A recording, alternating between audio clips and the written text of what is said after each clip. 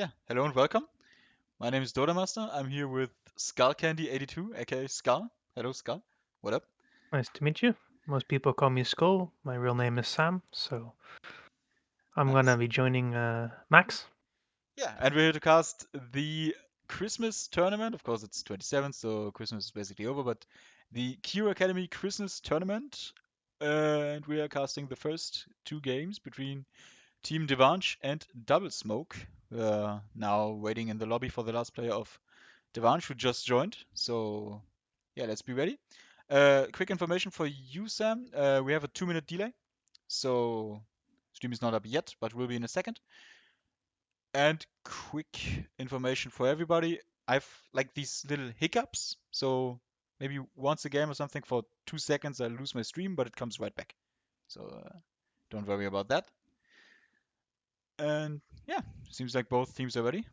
Typing go. Um, what are you looking forward to see now today? I think it's yeah, just talk about yourself. No idea. I don't know what to expect. What do I like to see? Um, Honestly, I'd like to see unconventional item builds that are not, meta, but are just fun. I would really enjoy that. I think sometimes the meta can be very boring, and having a little bit of meta drafts that are still, synergetic, that still, work together in a sense, but are just not meta. I really like that. Mhm. For example, a really good void draft with like an invoker AA or something like that, right? I would love that. Something like a PA Templar Slaughter, right? Just these small little synergies. I mean, now I hope you get this. So yeah, let's hope for something like this. I did some like small research for the teams. Devanch, of course, is kind of known on this academy channel at least. Not so much by me, so I don't really know what they play. But let me talk about Team Double Smoke. I'll be following Team Double Smoke all the way. I will cast this series, then the next one, then the other two on the next stage, so tomorrow. And wherever they land, lower bracket, upper bracket, finals, I don't even know. I don't care. I will follow them until they win the whole tournament or drop out. So yeah, I think like their supports are like the lower MMR kind of heroes or players with Topspin and River Song Who. They're around like 700 to 1.5k MMR. Where oh, I see a coin toss, and let me just close the broadcasting channel so I can see who wins. Devanche actually wins the coin toss. But yeah, the captain is actually their carry player, who used to be legend, is now Archon, and is around 3k MMR. And their mid laner is actually their top MMR player, around 3.5k. Used to play carry. Yeah, the other hand, Devanche, like the lower team of them both, if you want to just talk about like raw numbers, like MMR, got the 700 MMR mid, so I'm expecting a little maybe outclassing of the mids. Ginger has definitely has something to prove there, and the offlaner is actually their captain there. So 3k MMR offlaner against the 3k MMR carry I should do think be. it's better to have an offlaner as captain because you'll be active a lot earlier usually. Mhm. I find captaining from the position one is very difficult because you're very much out of touch with the game for the majority of the game. You're farming and you're not really with your team, so making calls for your team is really difficult. So Mhm. I do think that's a real advantage having your captain on the off lane compared to the safe lane. I actually completely agree with you there. I mean, I don't know if any pro team is a like carry captain. I know like the Oh, old. Pycat on Navi was captain for some time. That was disaster. That's true. Yeah, I think didn't Zhao 8 used to coach from the offlane position at some VG I'm not Gaming or sure. some team like that. I think there was something. But yeah, let's not talk about has-beens and have-beens. Let's talk about our game. We are in game, and we've already gone through the ban phase, banning Witch Doctor and Grimstroke. So I don't know, maybe some preparation going in, knowing they want to pick those comfort support picks. Of course, with lower MMR players, you tend to not have this huge variety. You can't just play every support. So if like your two favorite supports are banned out, what are you going to play? Crystal Maiden just to give your team something. And on the other That's a hand, very strong opening. oh yeah, Undying for sure. Like it's also really aggressive, right? Like you're showing you're Yeah. not afraid. You don't want to farm. You've came here to fight. Yeah, you want to have a very hard carry that this Undying is going to secure the lane like a Morphling or something. Hmm. Though you could still pack a Dazzle, because the Dazzle Poison Touch, Undying really doesn't do well against that, because you keep that stack on and you keep ticking. Just make the sound a little bit louder. Yeah, the Vengeful Spirit answer. Now, and what role do you want to see Vengeful Spirit? Do you want to see it even carry maybe offlane? What do you think it's the I best role think right now? as a 4 against the Undying works if you pick something like a Slardar or like a Mars, right? Something with some physical damage. If you have that minus armor, you can really punish this Undying. Hmm. Because even though Undying is really good at zoning, he's not the best against heavy physical damage. He doesn't have that much armor. Hmm. I mean, of course, it's early. It's probably still like even a flex pick because Venge you can play with pretty much anywhere. While Undying, you don't want to play core Undying, do you? I know, maybe. Well, you can play him on the offlane, but Mm, it's a bit wonky to be yeah. honest. Even going into their reserve time, going for the clockwork. So I like the hero. Haven't seen him for a long time, but maybe that's because I haven't watched a lot of Dota in my last couple of weeks. But yeah, I like it. Clockwork, good hero. Of course, the like Nombo, if you want to say it, like you can't swap anybody who's in the cogs. That doesn't do anything. I'm not sure where they are going. It looks like a very heavy snowball lineup on Team Double Smoke and more of a pick-off lineup on that. What was the name? I'm very good at Dota names. Give me a sec. Team Devanche. Yeah, It's very hard to pronounce. yeah. You can just call him do evil and shit. That's Do Evil and shit. Okay, Team Do Evil and shit. nice. They are they're going more for a pick-off based style draft, Hmm. which is interesting that they banned the Spirit Breaker and Nyx themselves. It's heroes that I would personally associate more even than a clock with being very present around the map, right? Where you have got this global presence and like not necessarily that you're globally everywhere, right? But if the Nyx is missing, you're afraid wherever you go, right? That the Nyx might be stalking you and setting up on you. So you don't have to be everywhere. The mere fact you're missing is enough that the enemy might want to consider playing less aggressive, which is that's where the global presence comes from. Zoning, Hmm. he's not Just the best checking the against stream real heavy quick. It physical looks like we damage. He are doesn't actually have good. that Sound much works for me. Works for armor. everybody else. Nice. So yeah, going through the second ban phase. Bane and Zeus getting banned out. So I mean, yeah, Bane really disruptive, of course, with the cogs, and Zeus just this like heavy magical damage that can nuke anybody who jumps in. Maybe a little bit too aggressive. Like if Clockwork hooks in and Zeus bursts him down before his team can follow up or anything. Yeah, I think I suspect that the Zeus ban is in response to the TA ban, Hmm. where if you ban TA, right, you usually want to pick more of a nuking type hero like a Puck or a Zeus, heroes that really use spells because of the refraction that blocks the damage. Ooh, I actually did some like light research because I'm like a nerd like this, and the Zeus pick might even be targeted towards Ginger because he used to be a carry player, and in the last like week he like switched over to mid or maybe just played some mid games to try to get comfortable in the role, and he almost exclusively played Zeus. So maybe they checked that as well. Yeah, well, that's maybe why they banned TA, right? So he Hmm. could play Zeus, and then the enemy responded very very appropriately by banning the Zeus. Nice. That's some high mouth thinking here coming from both teams. And I'm a little disappointed. It's Team Green is kind of gone with the Shadow Shaman pick now. Like, Yeah, well, I think it fits in though. Like you have this tombstone, you have these wards, and then if you want to, kill the wards with the tombstone, you've got this ravage to follow up. It's very heavy on the team fight, very heavy on the snowball. But yeah, of from a course, the tactic standpoint, downside of of this course. is if the enemy can push two lanes Hmm. while you can only push one, some lineups they don't even need to fight you if you push their towers because you take down one tower. In the meantime, they've taken down two towers, and they can force you to take these bad tower trades. Even though you're stronger as five, they're never gonna give you that 5-on-5 fight. They're always gonna run around you. And there it Oh, is. this is interesting. I Yeah. find it interesting that they pick a Phantom Assassin with this lineup. Mhm.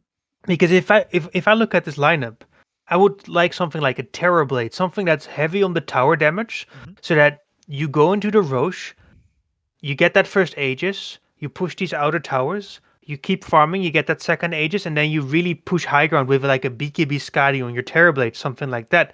Or another hero that is really good at high ground push.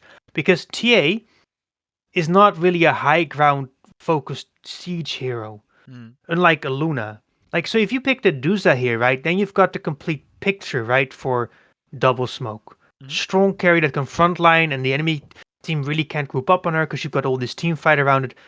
Templar Assassin, or I mean, Phantom Assassin is good, but you don't really want to send her up the high ground first because then she loses all that potential to blink initiate quickly. Yep.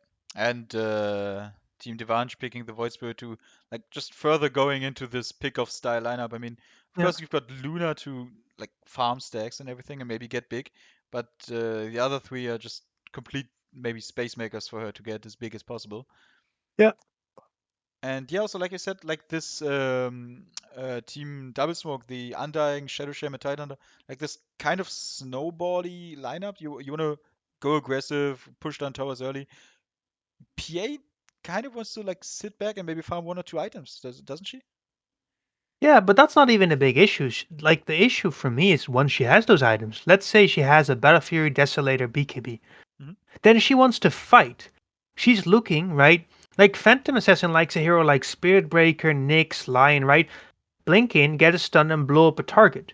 But what she isn't really good at is walking up to a building and hitting it. Now, she can do it, of course, but it's not like what she shines at. If you compare that to like a Juggernaut, a Medusa, a Terrorblade, even a Life Stealer with the Infest, right? If you get a Desolator Armlet or with Corrosion on Life Stealer, you chew through these buildings and you can reliably siege because you've got that Rage, right, on your queue.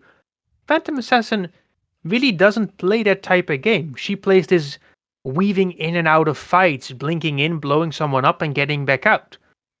Hmm. But the rest of the team here kind of just wants to group as five and not really weave in and out. They just want to keep running forward, right? And so if you look at the playstyle of the carry compared to the rest of the team, it doesn't really sync up. That's completely true. I think like I checked some of the heroes that Sandy Claus or Matt Silverwolf or however he's known is picking, and Juggernaut, of course, being banned out for him. The Phantom Assassin is one of his three most picked heroes. The other one was Wraith King, and I think Wraith King would have fit much better into the playstyle Yes, for that you wanted sure. The to. skeletons are a great way to push, and with that reincarnation, you're not afraid to walk up that high Neither ground. team I bans. think a Wraith King with a Orb of Corrosion Armed Desolator would have been a very fine pick for them. Hmm. I mean, But let's maybe look they at just also at really the want to run do. over. Maybe that's just Sorry, all they want to do. Yeah, sorry.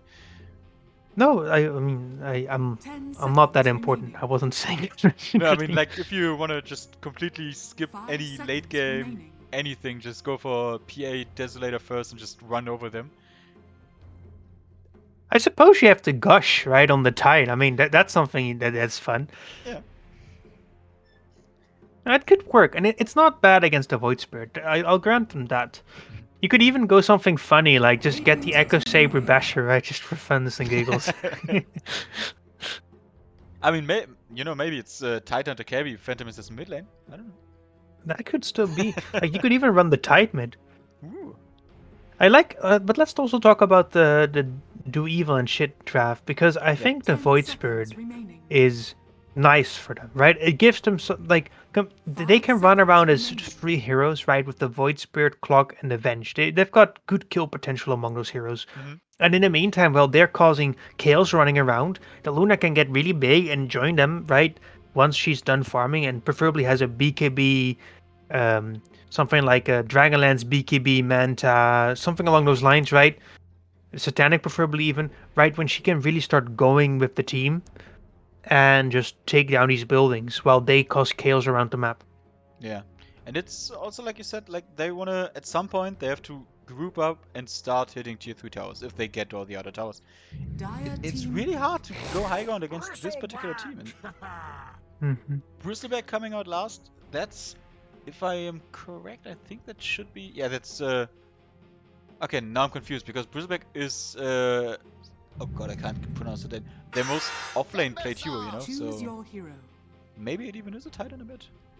What do you think this wizard is? Where do you think it's played? I have no idea. I think it's It's yeah, mid well, it's lane. a ginger mid. I Yeah, suppose it's a Bristol mid lane, but but it's gonna be against the Timber, which is not great. the Of instant course, answer like from they the took out the Spirit Break already with a break. They took out the how's it called? Got the name Viper who has a break. hmm Um, they also took out other like heroes like Bane are quite good because they've got all this health reduction, right? The Bane Q is very strong. So the only hero really left was Timber, but that fits quite nicely. I wonder whether the lack of lockdown, they've got a lot of damage, but they can't really prevent people from running away as much on Do Evil and shit as compared to Team Double Smoke.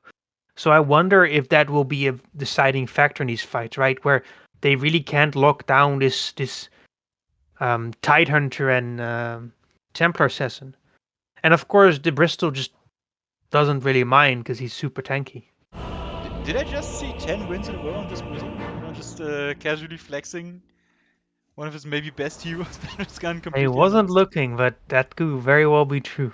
Oh yeah. Okay, so game one of the tournament on its way. We've got, like we said, Phantom Assassin on Sandy. We've got the top spin Undying, the mid lane Ginger Bristleback, the River Song Shadow Shaman, and who did I forget? The Titan, right? Yeah. Let me ask you a question. I think this is fun. What do you think is the first thing I'd look at, just to see a rough indication of the MMR bracket that we're playing in? It's the first thing I'd look at. Probably Idables, right? Like the. Huh, whether the couriers are moving out of the fountain. Oh, and they are not. They're all in the fountain, which is of course fine. But if you are a mid laner, especially, right, Mhm. then having that bottle those 5 seconds earlier can really make a difference. It's actually that much? Wow, I never realized. Yeah, because the thing is, right, if you usually you get your bottle timing around the 1 minute 45, 1 minute 50, and so if you can get it before that 2 minute rune spawns, that's really big. And so those seconds really count. So let's see now. We have lane setup, Kisho, of course, the Oh, look carrier. at this clock. Oh, never mind. He's sending a ward, but he's moving it out. Voice will probably mid lane, Timbersaw off lane. So Hmm. do we have a Timbersaw clockwork bottom lane? That doesn't sound that good, does it? Oh, you might see the clock rotating a bit, Hmm. but yeah, that might not be a very strong lane. Yeah. Well, the thing is, right? You're playing as a Phantom Assassin, which isn't the strongest laner against him. Of course, all the armor from the Timber will be fine in that lane. Hmm. The only one that's gonna be struggling, I think, is the clock. And I wonder how effective the Undying is gonna be against these heroes, because the clock with the battering assault, right, is quite strong. It's not as easy to man up on him and really zone him away. Mm. And he's So really this is gonna prepared. be an interesting lane. 3 mangoes, 2 cavities. Yes. He wants to use his best. Nice. Double DK to start the lane. Just getting comfortable. So for our top lane, it's like Shadow Shaman actually body blocking. Nice move from Yeah, him. very, very good. Impressive. I mean, getting a quick wand on the... Cannot ping it, that's unfortunate. There's a quick wand on the mid lane Void Spirit against the Bristol. That's very smart. Hmm. Yeah, I'm also thinking that maybe the top lane, the Timbersaw, might want to ship that out early. Oh, actually, talking about them. Running onto the Undying, but just walks away for now. Yeah.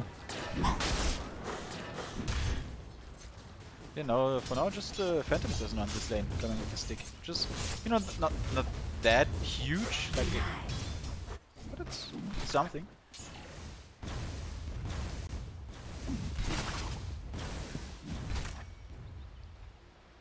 Is he actually last I think hits? so far lanes are going fine. It looks like all the lanes are but roughly equal in last hits.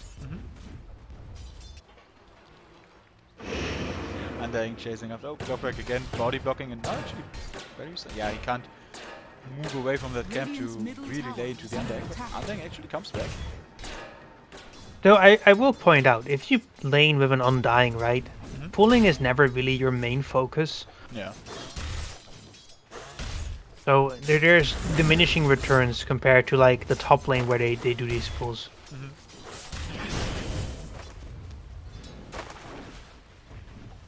It's a really nice like experience coming out from the Shadow Shaman, who's still just level 1, and Titan already level 3. So yeah, nice placement of his body there to give his offlaner most of the experience. If I look at the Dota win probability, it says about 55% Radiant, and I'm inclined to agree. If this game goes about equal and they're not getting ahead on the Dire side, then I do think Radiant will have this massive power spike somewhere around 20-25 minutes. Undying. He Yeah, dropped yeah. the tombstone already. He's getting really low. Maybe 1 or 2 more hits. Oh, there's no Whirling Death. Why? Oh, he put a second level on the Timber Chain. That's so unfortunate. Oh, that Whirling Death level. I would definitely... Some players, right, they go reactive armor, Whirling Death, and they don't even get the Timber Chain. Yeah. And I'm inclined to say that in this lane, just going reactive armor and Whirling Death would probably have been better.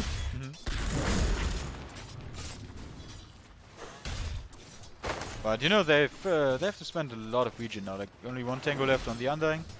The Phantom Assassin only has a Fairy Fire, so I think it's long till maybe they have to ferry out some more regen, or even maybe oh no, there's some regen coming for the Undying. I'm also inclined to say that at level 2, having Top that lane. soul rip... It's just tight under hitting the Luna. Yeah, top lane is going really well for Radiant. Like, the Tide is definitely pulling ahead of the Luna. And the PA is pulling ahead of the Luna too, so that's not what you want on a hero like this. So I hope to see that the Luna is going for items to quickly go into that jungle. And I would really love this clock. Instead of pressuring so much on bottom, try and get some stacks down in your triangle. Right, get some Ancients ready for your Luna. One thing... Low top. I should rush it hitting, but yeah. Was not really having anything left. Anything. Oh, Shackle. Oh, they're going. Titan They're doesn't going. have mana for Gush. Maybe with the Mango. Yeah, coming in first, but Yeah. That was close. Nice usage of the Mango there. Yeah, that was really well played. Such a value item. Yeah. No, but I was looking at the Undying build, and he's going 2 levels in Decay. I think in this lane, getting 1 level in Decay and 1 level in Soul Rip is probably better before you start maxing Tombstone. That Soul Rip is very, very powerful. It's usually very underestimated, and Decay just doesn't level that well compared to the other spells.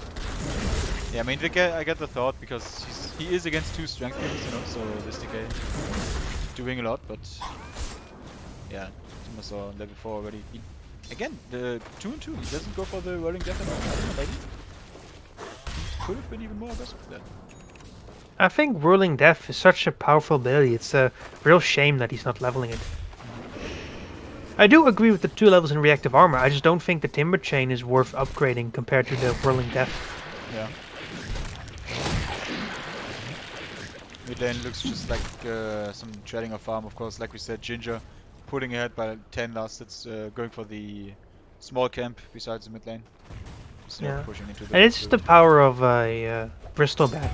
Yeah. Bristol just has, especially at level 6, just a little bit of an easier time farming consistently. And what I really like is that he moves to get both runes in one sweep. Now, he's unfortunate that the rune doesn't spawn top, but that's a really nice, efficient movement. Looked like top lane, they, I don't know, maybe try to go for the Luna. Just maybe diving a little bit under the tower, getting all his zealots there. Shadow Shaman dying, but now of course he's coming back with full mana, full HP. Still, as long as the Tide is farming, I think you're quite fine with this being as the Radiant. And you know, Luna has no regen left whatsoever. She opted for the Morbid Mask. Now sending out the healing stuff, but maybe till that arrives, they can maybe find her. Let's see. Oh, Shackle onto the bench. Nice damage coming in. Tyler doesn't have any mana left, and with a stick, bench should be fine. It's very interesting to see that both the Tide as well as the Bristol do not opt to get a Soul Ring. Oh, bottom lane. Now he's got the Whirling Death. Going in for the Phantom Assassin. I don't think Undying can do too much there. They're juking left and right, but now gets popped in. And yeah, should be going down. Sticks up, trying to for the counter. Who should? Oh, nice aggro switch.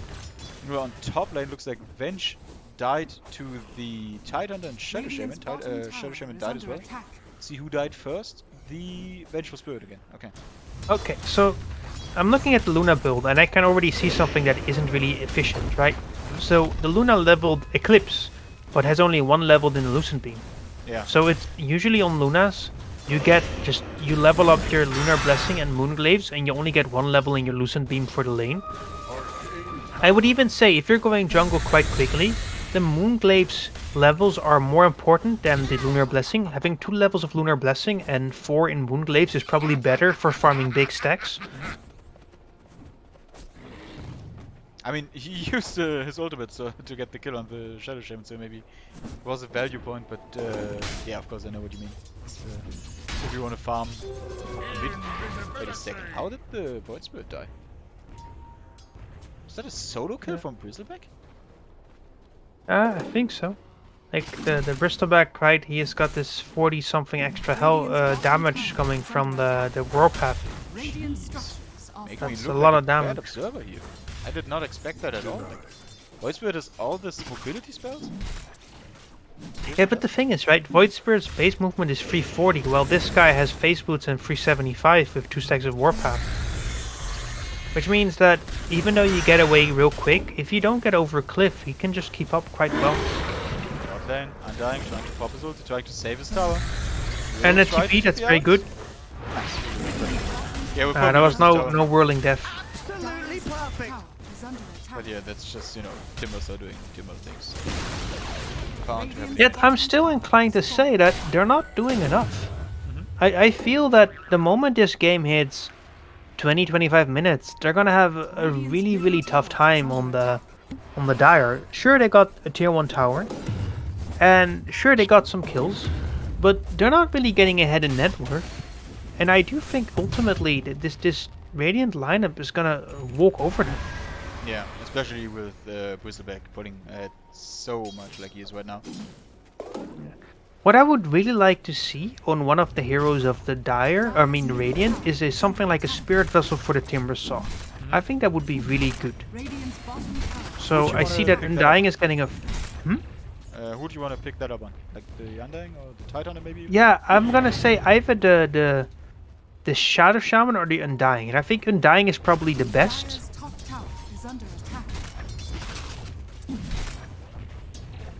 No, you could even get it in principle on your, how's it called? Bristleback, right? It's still good mana regen, armor, health. It's still a decent item on your Timbersaw. Though there's arguably, if you just want to be a tank, better items for that. Yeah. Now Blink Dagger already up on the Tidehunter. Looks like they will pressure the... That's very weird. That's not what I would buy given their lineup.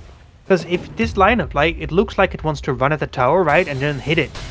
But if you're gonna hit a tower, then having a blink isn't really beneficial, right? You get a blink to punish someone out of position.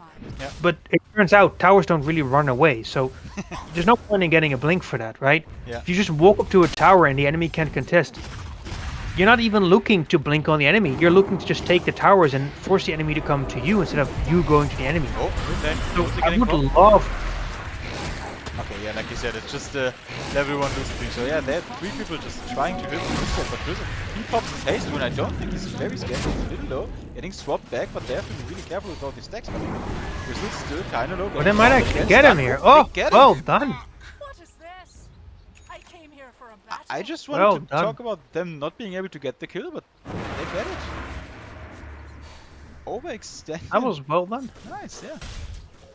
I would love to see something like a Vladimir's or a Solar Crest on this Tide. I think that would have been a lot better for their lineup. Yeah. By the way, he's going instant refresher. Yeah. I wonder if he has enough mana to even use that combo. Not yet. I mean, maybe get some levels, maybe some points instead, but Yeah, not for a long time. And we are going Battle Fury on the PA. How interesting. Hmm. We're going for this farm heavy build. It looks like team's just a little bit disconnected, you know, with the Tide Hunter going blink first. That's like something you do in a pub when you win your lane. It's like, okay, I'm gonna blink ravage someone and help the other lanes because I'm so far ahead and get the blink first. And PA going more the fight, like farm heavy build, not fighting at all. I don't know. That's But imagine instead of having that blink, you've got this solar crest to put on top of your Bristol. I think that would be so good. Ravage, he's onto the Void Spirit, and with that he will average Clockwork sacrificing himself there, should go down, but yeah, nice body blocking there, throwing with his body at them, and yeah, that's Ravage down. They get them mid tier T1 tower, so you know, it's something, but let's see if they find this Timber Saw now. I don't know, do they even have enough like control for the Timber without the Ravage? I don't think they need it. I almost feel that at this point the Timber isn't strong enough Okay. compared to the Bristleback.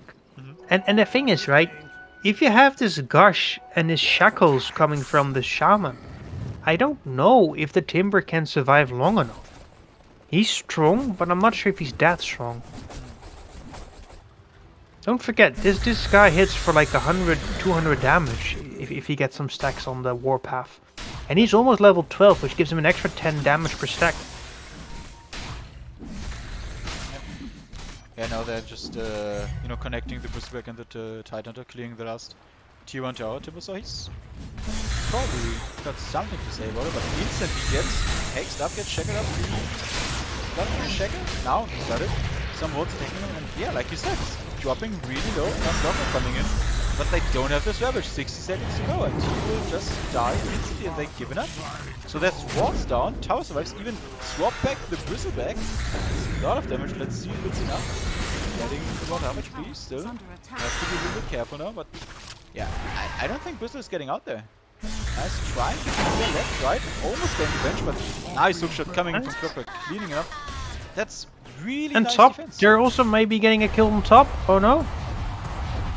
The value eclipse for the third time, still level 1. A good player, right, while doing this would keep diving, but also have that self-running while diving the tower. Now here's Oh! That's very close. And a little bit of trash talk. Oh no. yeah, that has to happen. But who's? Oh, sorry. Only the Undying can achieve it. But let's see if we will come to it. Yeah, Luna going down there, that's... I mean, it was close, to be fair. Maybe, you know, some threat switch and he would have survived, but... I don't know, I was just about to praise Dire, like, this was nice tower defense, killing the Bristleback, killing the Tide Hunter. And I think that I would really love to see a Dragonlance BKB on this Luna. I think the Manta is not going to be very valuable. Perhaps going just Dragonlance BKB Silver Edge, right? Simply so you have something to deal with this Bristol is worth it. Because you need that break against the Bristleback. Yeah. And, you know, who else buys it? Like, you want to see Clockwork or Silver Edge? I don't think that's coming anytime soon. He is going for No, the exactly. I think, well, Venge could, but Venge is not a core. And all the other cores, only Luna really has that Silver Edge naturally somewhat fit into what she's building.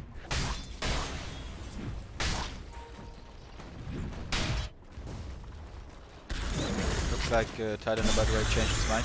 Bot lane. The Shaman. Trying to get away, but Venge with Also, the there's a Hex. Luna getting dived by Bristol. Oh, yeah. On the other side, that's a way more important kill, and yeah, it's totally to be out of that. Even the Tombstone drop for that, and you know, that's a 1-for-1 trade that you definitely take in trading. Dire's middle tower is under attack. Dire, they're taking in. By the way, there's couriers everywhere. They're like Vengeful Spirit and Undying just sending the couriers on top of each other.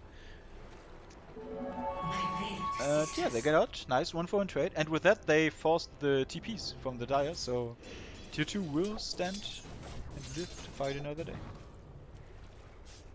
Yeah, what I was about to say, the Tide Hunter is going for the Aghanims now, not for the Refresher. I think the Aghanims is fine. Yeah, I think that's a good item. Yeah. Just massive AoE slow control and armor reduction. It's a very valuable item. want to point out he does I mean, not of have course, what I'm defense. really saying is get a Satanic, get the Dasso, and get an Anchor Smash shard, Yeah, and just play the carry yourself. yeah, of course. I mean, he is ahead of his carry net worth, so he should just do that.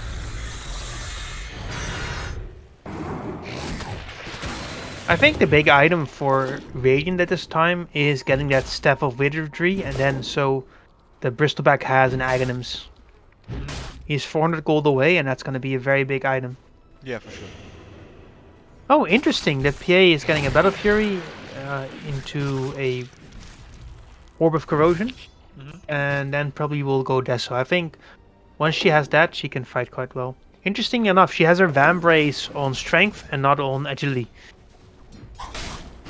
Yeah, I think it might just be, you know, if she gets ganked, just this little more magic resist so his team can catch up. Yeah, but then I think it's better to have just the Power Threats on Strength and then keep that Vambrace on Agi. Mhm. It's easier to swap anyway, usually. 4-man smoke now. Coming in with the pro tactics. Let's see who they will find. They might find Vengeful Spirit, because they don't want to fight her. She's actually rushing No, then we're going Agnes. to Luna. Yeah. Looks like Keyshav, he's... This is of course where the tight blink is really, really valuable. Instant ravage. Oh, Okay. well, that's a bit of a waste. Yeah, I mean, you never know what's behind her, but yeah. You could have just, you know, blinked next to her Gusher, and that 40% slow is more than enough to make sure that she doesn't get away. Yeah. And you've got the Shackles to follow up, the Hex.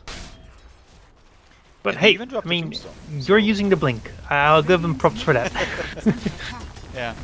Radiant But structures I don't know are if they fortified. get anything out of that. They are trying to defend that mid tower, and with the Bristle being in close, but that's like you said, that's ravage down for like a carry kill, which you would have gotten anyway, and no pressure anywhere else.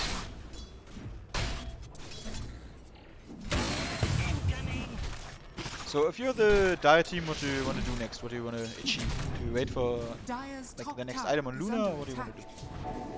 Well, it depends. So I would say yes, but then she's getting Manta, so even with that next item, I'm not sure if she actually does have the capacity to fight.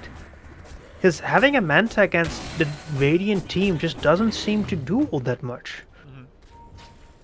You're gonna get ravaged either way, and you're gonna get run down by the PA and Bristleback either way. So if you get that Manta, you're really committing to farming and going late, which I don't think Radiant will allow you to do as a Dire. So I think the big thing for, at least to my understanding, to the Dire lineup is to have this Timber get really big. I think that's gonna be the one thing that might turn this game around. Interestingly enough, he bought a Lotus Orb, but Timber did not disassemble his Arcane Boots to get that extra 900 gold for free from the Mana Boots. Because you can get that energy booster from the Mana Boots and build it into a Lotus Orb. Yeah. And then you can get Boot to Travel right away, which is very, very powerful. So maybe half a minute, maybe even a minute early. Yeah, those are big timings. Phantom Assassin going Deso as expected. Yep. So just, you know, flat out farm fight, no BKB, no defensive items. She can fight, but she has to really play the backlines where she doesn't blink in first and commit and eats all the spells. Yeah. She kind of wants to wait for heroes to use their spells, and then once they're done casting, then she wants to jump on them. I mean, she's got the beefy heroes in front of her to like tank some of the damage with the Tide Bristle and even Undying, so Yes. Yeah, so if those heroes bait out spells and damage, then she can follow up. And there comes a smoke from Dire. But I think Radiant, yeah, they smoked as well, and they want to find the Luna, so looks like Dire might just miss them. If they, yeah, they probably want to invade the jungle. Just a little bit too late right now. Unfortunately. Interesting, you're smoking into each other's jungle and they're missing each other because of this. Yeah. But also, you know, that's a nice adjustment from Luna. Like, she got caught by a smoke 2 minutes ago, and now she smells something and just walks into a triangle. Blessings upon a I lord. think the triangle is a relatively safe place to be as a Luna. Yeah. Dire's top tower It's one of those places where you're really not that afraid of getting killed. Radiant's middle tower is under attack. Looks like Radiant, they want to settle for the tier 2. Does not look like they want to defend it. But I think you're fine making this trade. You just take towers quicker this way. If the Luna isn't hitting buildings, then I think you hit the buildings way harder on Radiant than Dire. Actually, it's not the case. They're backing up. Radiant's middle tower is under attack. Ward's used again. That's oh, swap actually. Oh, that's a here. Phantom Assassin caught alone. Now that actually might be a problem. Ravage coming on, catching 3. Looks like Venge will go down first. Now Dogger getting really low. Titan just popping in. Now Luna ulti doing nothing because the Swiss Beam still just level 3. And looks like Luna, does mantle up, so it's down the goose legs, but like I said, doesn't really do anything else. Will drop as well, and that's More than 2 kills. I mean, but less than it 4 looked like a kills. good catch, but it really wasn't.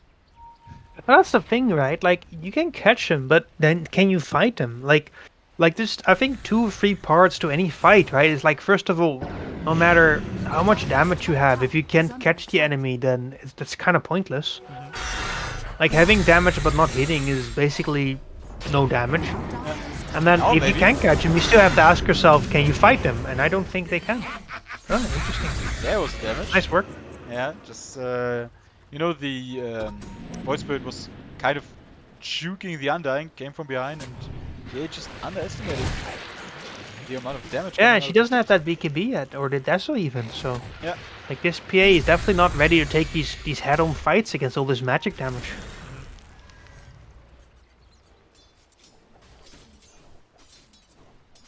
Okay, Radiant's let's see. bottom Grizzleback now going for the Sage Tyrant. Ah, that's a pretty good item on Bristleback. I think that's very valuable. Still no vessel in sight for the Radiant team. While Dire, actually, the Clockwork, I think, is still good. Yeah.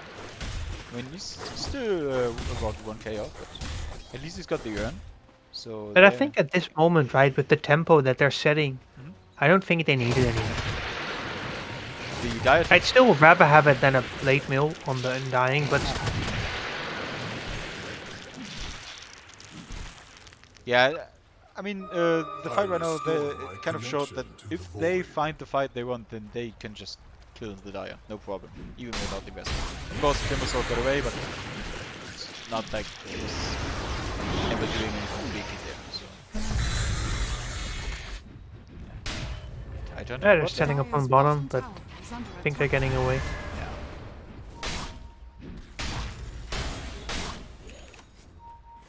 Finishes Aghanims. Now going back for the pressure. Now he should be having enough mana to maybe press both of the buttons.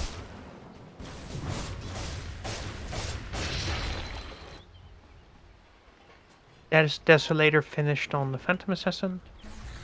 Yep. And another 4-man smoking a lot. So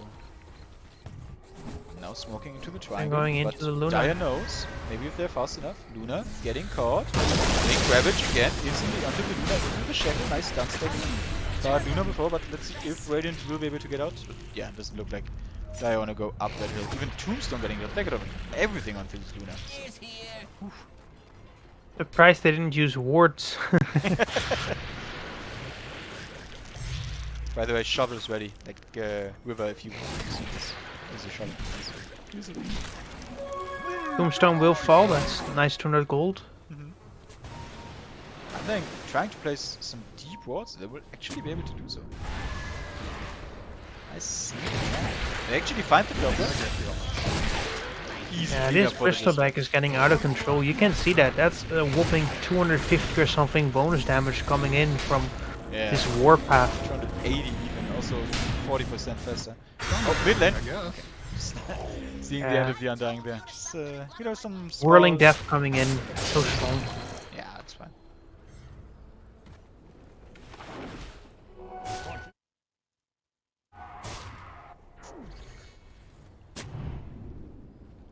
By the way, Venge is almost done with the items. So that might be something. I'm not sure what it will achieve. She's not really a core, and it keeps her alive, but as a support, having a glimmer or a force might be more useful at this point. By the way, it looks like Luna is going for that Eye of Skadi next. So, yeah, still no BKB in sight. Yeah, I think that's a real mistake. I get it why they want Skadi and Shivas, right? It's super good against the Bristleback, reducing all his regen and making him not able to just run around. But I think having a BKB and a Silver Edge still is much better than having this Skadi Manta style. Blessings Yep. upon a loyal warrior. Paladin sword being picked up. Get the levels that they could use. Like, yeah, it's really far ahead, of course, with the PA as well. This guy's a problem. Yeah. They're how far ahead? 5k? Yeah, 6k ahead. 7k even, yeah. Graph 7k, saying man. This is 87% for the double smoke team. With the win Yeah, probability. I think this game is getting further and further out of control for them. Because now the Phantom Assassin will get a BKB, and then you might ask whether it's still even possible for a Timber and a Void Spirit to kill that Phantom Assassin. Dire's bottom tower. They are trying right now, then no, she's the one there somewhere. But she will be able Yeah. to be out for that damage. Yeah, that's good game sense by her. Yeah. But looks like, again, Luna, Oh, big Luna. common smoke, getting ravaged. TP's coming in, but I think TP's might be too late. Luna, pop. Yeah, again, Tombstone. Now Timothy wants to fight. Going in. And now here comes damage. The Timber Saw is doing big damage. Yeah. Andang really low. Coming back both these boys will kill the Andang, but now, like you said, Ginger's Oh, still unfortunately, the down. Timber Saw is hitting a Tombstone, which is, I think, the last thing a Timber Saw should be doing. Yeah. They will be probably able to get tied under, but lose the voice with the process. Just Timber and Ventress with nice melee swap coming in. They're still trying to finish tied, so, but now it's still like mid and carry coming in. Pierre actually runs away, I don't know. Clear the dinner. So, yeah, this Timber's dead, right? He's trying to get out. No, like this Bristleback is falling lower, and you don't want to feed away a massive win streak on the Timber Saw, because then the Timber Saw gets so much value out of that.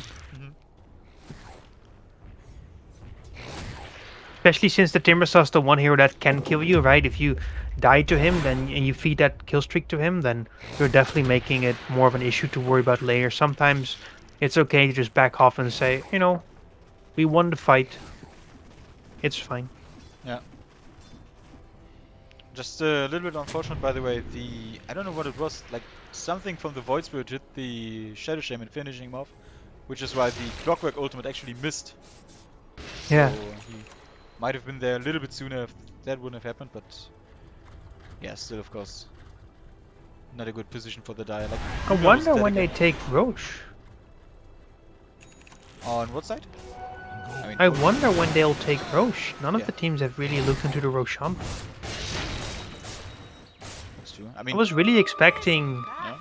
well, maybe a bit too optimistic, of course, the Radiant team to try and get into that Roche about 20 minutes, because I think they could have finished by now if they took Roche that early. Because Yeah. if this Bristol Hazard ages, I don't think they might be able to kill the Bristol once, but definitely not twice.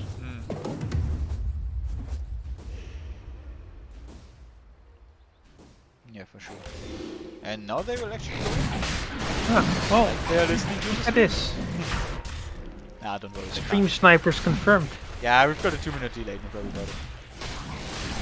I don't know, they're really fast. What's that? I heard nothing Yeah, about it. in between the Viscal Goo, Gush, and Stifling Dagger with Desolator and Orb of Corrosion, there is so much armor reduction. This Yeah. Roshan stuns no chance. Yeah, and I think this is gonna be the push to end it. I mean, I say that, but then I know that sometimes in lower MMR games, right, these games drag on for 20 minutes past the point where you can actually finish, because the teams... Part of finishing a game, right, is knowing you're strong enough and knowing that you can't really lose anymore. But if you don't feel like you're strong enough and you don't really have a good gauge on that, and you play it safe, right, then you keep dragging these games on.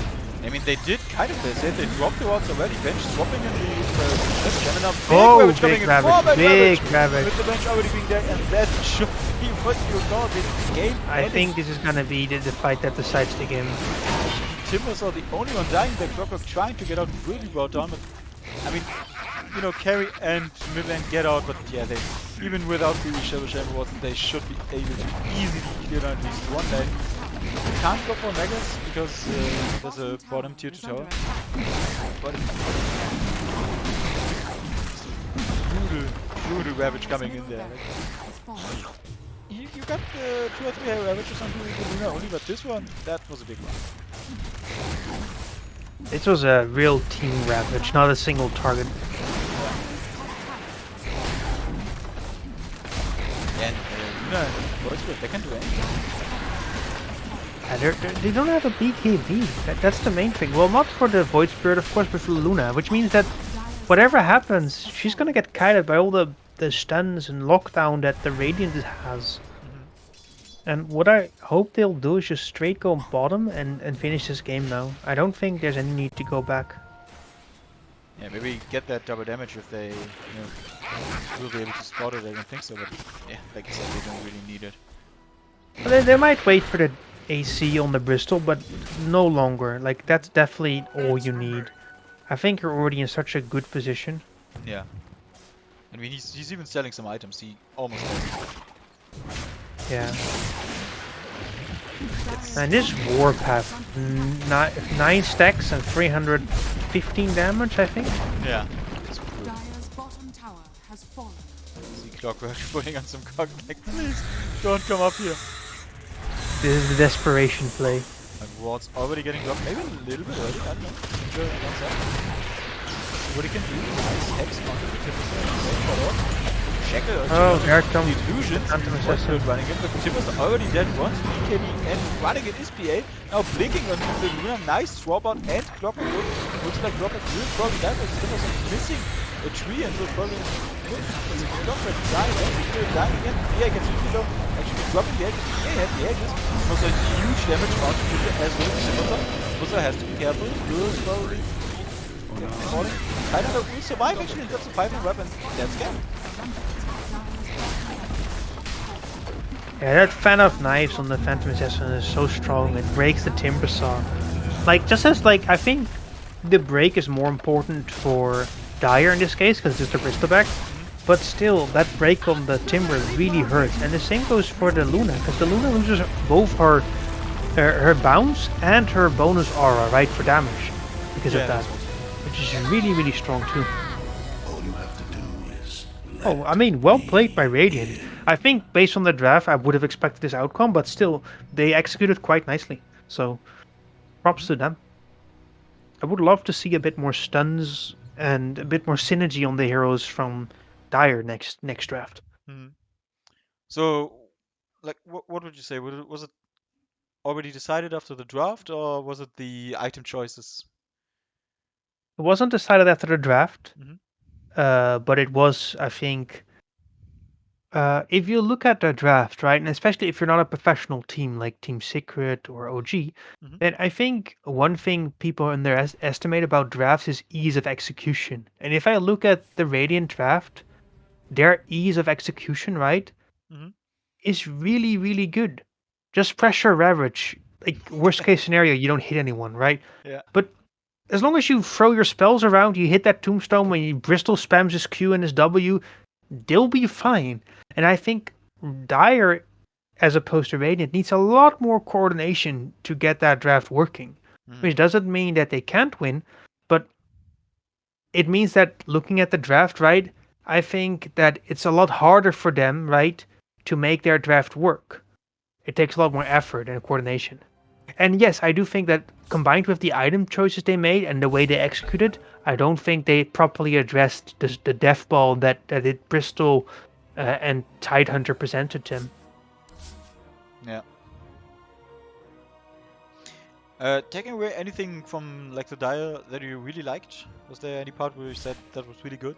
You wanted to see? I like the more of it? Timber pick. I think it was a good way of trying to address the Radiant draft. I think the overall way in which they played the game wasn't enough focused on shoving the waves and splitting up. I think they gave the Radiant too much respect and allowed them to group up without getting punished.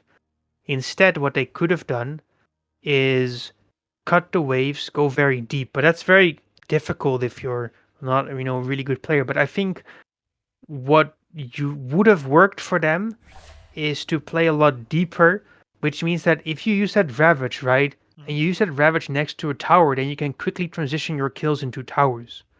But if you have the Ravage under your own tier 2 tower, then what, right? You got a kill, but you're miles away from any objective you want to take. Yeah. And I mean, you had some of those ravages, like those one man onto the Luna ravages that didn't really do anything, but Yes, but then the thing is, right, Dire didn't do anything either. It's yeah. not like they realized, oh, Ravage is down, let's play very aggressive and be very deep and like let's be very much annoying, right? By we have this kind of extra mobility compared to Radiant. We can go deep, we can cut these waves, and they don't have that Ravage anymore, so we don't have to be that afraid. But they just kept playing quite passively overall, in my opinion. Hmm. And they didn't have the items to deal with it too, right? That doesn't that's a big factor too, right? Because the way you play and the items you buy, they kind of go hand in hand. You can't really say they played poorly because they might have played really well given the items they bought. But then the real criticism is the items you bought and the way you decided to play that. That's the real issue, right? Yeah. By the way, lobby for the second game is up. Same lobby, same password and all. Okay. I'm gonna get a glass of water. I'll be back Yeah, in sure. 5 minutes or something. Yeah, we're just waiting here again for Devanch getting a little break. Same password? Same password, same everything. It doesn't seem to work. Okay. Maybe spelling, I don't know. I just copy pasted it again, so.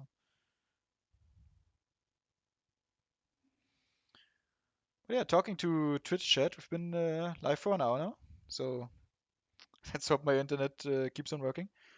Uh, hello, Yellow Dragon. Thanks for the initiative to just write with us. Of course, I can't communicate with you right now because we've got a 2-minute delay. But hi, everybody. I hope you've had fun watching game one. I hope the other stream is working good as well. And I hope we, of course, see some nice game two. Maybe Divanch can even bounce back. Let's see. Of course, like I said earlier, the double smoke there, like, little bit expected to go ahead in this matchup just because the mid lane, they got Ginger against, who was it on Divanch? The coach Rare? Maybe Rem, I don't know what you wanna call him. Who's actually got sick winning streaks on Desert and X. I'm on his profile right now. It's just like 11 streak on the Desert, 11 streak on the X. But yeah, like the sheer difference in MMR. I mean, it's not like Voicebird played bad. He's got good stats. He's 5-3. But yeah, like Skull said, he was a little like not as aggressive. He didn't push his boundaries as he might have been able to. Meanwhile, Ginger, he hit some mistakes here and there. The death on the mid lane with the haste rune. He could have just run away, but overall he was just able to take over this game, and with them not being able to getting the spirit vessel at a time that was even remotely useful. Like he's got it 5 minutes before the end, but he didn't have the ability to get any charges or anything like that, and yeah, it was just not enough at all. So maybe let's see in game two, they've got a coach. Maybe they talk to Devanch a little bit. There's an imposter among us.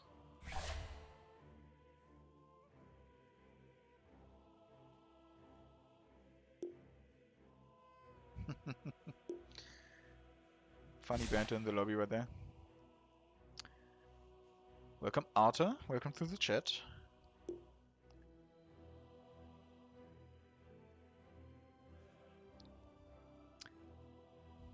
Yeah, let's see. If you are Radiant, you probably don't want to adjust anything. Like Team Double Smoke, they, if I remember correctly, they lost the coin toss. They got first pick. That means Devansh, they picked second pick, meaning last pick, or maybe even the Dire side, or maybe even both. I don't know how it works, to be honest, but let's see now. Maybe it's they choose something else. Maybe they just want to do everything again, exactly like they did. By the way, I have no idea who's chatting as Kyo's Academy. Maybe it is Kyo. I don't know. But it's not me.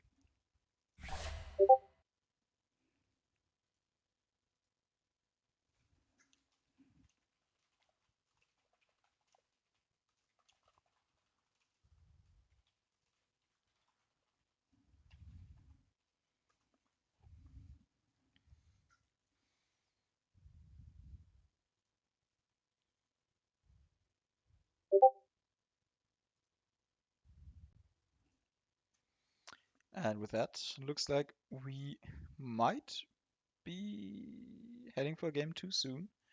Everybody is in the lobby already. They're just trading some funny banter, you know, maybe getting hyped up for a second game. Of course, this tournament, it's not that try hard. It's not all about the, ooh, we gotta analyze it really quick, then just go for a nice game 2. It's just having fun. And I hope everybody's having fun. I hope everybody had a lovely Christmas I think break. you've definitely missed the mark there. We should criticize every last hit they miss Oh, right, and be yeah. very toxic and then make them feel very bad. And that way, right, they'll leave the Dota community and then afterwards we can complain to Valve and ask why is this game dying? That's And true. then show that we have zero self-awareness. I think that's what we should do. That's the big brain move. Right, yeah. Okay, so Keisha basically lost the whole game for the Devansh with not buying a BKB. Yeah, I think so, right? I Mhm. think his team should kick him simply because that's how you create a positive mental attitude, right? In your Dota games, and just always blaming your teammates and their item pickups. Even though you're going 1-17, it's definitely that 3 and 4 off lane that's not buying the right items that's causing you to die.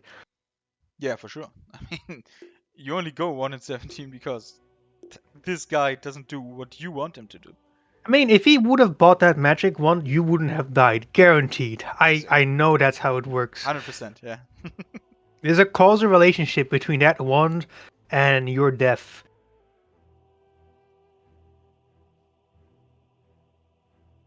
Okay, so there has been a little hiccup. They decided to coin toss again, and Devansh actually won the coin toss again. So now they will probably pick the one they don't want to pick.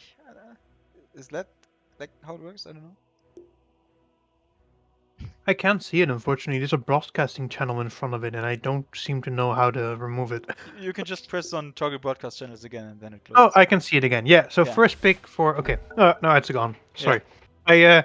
It all moves behind my screen on the left, and then there's a broadcasting on top of it. It's very buggy. It's really hard to see what's happening. Yeah. Okay, into the draft. Yeah. The Radiant first pick. Okay. So like again like last time, but since the teams swapped, we've got the double smoke on Dire now with the last pick. I think this is gonna be in favor of Radiant. I don't mean Dire. Okay. Because I heard, you told me right that Ginger is probably the better mid player of the two, Yeah. which means having that last pick from mid, I think, is going to be a real big advantage for them. You can really counter pick. That's true. Like I mean, even last game the Timbersaw, like it didn't Yeah, but you work. could even, in principle, just give him Zeus, right? You don't even have to ban it. You just counter pick it. Yeah, I mean you can do that. Bands so far, by the way, just completely the same bands. Witch Doctor and Grimstroke on the one side and Nyx Bara on the other side. Maybe they just know each other. Like, why would you first face ban Witch Doctor if you don't know that the enemy team likes it? They might have scrimmed against each other before. Yeah, I think so. Dire team pick. Different opening though. Yeah, they just, it's especially with these lower MMR teams, it's just really good. This classic Lich opener. A really solid position 5. Dire Exactly. team pick. Can pick it with an Ursa, Juggernaut, strong laner. Mhm. And again, an Undying. I think they really, really like that build. Radiant Or that team draft type. Tight, yeah. I think Double Smoke might have decided, you know what's better than 1 cigarette? 2 cigarettes. Exactly the same. Same draft. Keep going. Just, if it ain't broke, don't fix it. I mean, they're playing for. Are they? Are they playing for some? Is there 10 some like seconds prize remaining. pool? I don't know. Nobody told me about any prize pool. I am not aware of 5 any price seconds pool. I'm not even remaining. getting paid, imagine. I mean, I'm getting paid, so I didn't want to Radiant ask you, team but ban. kind of Feels awkward, bad, no? man. Well, I'm leaving. Was fun. Goodbye. Okay. Uh, Ah. yeah, it's all for exposure, just experiencing the exposure. Yeah. Now I 10 wonder if seconds I'm remaining. helping expose Kyo or Kyo is exposing me. 5 I mean, seconds maybe he's remaining. exposing you for who you really are. It's, Ooh, we're exposing each other. That's also a way to interpret that. That's true. I mean, Skull can expose. He might claim to be a good player, but actually he's really, really bad. And you know what's the fun part? I'd probably agree with you. I mean, Radiant team I like to joke that I'm ancient at heart for good reasons. yeah, we all are. Hopefully, maybe someday. I don't know. It's interesting how many good players, if you just kind of play for fun, how quickly you drop in MMR. It's honestly, I recently saw a Tekker, right? Who was like 8k2, like me, or like 10 something like that. seconds remaining. Just the Divine 5, right? Just play for fun and enjoy yourself. Then, 5 seconds like, you remaining. can, like, I think getting past 6,000 MMR and having fun, it's so difficult. Mm. That's genuinely a bit of a sad part too to that, right? Where, like, it becomes so monotonous playing. Like, if you want to keep winning, right, at that level, there's very little room for just slightly different build, having a bit of fun, right? It's for every meta, it's basically set in stone what you have to do. If Yeah. only, right? And that's the Team downside of it. Not even because it's objectively the best Radiant build, team ban. but because people think this is the meta, so they'll actively sabotage the game if you don't play the meta, right? Mhm. Which means that it's self-enforcing in that sense. I mean, It's in people give up when you don't play the meta, and thereby they prove their own ideas about what is the meta. 10 seconds I mean, that's all remaining. like stories out of your skill bracket. I'm legend or 5 ancient. seconds I don't know remaining. anything, so I can play tight carry and people just roll with it because they play X mid lane, so it's fine. Oh, for but this them. is me being a bit nostalgic about the fact that there is little room for such just messing around, which is a bit sad because I think honestly there's a lot of enjoyment in doing something wonky and having it work. That's a lot of fun, and that's something that you miss if you play very serious. So yeah, no, I think it's very good to have these fun. I actually like that's what I really like the Midas mode one, right? Where it's all kind of just all hands on deck. We're just doing something weird and crazy. No one knows what's 10 happening. seconds Yeah. remaining. I think you genuinely show skill, right, in your 5 ability to seconds adapt remaining. to those things. I think that's an integral part of being a good Dota player. Yeah. Coming Anyway, back to this draft looks game. good. Yeah. Same Radiant bands. They team did do something different now. They banned Timbersaw, maybe even a little bit Swag ban, and they picked Snapfire. I wonder if they'll get a Legion commander or something with that. That would be really good with the Snapfire. And on the other side, you've got Hoodwink on 10 seconds probably the 4 remaining. position, right? Like Yes, I suspect so. Yeah. 5 Zeus ban seconds again. remaining. Like I think it's a good ban against Ginger. You don't want to give him his arguably best, maybe most played hero at least. And yeah, Radiant team I think it's pick. kind of sad that they banned the Shadow Shaman, just because you can't have a complete repeat of game 1. And Bristleback now being picked up by themselves, so the advantage is like, we've seen it, we couldn't beat it, we joined it. I mean, it's good with the Lich, 10 right? The seconds ice armor on remaining. the Bristleback is very strong. Mhm. Though I wonder if the Lich, Dire I mean, I wonder if the Hoodwink and Bristol are gonna have a fun time laning. Now, I suspect they picked the Viper simply because they don't want to get the Bristol counterpicked. Mm-hmm. But you know what I complained about last time, right? With Do Evil and shit? Yeah. Lack of stuns. And I kind of see that recurring here. Like, if you look at the lineup, 5 seconds remaining. there is some AoE, there is some lockdown, but it's not an easily executed draft, right? Mm-hmm. Like, if you go into these bigger fights, hitting a Ravage, a Tombstone, and a Snapfire ulti is many times easier than getting the perfect Lich Gaze into ulti, into Hoodwink, stun, right? Into That's a lot more difficult. Yeah. And I fear that what will happen again is that in these fights, the overwhelming ease of just pressing buttons on Dire compared to Radiant just makes it that it's gonna be very one-sided. Mm-hmm. And now they even have the feared Ginger last pick, with the Drow Ranger being picked up. Is that gonna be a 10 last pick? seconds No, I remaining. don't think so, right? No. It might be safe lane Drow. 5 I don't Yeah, know. no, I mean remaining. the Ginger last pick coming, because I think it's Ah, likely safe yes. lane. Yeah. No, I I think it's misunderstood you. Drow safe Sorry. for sure. Yeah. I, I I really like Drow Ranger here. Gotta be honest. Like you said, they don't It's have pretty this good. like easy gap closing. I mean, of course, Bristleback can run at him, but it's not that simple. You've got And if you get a this. silver edge and those shard arrows, right, that reduce regen, you're very strong against the Bristol. Though Right. they could still have gone Phantom Assassin here with the break, though I get why they don't want to do that against the Viper. Hmm. Yeah, that makes sense. Yeah. Also, the Hoodwink, like, if you hit it, it's also a natural break. So, Yeah. yeah, they've got some break against the Tidehunter at least in this game. They could also have gone for something along the lines of a troll Mhm. that does decently, or a monkey. So, if you're Devansh, what are you looking for in your last pick?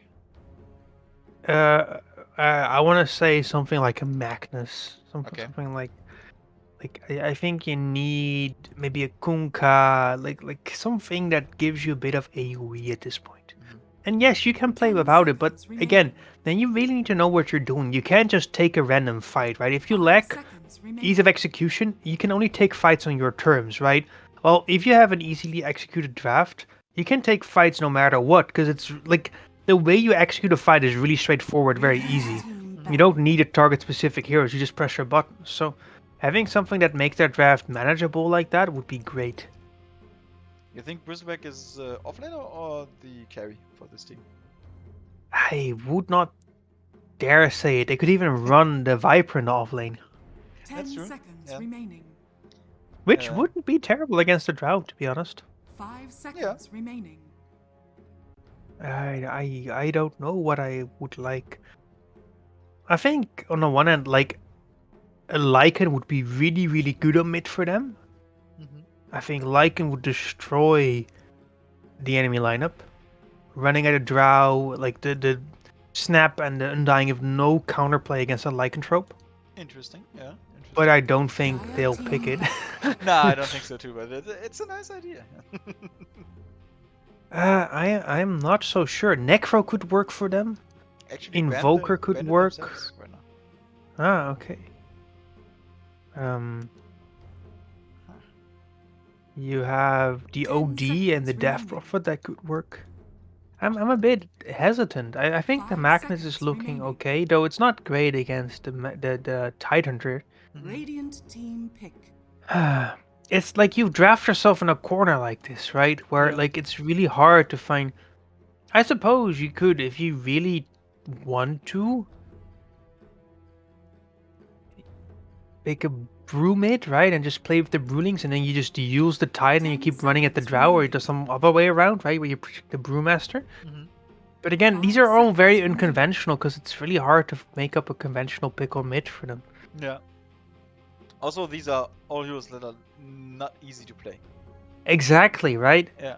So I don't know. It's and you don't even have last pick, right? Like it's not like you can secure your mid lane guaranteed. I suppose the Kunkka is the Dire easiest, team pick. Mhm. or the Invoker. Ursa. So it is a mid Bristol then, or an offlane Bristol with a Viper mid. Yeah. The thing is with the Ursa though, the Ursa this game is not gonna have that great of a game. Yeah, Ursa Like it's against gonna be Drow. really hard to Yeah. again because you don't have to outstun, Mhm. and you're gonna get 5 stun seconds locked, remaining. silenced, and like until you have a BKB, you need like the Fusel Blade Blink BKB, and maybe then if you jump on the enemy, they can't get away. But by that time, the Drow probably already has a Hurricane Pike, so I am not so sure about. I'd rather like I think a Phantom Lancer could arguably have been a great pick compared to an Ursa if you're looking for a safe lane um, hero. Then running that would be fine. Mhm. I mean, they banned PL already a long time ago, but yeah, like let's talk about double smoke before they pick. Just really quickly, what do you think? What would you pick as a mid laner right now? Probably an Agi core like a TA, Shadow Fiend, Medusa, something that works well with the Drow. You may now Or a select Quope, your I heroes. suppose. So I'm not sure how good that does or how well that does, but it's acceptable. Looks like it's a mid Ursa. By the way, it's a carry Bristle offlane Viper mid Ursa. Interesting. I don't think Ursa does very well against the Queen of Pain. I actually couldn't tell you. No, I don't think. I think the one Ursa matchup on mid, which is actually not that bad, is against a Shadow Fiend. Mm-hmm. Because if you get it, like especially with that enrage, right? If you can get on top of him, he has really no counterplay until he has Yules. But Yeah. even then, like with the new raises, right? That stack damage is not a fun way to build, and I don't know, man. Ursa mid is wonky. Might work against a Dragon Knight or something like that, but Yeah, I mean the crop can just stand away dagger, and if he ever gets close, just blink away. So I think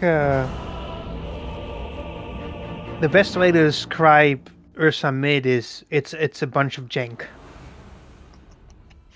is that a A good lot of way for you to jank when you describe do that. it? I never heard that expression before, but I take it. You don't know the word jank? Prepare for No, I battle. don't. For example, when you have software that's not really functioning properly, right? So suppose you have software that says save all, and you're like you press it and then it deletes your data. You're like that's jank, right? Like your software is clearly not like you have these weird icons that are not aligned and everything. It's just it doesn't really come together, right? That's jank, and so that's what I mean with like Ursa made is a bit of jank, right? Look, It's I not mean, clear how it comes together or how it fits the draft, but you can do it. Though he's running bottom here, so maybe he's actually they swapped roles. That could also very well be. yeah, that might be. Maximum disrespect. Just running up there, just using his graffiti there. Tag or whatever. I'm harmless, Uvu. Ooh. 30 seconds to battle.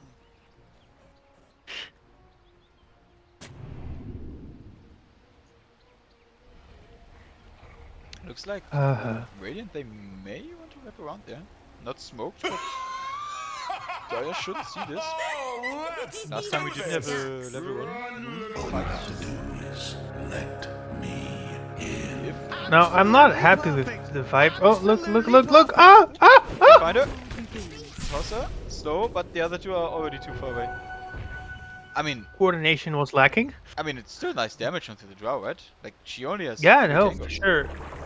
Though you have to realize that by the time you're in lane, like, oh, and especially she TPs to tower, right? Tower gives her extra regen, so Yeah.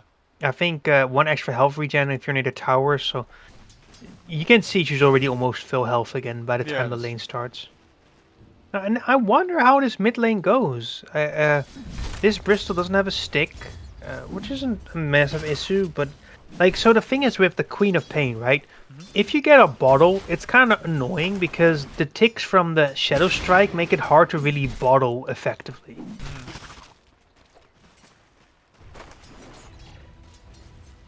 Yeah, let's maybe look at the other lanes. Bot lane Ursa against Snapfire and Tidehunter.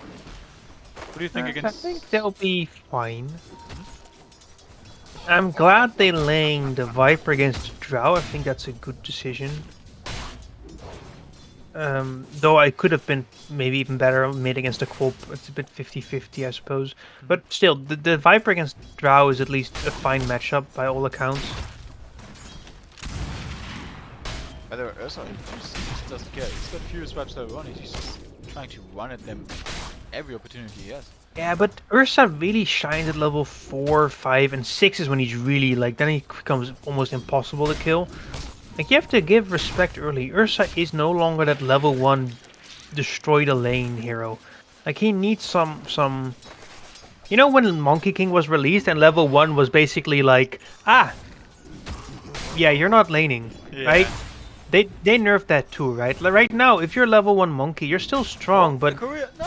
Radiant's courier has been If you man up on a level 1 Monkey and you have a stun, then you can actually just win that fight. Because by the time he gets that regen, it's just not enough to keep him full health. By the way, what did you think about Tidehunter getting the Kraken shell Radiant's level 1? middle tower is under attack. Like, especially Yeah. with Ursa, it works. No, I don't think it's particularly useful. I think you should go Gush. Because Yeah. the thing is, if he jumps on you and he starts swiping you, I think having a 40% slow is just more valuable. It also helps you secure range creeps if required, and you can really play well. Because if that's the one thing I dislike, right? They have Little Shredder, and Gush Little Shredder is such a powerful combo. And instead, they're going for Scatter Blast and Fire Snap Cookie with Kraken Shell and Anchor Smash, and I just don't think that's how you want to play this lane. And yeah, they get punished for that. Yeah, no, fair enough. That's what you get without like the gush and stuff, right? You can just easily get run down. And this is where you really see that Kraken Shell just doesn't offer much, because you're not even going to be the one that Ursa's going to focus. Yeah, and I mean, he's full HP. It's not like... Yeah.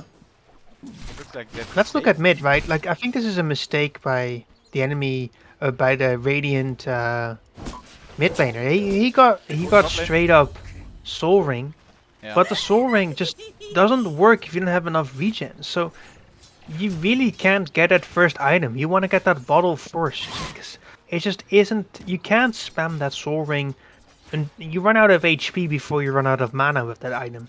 Yeah. I mean, luckily the wave is pushing in, so if he gets lost, he should be able to afford the Ring of Health. Oh, he missed this one. Top lane, Drow Ranger, getting low, has to be careful. Ah, not enough.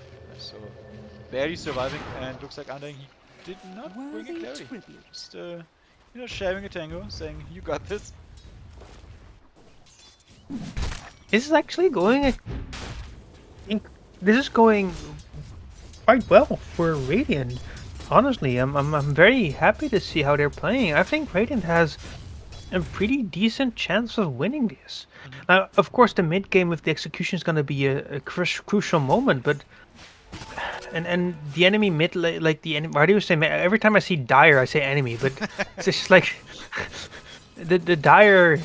Like, you can see if I play mid, I play Radiant a lot, right? So every time I see a mid laner, I'm like, it's the enemy mid laner. Yeah, I get it. But the Dire mid laner is kind of, you know, making this Bristol's lane very unenjoyable at the very least. Yeah. And I mean, talking about enjoyable, Bristol doesn't really look... I mean, he's got the last hits. It's looking like he's constantly really low, but he's not that far behind actually. No, he's doing fine, but it's not just about that. I think the Quope will get level 6 before him, and that's gonna be a crucial time where Quope might actually pull ahead. Like, because if Quope gets his level 6, like she could really kill him. Yeah.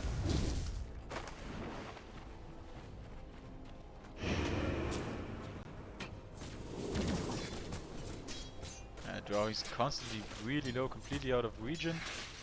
Has to just stand back and spam his multi-shot, hoping for some last hits. Now tied with the Arcane Boots. Let's see if he rushes Blink Dagger this game again. Probably shouldn't this game, should he? Like last time, I don't see the need for a Well, Blink Dagger. Well, I don't know, because you don't have... Oh, that is an alarm. I'm not sure. Maybe this game there's something to be said for getting a Blink Dagger, because the Bristol's gonna be running at you and you want to jump the back line. The So, top lane tombstone getting dropped. It's not with like Pepper. you're gonna I don't think the Quilp, right, is the same type of hero like a Bristol, right? With the Bristol, you're gonna have a big frontliner for your Tide, but the Quilp kind of, I don't know. She's kind of more of a get in and burst someone type of hero, so maybe you want to kind of mimic that style in a sense. Top lane Draw Ranger is Oh, manning up. now that though she did get the experience while the how could you Oh, and say like the you said, at mid lane, Sonic Wave tried yeah, out. Yeah, you need to give a lot of respect to that Sonic Radiant's Wave. middle yeah. tower is under attack. Radiant's structures It's are a lot of damage, and it's pure, right? That's the one thing that you just don't reduce There's like with bottom your. lane jumping onto the Titan, but it's really close. One more hit and Titan actually, he survives. One hit from the Lich should be fine. He should be faster. He tries to blast him, but Titan, he actually gets away. Radiant's courier has been killed. Such a close call, but in the end, Good of you. like that's overall. That's Oh, and his Drow's dying. Ooh, just wanted to say that's overall is a win for the Dire, but with that, I don't know. Like the problem with killing Viper, Viper's now back with full health and level 3 in poison attack. So good luck laning. I feel if Dire's we top are tower able is under to attack. see Dire survive the laning stage Mhm. without dropping too much gold and kills, I think they will be able to have a decent mid game. But Radiant's it middle just tower means is that they under kind of have attack. to hold on, right? If they get overrun with the Ursa and the Bristol, Yeah. then yeah, I can see this game snowballing quite quickly. Yeah, I think it's a lot on Ginger making the top lane Yeah. Undying dying again, Dire's top and it's tower is prowling under the tower attack. as well. They will not be able to get the catapult, but yeah, 300 HP on the top tower. And Draw Ranger So I think already. what Ginger's doing really well is just farming right now. Mhm. Just make sure you get that gold going because you need some basic items. Without a BKB, I think you need that Kaya Sanj BKB real Dire's quick top if you want to have tower is any under chance attack. against the enemy. Yeah, especially like with the Sonic Wave being on cooldown, like why would you try to Yeah. go into another lane and Dire's get a kill top with tower the Draw has Ranger? fallen. Like, that's not going to happen. Oh, talking about kills maybe happening. Tide selling against the Ravage. Viper TPing bottom. Tide popping Ravage now. Ursa really low with the little shredder. One more. It will go down, but now Viper attacks back with the break. Tide on the will fall. See if the Snapfire is able to get away. Will cookie himself forward. And Viper is such a slow hero. Radiant's Yeah, bottom tower is unfortunately under the Viper attack. went for power treads. I would just get brown boots and a wind lace Mhm. and then just get all the items and try and get that boosted travel. Or if you really need to get boots, just get face boots. I'm not sure if you want to play this type of Viper, if power treads is the best, because you're very immobile playing Yeah. that way. 320 movement speed just isn't much. Queen. Yeah. Going for the Falcon Blade next. Do you want to maybe see a World of Ages or something for the Viper? I mean, if you can't catch up to them, maybe just root him down. Yeah, but then I would really love him to just get mana boots and like a bit more tanky items, right? Play the tanky hero. Play the magic caster. No, don't play this semi carry build. Yeah. He's really not playing the magic I'll hero take in this that. sense.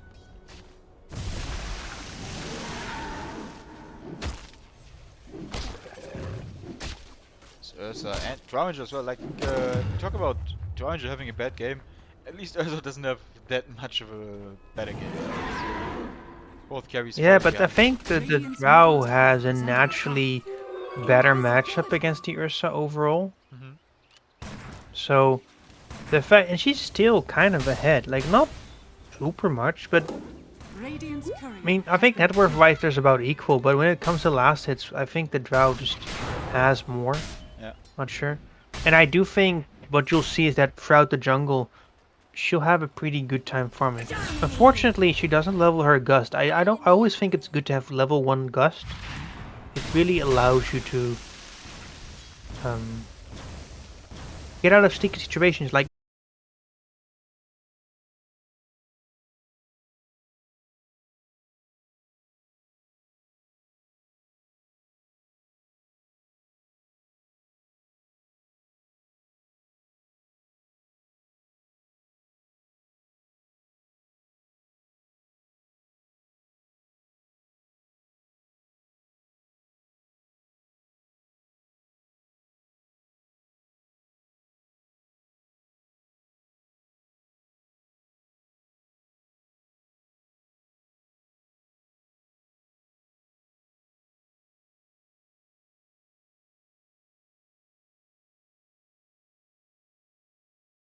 jungle. That was very, very well played.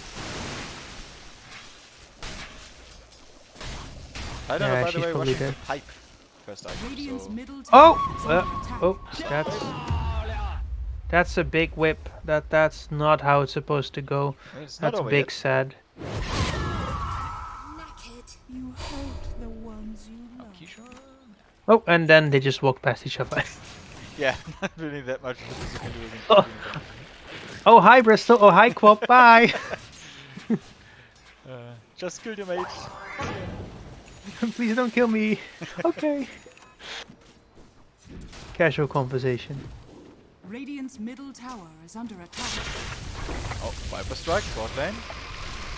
Trying to reach this Snapfire, but not a big backside. Actually, upping the Ravage there. I don't know. I mean, Oh, why there's not, a I big guess? miscommunication. Yeah, no, I don't think so. I think it was completely wanted there with the Mortimer's kisses turning him around, getting both kills actually there.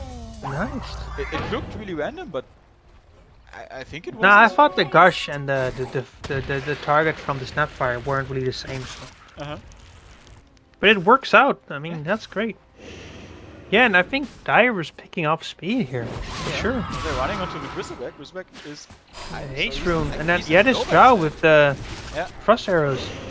Yeah, you really can't get much done there as a Bristol. Yeah.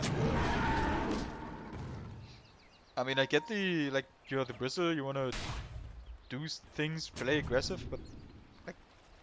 Yeah, but if you lose mid like that, you what happened last game, right? Is that the Bristol actually got ahead on Yeah. mid, right? Then you can be so aggressive because you are stronger than the enemy. But in this case, you are weaker. You have lost the mid lane and you're behind in items, gold, and experience. And this Quop is having an amazing game here. Oh yeah. 1.5k out of the Viper. By the way, that's what I was talking about. The stream just cut out for like 2 seconds. It is coming back, Yes. but yeah. People have to reload for that, and I don't know if they know about that. Let's just hope they're coming back. Meanwhile in the game,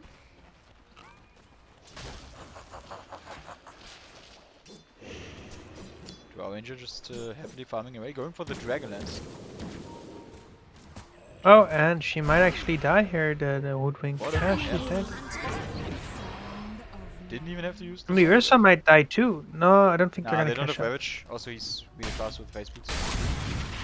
But they should be able to get the tower. I don't think Lich can do much there. Dire's middle tower is under attack. Yeah, I mean, he's trying to pretend like he's not there. Now he gets the cross shield and Hyde backs off. They're scared, actually. Yeah, and now I think Bristol is again too deep here. Like she, yeah. Yeah, with the double damage rune, like, the zombies, he has no way of killing the zombies. Yeah, He's undying. and he doesn't have that TP. Yeah, Mega kill. he's dying. Dire's I mean, middle of course, tower double damage, is it's under unfortunate. Maybe, but even if Croft didn't have double damage, like, maybe the Undying dies, but he still dies as well. But it's definitely, as a Bristol, going so deep without your items up, right? That you need more. It's just Even incredibly mid-lane. difficult. This is actually quite scary for a Quop. She needs to be careful. Yeah. Maybe getting a little...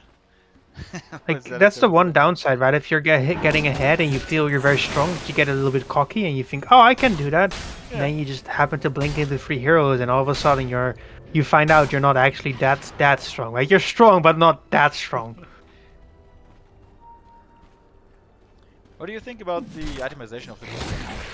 For these small Wood of the Giants and Vanguard? I think it's fine. I don't think it's anything special.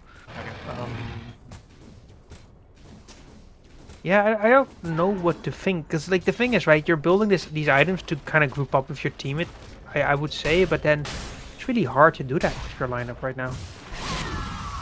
So I'm not sure what I would buy, because it's really unclear what my hero has to do at this point in the game.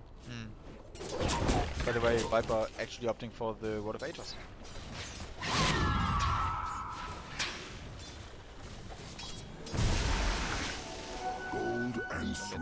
Ursa is going for the diffuser blade, but still. I think you could even make a case for Face Boots BKB at this rate. For the bristleback?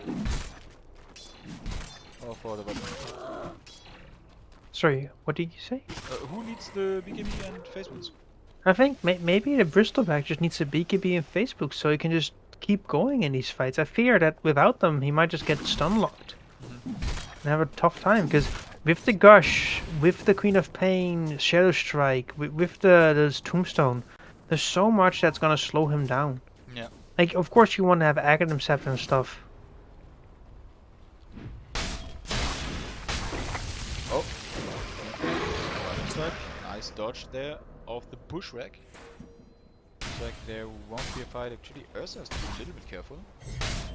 Dire's bottom Dire tower won't be is fast under enough. attack. By the way, Ginger, like you said, he has the Kaya Sanch going for the BKB, so itemization checks out.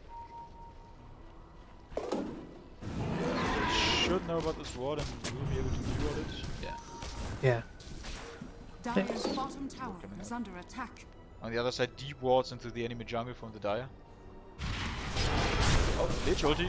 Bouncing out. Oh, I didn't bounce. Unfortunate. I think it's gonna be a big timing to have that diffuser on the other side. That's a good thing to start doing something or try and do something if you can. Crop has to be a little bit careful. You can't just stand him in the jungle there. Oh, Bristol is running in like this. That might be a mistake. Tide popping the pipe. Whistle. Getting some stacks onto the Titan. Trying to convert. Will now converge. Nice Sonic Wave coming in and now keeping it up for the Ginger actually blinked into this, taking huge damage from the Viper. This Quop might die. I think this Quop is probably dead. 5 stacks, yeah, will go down. That's a huge kill. Let's see. Viper, he's trying to clean up, but with the Ursa just not being there, I mean, Unfortunately, the Lich has leveled Frost Armor. I'm not sure if that was the play. I think Frost Blast is really, really powerful. really close to getting the Tide. That's one of those things, like, I get that the Ursa doesn't want to fight because he doesn't have his diffused ability ready yet, but You might have just been able to pick up some stragglers there. yeah, Radiant's top tower is under Yeah, attack. sure. unfortunate.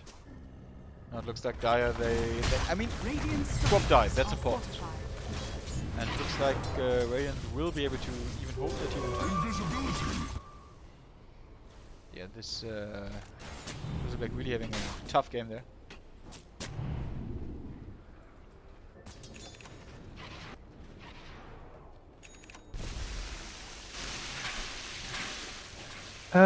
Well, what's next on Dire's agenda, you think? Probably trying to save Crop.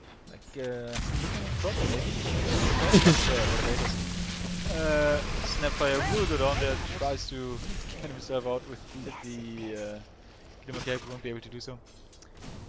I mean, you still have the Drow Ranger farming, right? So I think Yeah, she is just getting bigger and bigger. yeah, I think they're content with that. And I happening think anyway. this time it's okay to just get the Manta on her, because in this case there's nothing where you really need to BKB to I'm have trying to any keyboard impact. there, but And dying You instead. don't even Yeah. have anything interesting. he'll come back. I think that Atos is really good on the Viper. I like it. I mean, it already got them 2 kills, so Yeah. paying for itself. Yeah. Quop is going BKB though. That's the next big item for her. ACD Gibby's going out on the Viper next, on the Crop next. Yeah, that's it for now. Oh, Quop is already kind of ahead of the Viper, which means that Yeah. she might have those 1 or 2 minutes Oh. during which you can already do something. This Hoodwink is playing a really nice Hoodwink. He's got Yeah, the that was a talents. really good connection to the Quop. Yeah. Now Buzzbug swapped his item choices. He won't go for Lotus Orb anymore. Will opt for the Aghanims instead. Yeah, I think that's probably the better choice. Yep.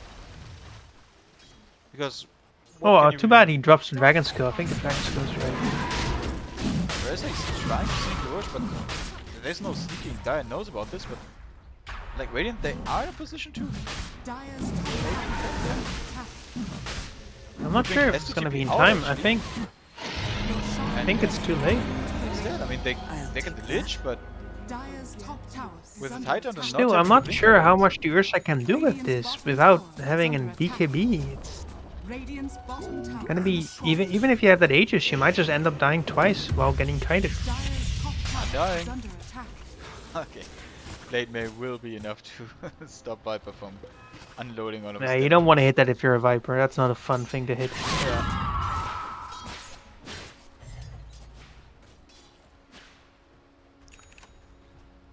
It's like now the Blink Dagger will come out from the Tide finally.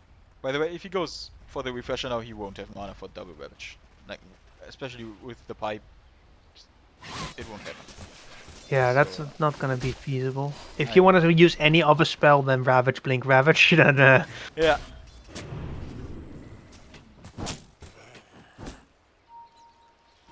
Radiant's bottom tower it takes is one under pipe, attack. gush, anchor smash, and you're out of mana for your double combo. Yeah, that's true. Radiant's top tower is under And attack. don't forget, they even have like the diffuser bit Ursa. If he hits you once or twice, like it's completely over. Now smoke up from the Radiant. Radiant's try to top find tower has the fallen. Draw Ranger. Radiant's bottom tower. Might get this guy. Yeah, but That's going very, very deep. It's not a good place to connect. Radiant's middle I mean, Bristol, tower is under he's attack. feeling himself right now. No, he's a very manly Bristol. Yeah. He likes to hit stuff. Fucking 2% of those guys are really good for that. Even the Monarch's Kiss oh. is coming out. Titan, he has Blink Ravage. Let's see if he wants to hit it. Blink Ravage, hitting onto the 2. Respect getting a little bit low, but if he goes back. No. Yeah, he's dead, but on the other side, Titan gets brought it up, but Viper tries to stand strong. But will go down from the Sonic Wave. And You see what's gonna happen, right? I think he's just gonna get kited now. That the unfortunately. Woodman getting picked up by the Draw Ranger with this huge amount of damage. And it's like you said, Ursa just dies twice. Triple kill for the Draw Ranger. Just the Lich surviving. He will be able to inch away, but running right into the Draw Ranger now. Bob is like, haha, found you. Will end the life of the Lich, and that's a 5 wipe just for the Tide Hunter. This is what I mean, right? With ease of execution, you just press some spells on the side of Dire, and you miss half your spells. It doesn't even matter. Like you've got so much ability to kite out these fights, and unless like Radiant can only fight once they like have BKBs and like bashers on blinks on Ursa. But until then, it's so incredibly difficult because you'll find that everything is just running away from you, and that's not a good place to be in. I mean, it's like In general, in life, I mean, if people are running away from you, there's probably something that needs taken care of. Yeah, it's not enough to run at them. You have to have something to control them, to stun them, Yeah. to throw them Well, on the in ground. real life, that's not what you want, but to control people. But No, yeah, I'm no, going in along Dota with that this is. analogy. It's happening. You have to stun people. You can't just run after them. You have to be able to put them to the ground to catch up to them. Yeah. That's what I do at a job interview, right? I just throw my job interview person that's doing that to the ground to make sure he doesn't run away when I tell him about my complete lack of skills. I mean, you can show them that you're persistent. Just, Yeah. you know, I'm not leaving. I'm in this company now. Might as No, well you're give me not the job. leaving. Oh, Drawing, you're popping him forward with you here and popping the BKB as well, trying to go for the looping. I mean, that's some big balls she's got there. And it just works out. Once you have that BKB though, like there's so little control. Like imagine having a Bane or something on the side of Radiant, and all of a sudden on this play, right, gets punished. You Yeah, go I into mean, the that was- BKB, you've got that Bane Ursa. It's a different game. Yeah. Like, talking about Ursa getting gushed up, hit up, silent, getting brought down. Jesus Christ. That's a lot of damage. And that's a lot of damage. And now Keisha has to be careful, just yeah, TP out. At least he can do that. Radiant's courier has been killed. But yeah, Drawing now going for the Shadow Blade, probably the Silver Edge next, and I don't think TPing out is enough then, if you're a Bristleback. Because Draw No, is I at don't. 18. I don't think you'll survive those 3 seconds of TPing. Yeah. No, I think this game is quickly devolving into a very one-sided game in favor of double smoke. Yeah, by the way, 93% win rate. It was even Let until me like check a minute that. 10, but since then it's just going down further and Going further. downward. Yeah. That's the thing, right? Like, you win those lanes or you're not losing them, but then in the mid game it just falls apart. Okay, let's try to like stay positive. If you're Radiant, what do you wanna? What can you try to achieve? If you stay positive, you say better luck next game. I'm not sure, like, I genuinely don't know if there's much you can do at this point. Sometimes the game is so far gone, it's really hard, because the enemy's basically just toying with you at this point, right? Yeah. I mean, It's really, while like, I'm if you have a asking- level 21 Quop with BKB and like, this Quop in net worth is roughly, if you look at the net worth, right, this Quop is almost double net worth of your carry, right? Like, at this point you have to ask yourself, what do you do? Yeah. Like, is there anything you can do? Because you need so much items to even make a basic play like getting a pick off. Because even if you jump the Quop or the Drow, they've got Manta, Hurricane Pike, they've got BKB and just Blink naturally. Like, are you even able to kill him at this point without having like a 5-man rotation and hoping they're alone? Because if it's a 2 versus 5, I think Dire still gets out at this point. Like, that's not a good place to be. And it makes playing this game very, very difficult. I mean, just this action right there. The Snapfire can just stand in front of the tier 2 and casually stroll out with a Glimmer Cape. I mean, your Snapfire is roughly 2,000 gold behind your Ursa, and this is a position 4. Yeah.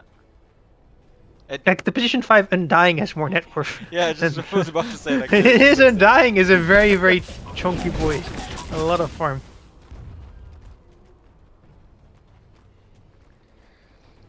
I mean, also he does a good job of farming, you know, away from the danger, putting some pressure up on top lane, forcing the Tidehunter to come back. Got enough money for the Blink Dagger, I don't know if you buy it here. Ooh, that I'm not sure. The thing is, right? I think. He did a Like, really good job. whatever you buy, it's probably not going to be enough. That's the real issue here. Yeah. Like, he did a really good job of forcing them to the top lane, not getting caught out, now pushing up bottom lane, even drawing onto the tier 1 tower. Nice chain of events. Now Bristleback, Yeah, I think. he has his Magnums finished. Yeah, that's pretty big. It's gonna be a Hail Mary defenseman. Viper has 10-second PKB. Like, some things are happening.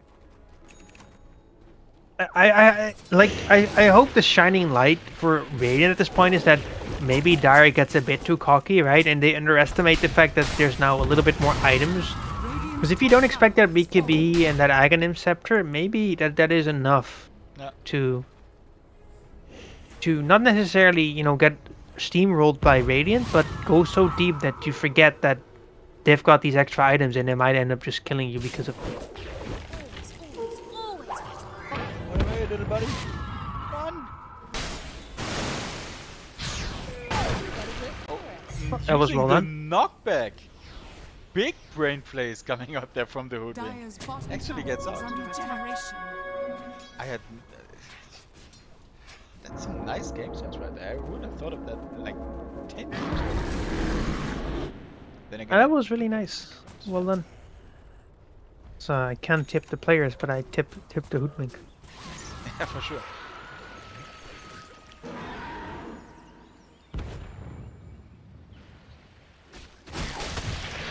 I mean, there's like kind of stopping the Maybe BKB Basher and just straight up running at the Drow. Maybe that's what you need on the Worthy tribute. Bristol and maybe get the BKB almost done, like 1400 gold on the Ursa.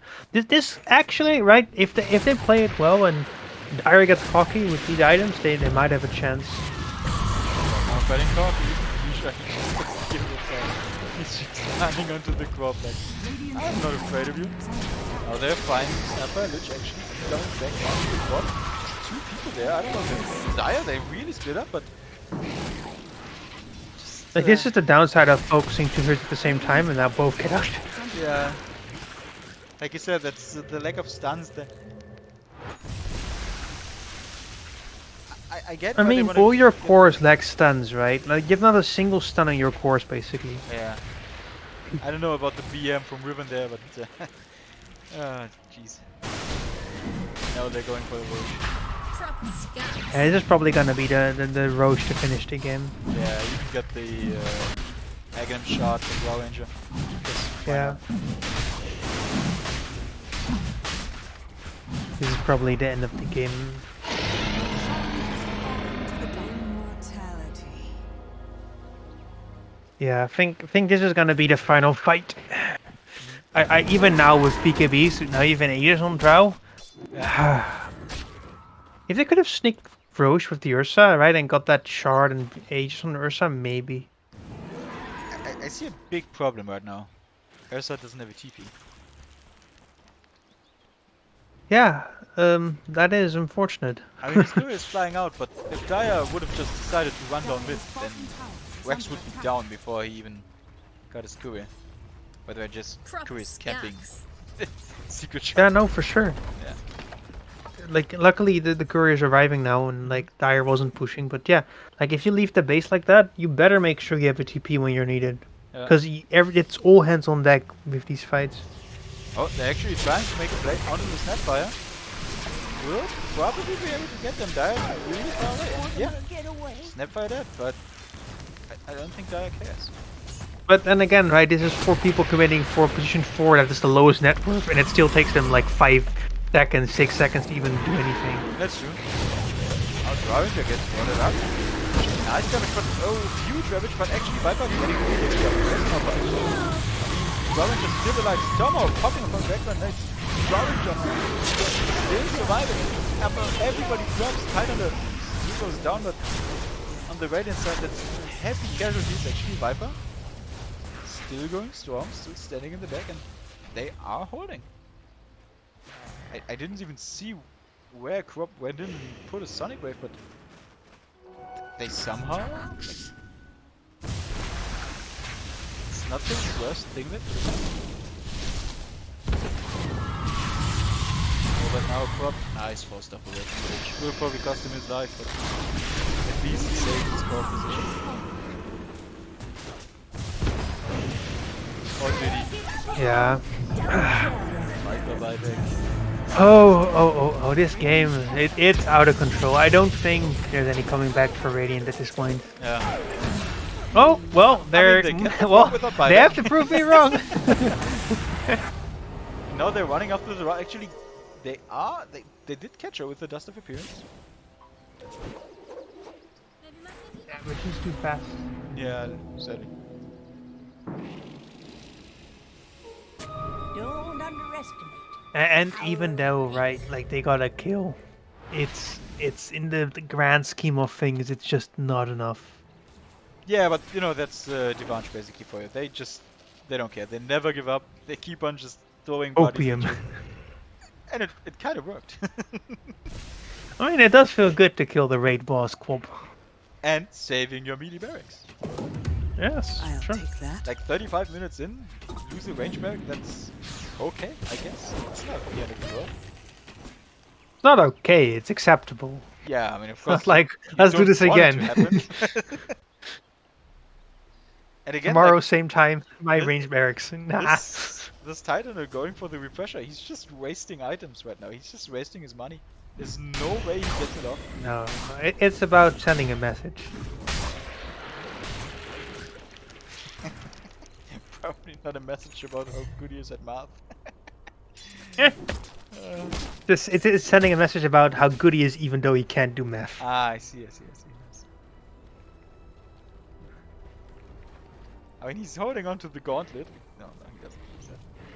One thing I must commend Ursa for is how well he has been able to kind of farm himself back into the game without being too much of a burden. He's died a few times in the early parts, but he's been really doing well farming. I think that's something that needs to be pointed out.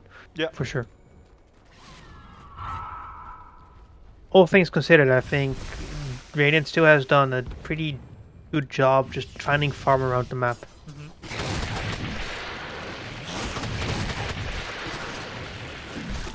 Yeah, it's just just like you said in the beginning, it's hard to play their lineup, especially if they're so far behind. Like they're 23k behind, and like even Lich casually using his Glimmer Cape to run away. He didn't even see anybody, but he just kind of knew that Drow lurked there.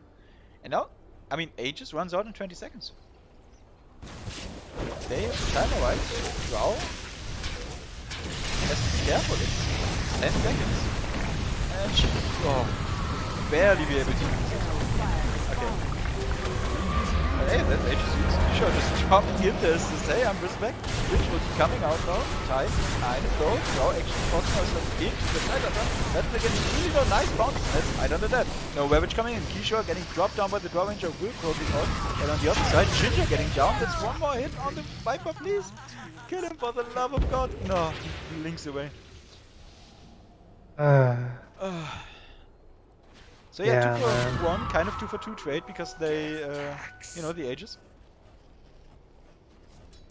But again, they hold. It's a tough one though, because every time they do that, they kind of still get ahead on the Dire. But hey, right, you didn't lose your barracks yet, so that's a win in my book. For sure. It's not like you're winning. It's like it's a win compared to how much you could have lost, right? It's not like you're winning objectively in like an absolute sense, but relative to what could have happened, yeah, you have achieved a really good outcome. By the way, talking about the item build on the Undying, just for fun, what does a Hurricane Pike do on a melee hero? Good question. Ask him.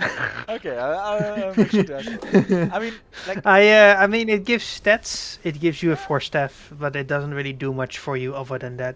Yeah. I mean, I gotta say, like, at the start of this game, I was kind of coming in as the hypecaster for Team Double Smoke, but somehow at the Venge, I don't know, they just get to me. I want them to do well. They grow on me. They're a fun team. I can definitely see that. I mean, now the Eye of Scar, the Silver Edge, Drow Ranger with the double edge. This is a scary Drow.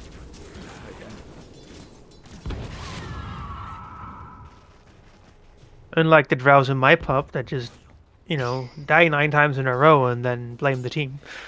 Oh man, I remember the early, like the MLG Arteezy Drow Ranger went like 1 in 9 or some shit, and EG still won. Yeah. Like it was basically every time Arteezy played Drow Ranger, you know he had a shit game, but they still won somehow. I don't know. That's every like, time, hey, I can hit buildings, doesn't matter, I died. Yeah, like every time I play Drow Ranger, I get those stats. I'm like, I'm doing the same thing Arteezy does. It's my team that fucks up.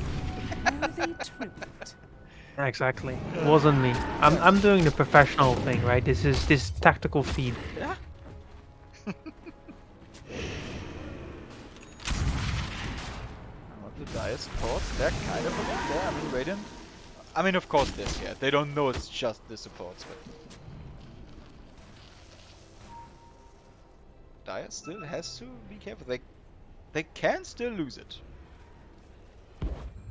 It's hard, but it's not unlosable. I honestly think that the reason they might lose as Dire, if they lose, is because they play so passively. They give too much respect, I think. They play a little bit too cocky, and at the same time they give too much respect, right? Because those things go hand in hand. Like if you play the cocky and you actually all start thinking like, hey, right, I might die, then you start playing too safe in response, right? Like where you overshoot in a sense. By the way, let's do some math here. We've got 325 on the Ravage, 300 on the Refresher Orb, 325, that's 950, and Titan has 949 mana. If you have an arcane boost in between, you can do it. Yeah, sure, and you will regen this 1 mana that you left, but if he uses a Gush, if he uses an Anchor Smash, he's out. If he uses his Pipe, he's out. Yeah, but it's, again, right, you just refresh and then you blink Rabbit. That's how you really show that you are in control of this game. Okay. So you pipe, refresh your pipe, and then you blink in. Okay.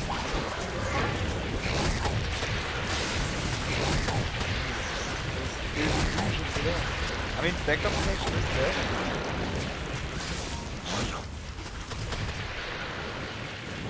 I would like Drow to time these at the minute mark and half minute marks, these, because then you actually get some connection on the creeps. Going down there. I mean, you may call it passive, but it's good coordinated passive gameplay, right? Like, instance the tier 3 is down, he just runs out. Also, no pain, jumping in, getting cleared up by the witch. Autonomous business coming in, and yeah. BKB jumping forward, Viper with the Hex, now also trying to enrage himself. Actually has to. This Corp might actually die now. And he's got it! With the mana boots, he's got the double ravage, the triple ravage hitting nobody, but that doesn't matter. He's got it up, and now Ursa big bad in a charge, getting the tide under, and Ravenger from downtown just dropping everybody so low. That's Drow's getting out? What? Why? If Drow starts hitting people here, they die. yeah. This Drow this is like your typical carry behavior. Like, the moment it looks somewhat terrible, just get out. Like, just not even taking the risk. Yeah. I mean, you should have just to fight. think about Like, the stats, you right? can definitely kill him here. Like all the They chase you. He's trying. He's just running. He's not doing anything. Yeah, those are just the stupid supports. I don't really care. Now Ginger going in. Just there, but he's gonna get in 1 second. Will pop it. He'll probably pop the witch as well. Witch will be sad. He's not found. He's getting the witch. Just Gush. She needs to use the Gush. Now he's onto Ursa. Okay, there we go. Five This is gonna be game. That was way harder than it needed to be. In the end. GG. There we go. Yeah. Good game. Well fought by the Vash. Yeah. I mean, it's not a particularly easy game given the drafts, and I think even the fact that there's such a massive MMR difference on mid, right, that does play a role. Mm-hmm. Yeah, I think it's in the end, it's like you said, Devanch, they need to draft themselves like easier to execute lineups. In case of doubt, press stun, right? That's For sure. nice. Yeah, like it's always nice to just be able to press stun and then he doesn't move. Like, I don't know. Like the lane went fine, top lane and bottom kind of, with the Ursa. Mostly because Tidelander and Snapfire didn't use their potential combo, their potential laning I combo. think during the laning phase, the Vash played fine. Yeah.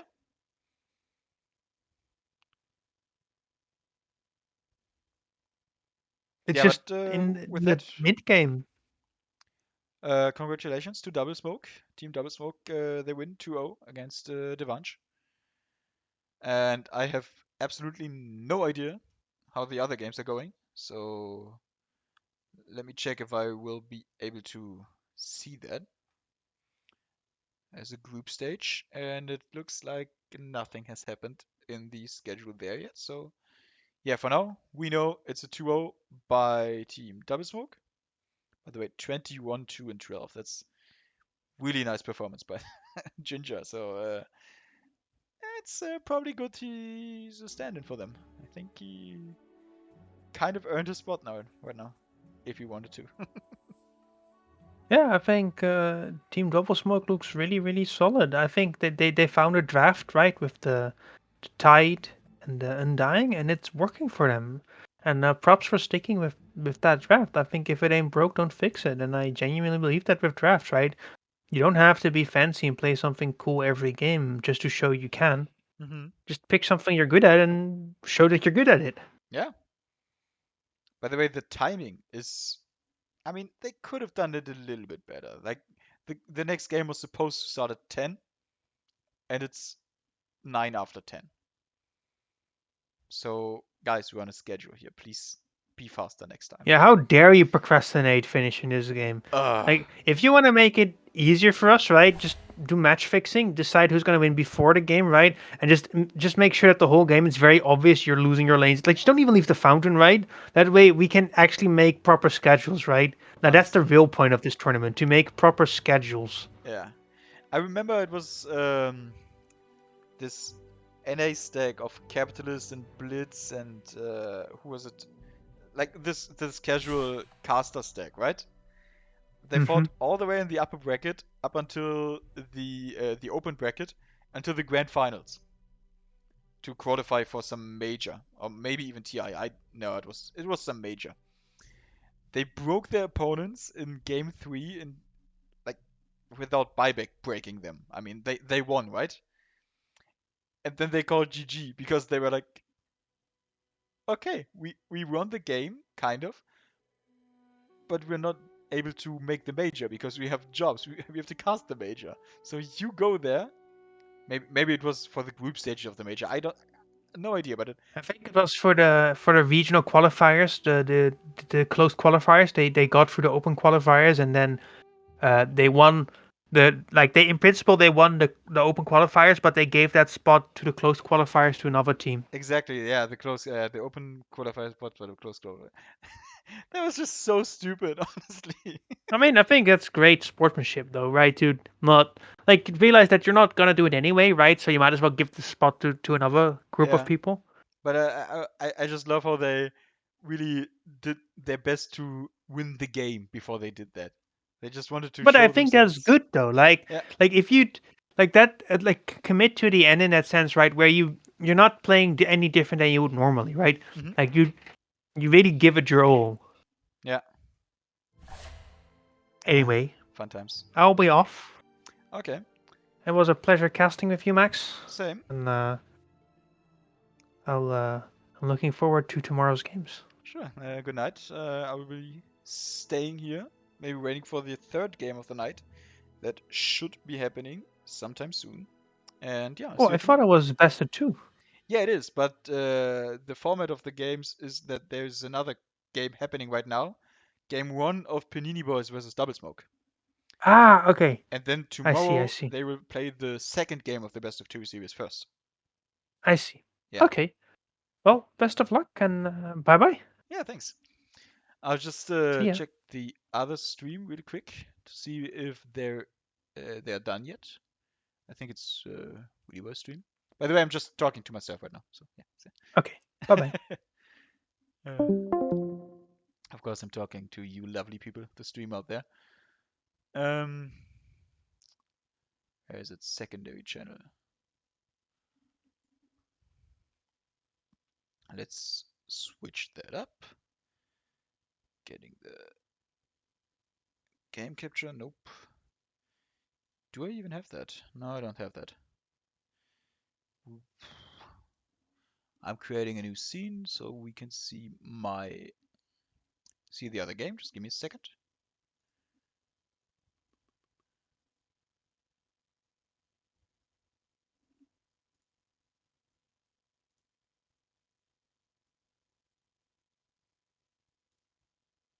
That's not it. Anyhow, it looks like the other game is still going. We have the what is it? 4-1B against Panini Boys, I think so. Yeah. They're 9 minutes into the game, so it'll take a while. Point you just the moment that you see a hammer, you just fortify and you're fine.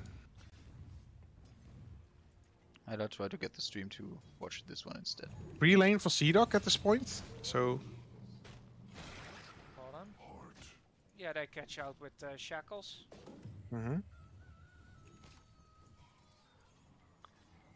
Bronx is going to run around with the regeneration. That's really good. That's really nice, yeah. He's running down top. Yeah, he's there.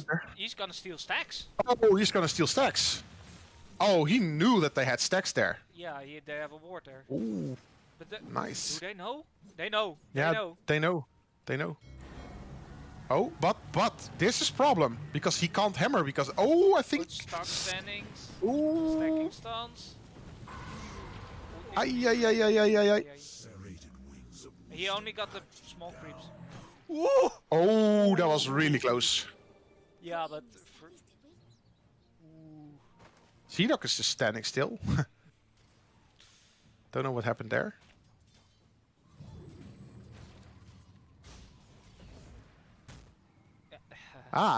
Fake it. SK is faking his ult. That was pretty good. Yeah. I would have cast blood right and just went for it, but Like, oh, you wanna do that? Sure.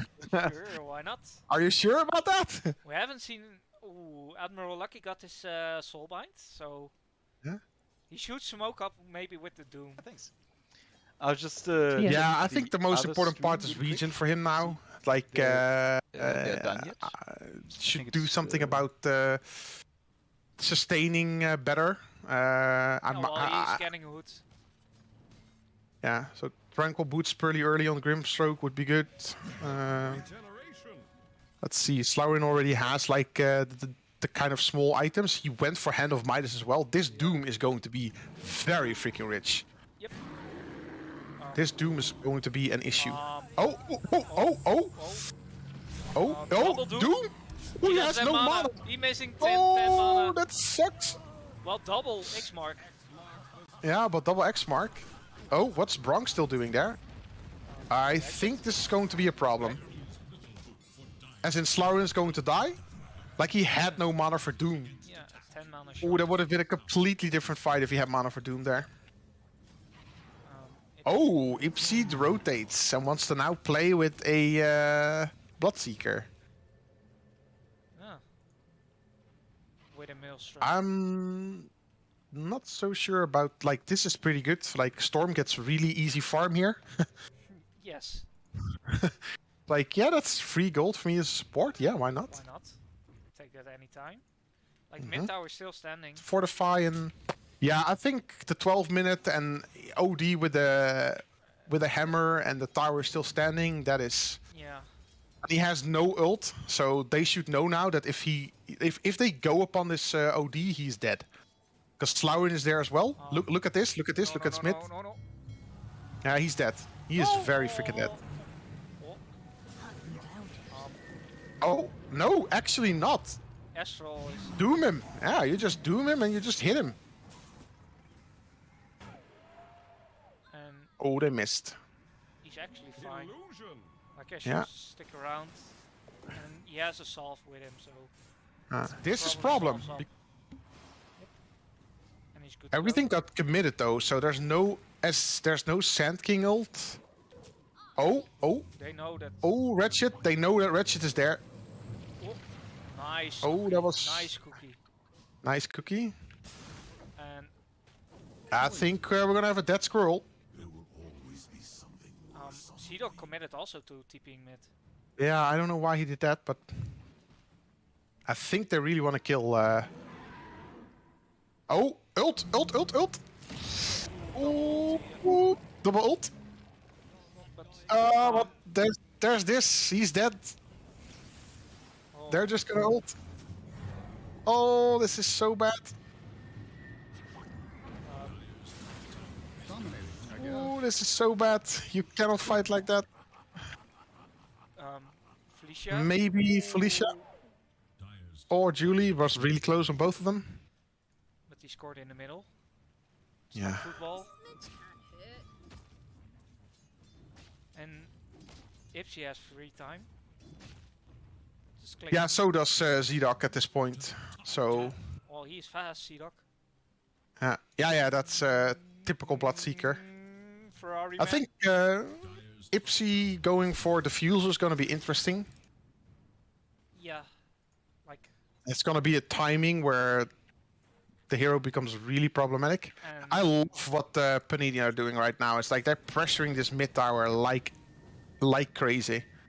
Like, you guys, we want this mid tower. Like, you need to commit resources here to make sure that we don't take your mid tower. Yep. This is really good. And Slaurin just randomly eats up a creep, and Hand of Midas is a creep, and it's just- a lot of gold.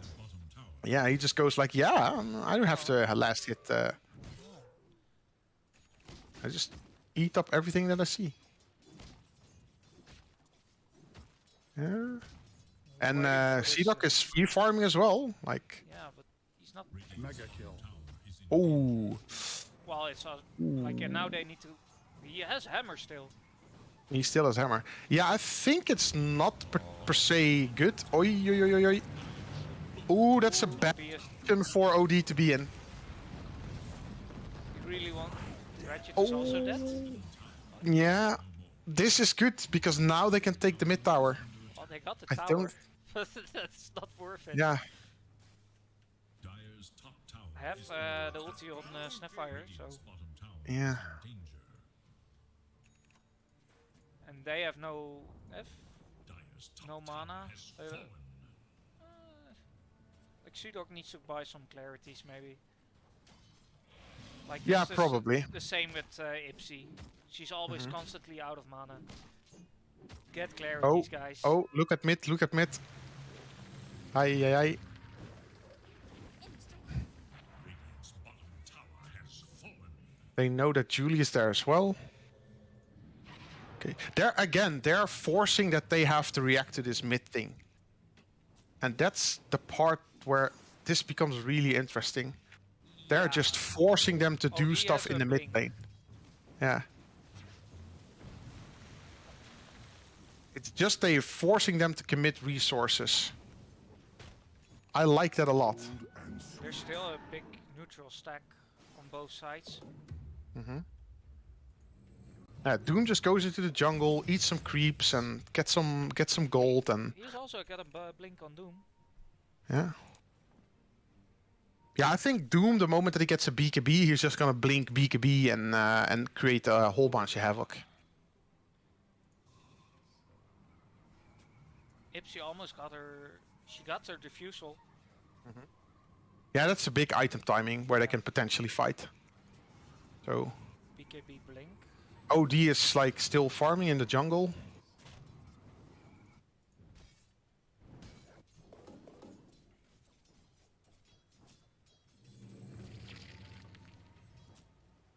Oh, They're just pushing the wave. Like when Ratchet walks up like that, then you Radiant's bottom tower just get so much farm from taking these waves. yeah.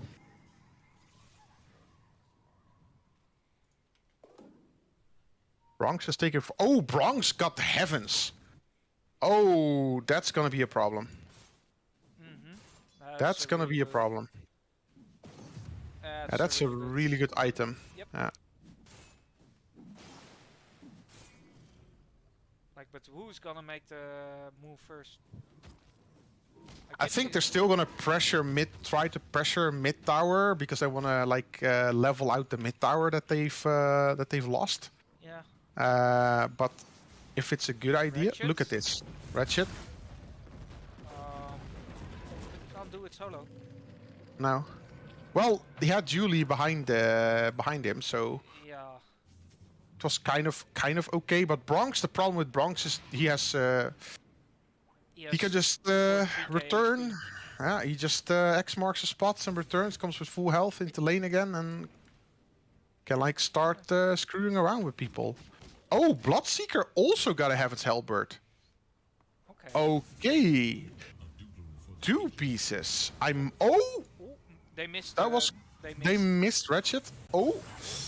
But Double doom. this double doom. Double doom. Why is he not dooming? Double. Oh, What's double ult. Even worse. oh. Um. Oh my god. Um. Ooh, that was bad. That was bad. Okay. This is Gabe Newell. That was bad. I think the double doom didn't go off, and that actually made it pretty bad. Yeah, and they only got a Julie kill, like a +5 for it. Like you Yeah, take and that they- trade any day. Yeah, and any day of the week. And Ipsy is feeling strong. Strong, like a Yeah, Russian I bear. mean, she just has a diffusal blade, and they have like 2 Heaven's Hellbirds, so these fights should be in their definitely in their favor, because they can almost got a literally blink.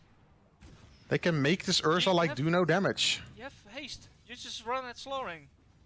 You run them in and just, Nah, I think that's not happening because of like Force Doom rotation. has like oh, yeah, you- possible rotation, War Stomp, Infernal Blade. Just do they ult the CC, bitch. Doc? Ursa's pretty very dead there. Should be very dead there. Yes. Actually, yeah, okay. Yeah. Combo, it's dead. Not enough critters in these woods already. Well, she was out of position.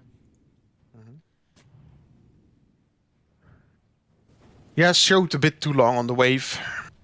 And too close to the tower. So, On her own. yeah.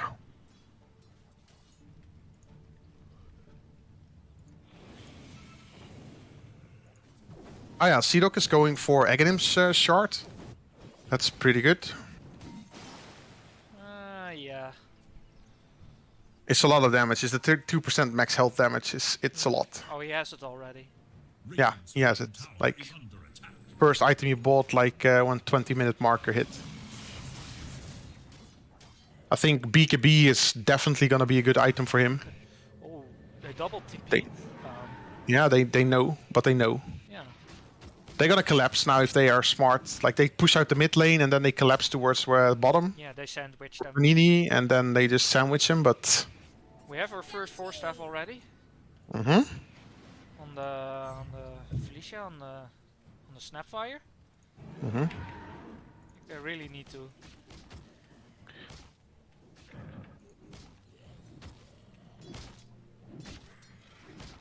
Ah. Pretty still, like they both want to farm, I think. Like Yeah, Ursa bought a blade, Be but very it's gonna be a negative effect on 4B1B. yeah, They have so much more farm potential on Panini Boys. yep. So they have so much more. BKB Insta- almost done on OD. Yeah. Like that's I think OD's BKB is not gonna do a heck of a lot because Doom pierces it. Yep. So I think the only downside with it is going to be the moment that it happens is that the moment that Doom gets a BKB and the moment that Bronx gets a BKB and Bloodseeker's also queuing up BKB, so they're gonna have like 3 heroes with Kuka got BKBs the that's water gonna park. be... Is getting the water park. Mhm. That's fun. Yeah. Oh, he actually is going for... They find Seedok. Yeah. Yeah, I think he's very dead. The double cookie. And they're all dead. They're all dead. Oh, Stormblast actually survives. That was Bronx a really might good actually cookie. potentially... That was a really good cookie, yeah. Oh. Boat! Boat, dude! Holy crap! You get at least one return kill. It's not the best thing, but... And they need to they fortify the tower. Yeah. Oi.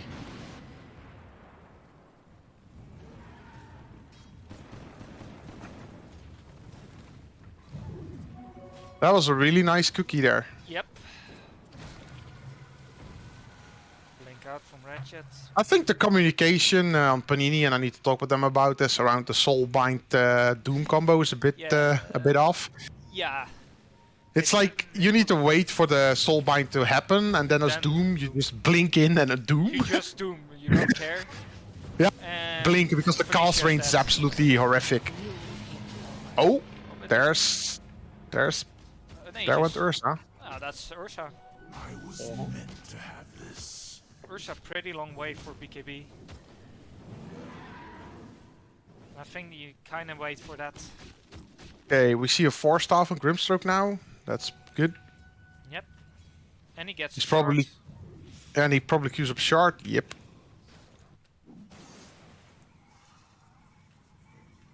Shaman is opting for Blink there. Yeah, I don't think it's particularly good because you can blink in and disable someone, but the chance of you getting like disabled after that, It's pretty high. I. Oh, mid. Ay.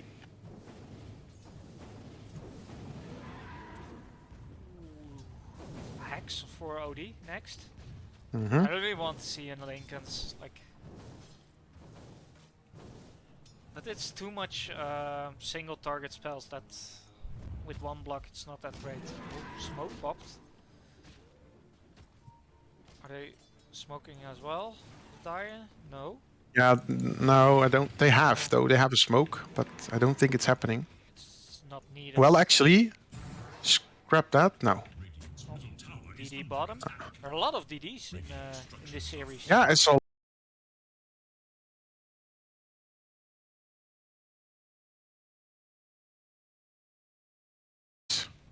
Like Lucky doesn't even Or scout. Lucky is dead. Lucky should be dead. Guess not. Guess not. Think. Oh, that was so greedy by Hoodwink. That was so greedy. Not hitting the DD. That was super greedy. And I got punished. And Ipsy got the DD because of it. Finally, some punishing. Mm-hmm. Yeah, Doom now has a Black King bar. So this is going to be interesting. Like you just jump this. I mean, Admiral Lucky needs to be kind of up front and like scout someone out. And just literally just cast ult. Just soulbind someone. Because they're going to have to return. And then they get the second target and then becoming a lot easier. Oh, this tier 2 tower is This dead. tier 2 is gone. It's gone. It should be gone. And they instantly go for the what is it? The shrine? I want to say shrine. No, the outpost. Yeah, outpost. Oh. Just get Oh. control there. Lisha was out of Felicia? position there. It's Oh. Ah, this is pretty good. Oh, Lucky. Soulbinds. Lucky cast Soulbind. Where's this freaking Doom? Oh, he still hasn't cast the Doom. They. Ah, now he dooms him. Ipsy. Ipsy is Blink, stun. Yeah, like you Ipsy killed the dies. Doom, right? Oh no. Yeah, Doom already got used. But at this point, Ursa is still going to win this fight. So, because Doom isn't there then to like stun, disable with Infernal Blade and. Jules. Lauren is also dead. I don't think Sloran is dead though. I should have died. Oh well, this is a pretty good fight. Like, they make use out of the Aegis at least. Which normally you don't Yeah, see. they took the Aegis. I think the only downside there is that the misunderstanding that Doom's Double cast Doom range is is- really bad. Yeah. So it's basically Admiral Lucky needs to be up front and like kind of commit Soulbind and get gone upon, but he just needs to be able to cast a Soulbind. And he probably, That he probably should get a Ghost Scepter to deal with this Urza. only on this. Ooh, Ursa's getting a satanic. Yeah, it's gonna be another ability that can be dispelled. If this game gets won, it's probably OD making it happen because that's the tower pusher at this point. Yeah. Haven't really seen Shadow Shaman do a heck of a lot when it comes to tower pushing. No, he most of the time commits her ulti to the fight. Yeah. They want to defend it. Yeah, I think they. I think they should. Like at least Ratchet survives this because he has a freaking Yules, so he should. But they should be more willing and wanting to fight after, but it's not happening.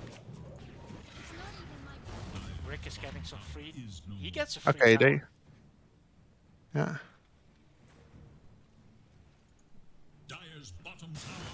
Like, oh, that's so greedy by Ratchet, so greedy, but they had no detection there. Like, instant dust and kill would have been good there. Me of my sisters. BKB almost done for the Bloodseeker. That's gonna be huge. Ooh, Paladin sword. For Yeah, for the that's Ursa. a lot of healing for the Ursa. All wrapped up for I think they're gonna have some They're problems smoking. dealing with this Ursa at some point. They smoked. Like Yeah, Ursa probably gets caught here. Oh, Yeah, Ursa gets caught. BKB, nice. BKB. Yeah, but still, you can freaking doom the Ursa. Like, there's nothing. Like, still no blink doom. Like, that is literally what you have to do. Julius? Bronx is dead. Yeah, like, Bronx is dead. No, he's not. Bronx should be dead. Like, still really well played from 4v1v, to be honest. Like they Yeah, read their It's fights better. the fights are super awkward because even though like Grimstrokes get gone upon, like Sloran is not willing to blink And do Doom and just create havoc. That is literally his job as a position 3. He needs to create havoc and he isn't doing it. So the they have a fights get awkward. or Lotus on Ratchet. Julie blinking after the tier 3. Felicia, he wants a farm.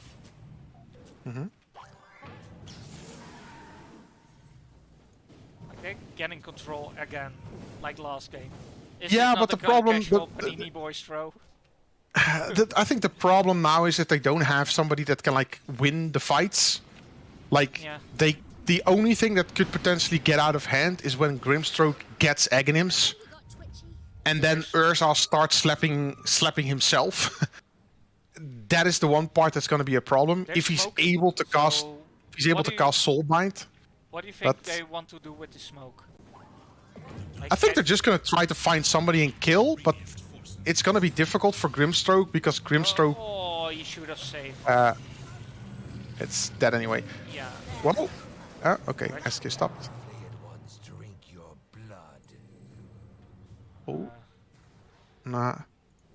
But they should basically continue to find and figure out where people are as a team and just Yeah, and gain kill. control back. Yeah. Because if you don't do anything, like they will starve you. Like this thing is now is that Ratchet is showing in lane. Like but Ratchet he- is really good by going, okay, I'm out. I've showed in lane and now I hope that people don't track me and I'm just gonna stand somewhere, and he is. But the moment that he gets sniffed out, like, oh, this. Oh my god, that's. But he could have bushwhacked there. Yeah, and He could have he's seen up. that one. Yeah, Yeah. and he's going top now. Yeah, but I mean, the downside with that is that they basically now give up their bot tier 2 tower because of that. So they Yeah. should now just wait for the wave and push it. Like, that's free tier 2 tower. Yeah, but this damage against tier 3 in return. Or not. No. I don't think they can do anything with that particular potential top. Like, you now just either force out the tower. Yeah, okay, so this is fine. Yeah, that's fine. This is fine. You just wait for the wave and then, like Bronx. They even get Roshan out of it for free. Yeah. And the shard up on the Rosa is really good. Yeah, shard on freaking Urza is really annoying. Yep. Okay, they all go back. They commit Shaman Wards for it? Yeah, Okay, that's, that's- 3 gold. that's 3 gold, yeah. That's 3 gold. Another DD, by the way. Wow. Again. Ooh.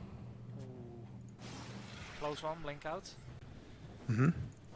So Look at this waiting here. yeah, they're baiting. Oh, this is perfect. Why is he going in like that? That's really... Oh, wow. Instant hacks on the... Oh my god, this Shadow Shaman is playing like a boss. Doom! Double Doom! Finally, it happened. Double Doom, double kill. Nice. No, you kill one. This is pretty bad. I don't think Zedok is gonna survive this. Well, actually, he is.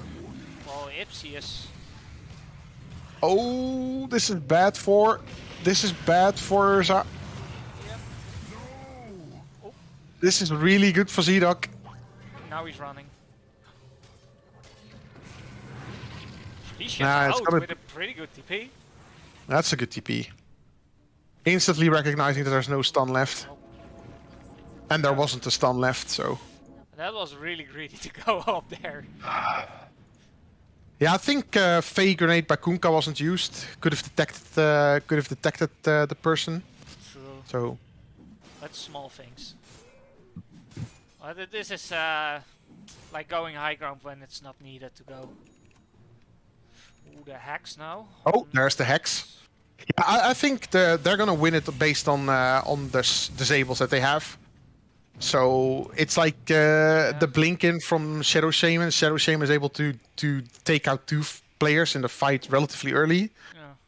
So this is why Admiral Lucky needs to be kind of in front and be able to tank some spells. And even though you're Persist 5, it's just to be able to get the Soul Bind off and then I mean, you can always Slowin. buy back in. Yeah, and And now Slowin can Admiral just Lucky is cast. dead. Yeah. Well, Lucky? I don't think so. No, I don't think he's dead. They don't have Okay. vision that they're the whole potential. That's Ratchet, bad for Ratchet. that's Ratchet is double bad. doom.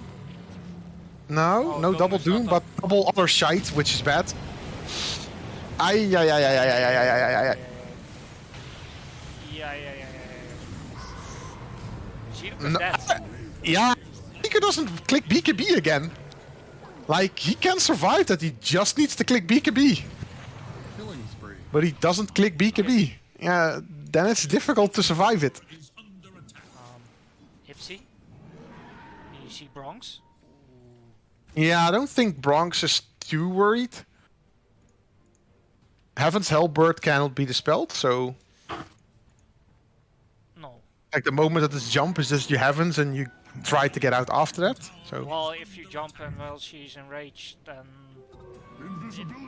it's only short term. Yeah. Like now, as 4B1B, you need to starve them and wait for next Roche, to be honest. Like, you get the I think part the after the jump. starving part is definitely the best option. I think they're still gonna win this game, but if it's because of Shadow Shaman, because of the double disable, and it's nobody is paying attention for committing the potential disable on the Shadow Shaman. Oh, this is kind of interesting. Now they used Force Staff again. And Water Park is used. Yeah. Like, you Yeah. wait that out. Far to the back. Storm Ay, is ay, dead. ay, ay, Storm is probably very dead. Just keeping it loose. Yeah, he's dead. Yeah.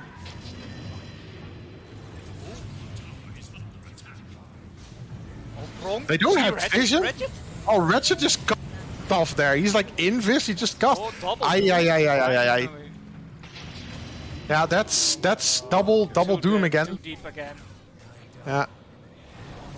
Yeah, I think they're forcing Too taking much. the high ground a bit too much.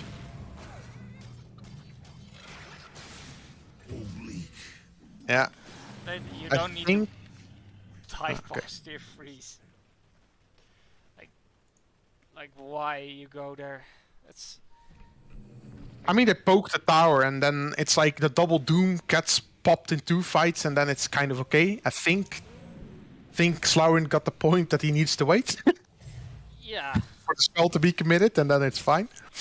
So Grimstroke has 2.7k. It's like, what is he going to get? I hope that he's going to get a Aether Lens. Yeah, or a neon disc. Yeah. Or even a blink, to be honest. I mean, he could literally take like 3 different items at this point, Yeah. which is... Oh! Slowin now has a Shiva's Guard. That is going to be very freaking annoying. That's really good. Yeah, because it pierces magic immunity. So he's gonna make Urza a little bit slower, a little bit less healing. And he's gonna be able to like jump onto supports and make them slow them. I see a repeat from the last game. They win the early game and then Why you go in? oh, Julie, why do you go in there, Julie? Oy, Commit oy, oy, everything, oy, oy. but nobody can follow up. No. The rest of your teammates are dead. No, there's smoke backup. Yeah, Mm-hmm. that's really good. And then fake that you're back, and then wait example for here where the Wait, this Ursa should be jumped right now. By the way, Yeah. like this Ursa shows up solo, should instantly be blinked and disabled with. Yep. They're a bit afraid to commit the blink from the Doom there, but would have been interesting to see. Abyssal Blade almost done for the Bloodseeker. Mhm. More control. Yeah, that's gonna make a huge difference as well. He has like Penta Edge Sword, so he's almost a ranged hero when it comes to attack Yeah. range. It's ridiculous. And he does a lot of damage, so it's funny to see that he has no quick buy on Bloodseeker. I need to talk with Zedok about that. You can see that he stands still for like 4 seconds to buy the items.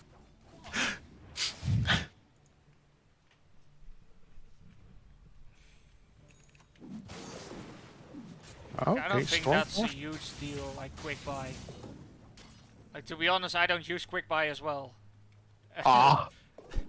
Ah. Yes, I don't clickers. use it as well. Like, I have no Oh keys dear left. lord. Clickers. I'm the clicker. I Yeah. skill my skills with my mouse.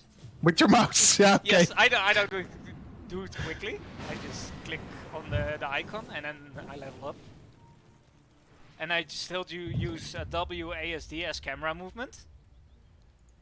Like, I actually don't use I don't use camera movement that much. I mostly do my movement border. okay. It really depends. If I play core with the right clicky kind of stuff where I don't have to think about spells too much, I use arrows to move around. But I normally play position 5, so Yeah. I watch the minimap all the time. So Yeah. Roche is up. Like, I think that's gonna be. I think they're gonna Roche now. I think when Felicia scouts this, they're gonna Roche. Yeah, they're gonna they're gonna Roche. I think they need a pickoff first. Because if I you get think double that Doom this in what happens here. Cannon That's pretty. intense. That's potentially pretty Wolf's bad. Lauren getting caught. Yeah, but Sloren is gonna survive this. Yeah. But And now they've committed epicenter, so they should fight now. They should know now. Hey, they committed epicenter. Oh, Sand King now has his Aghanims? Yeah. Like, this is super greedy what they're doing. Oh, That is super Julie? greedy. That is super Well, greedy. they committed. Julius actually out. Oh, oh, oh, oh, oh, oh, oh. They were not able to punish that. Well, they get free Well, at ward least- golds. Yeah, and at least they stopped with Roshan. So at least they didn't go overboard and still try to kill Roshan. Ipsy. Oh! Doom him? In Doom! well, Yes, there we go. Instantly Shiva's guard. And he's dead.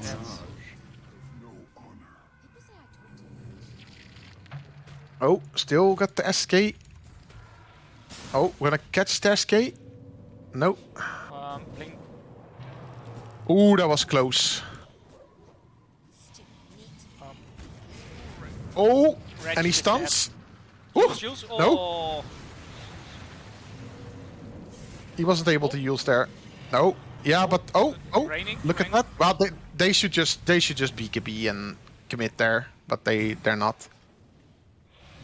So Yes.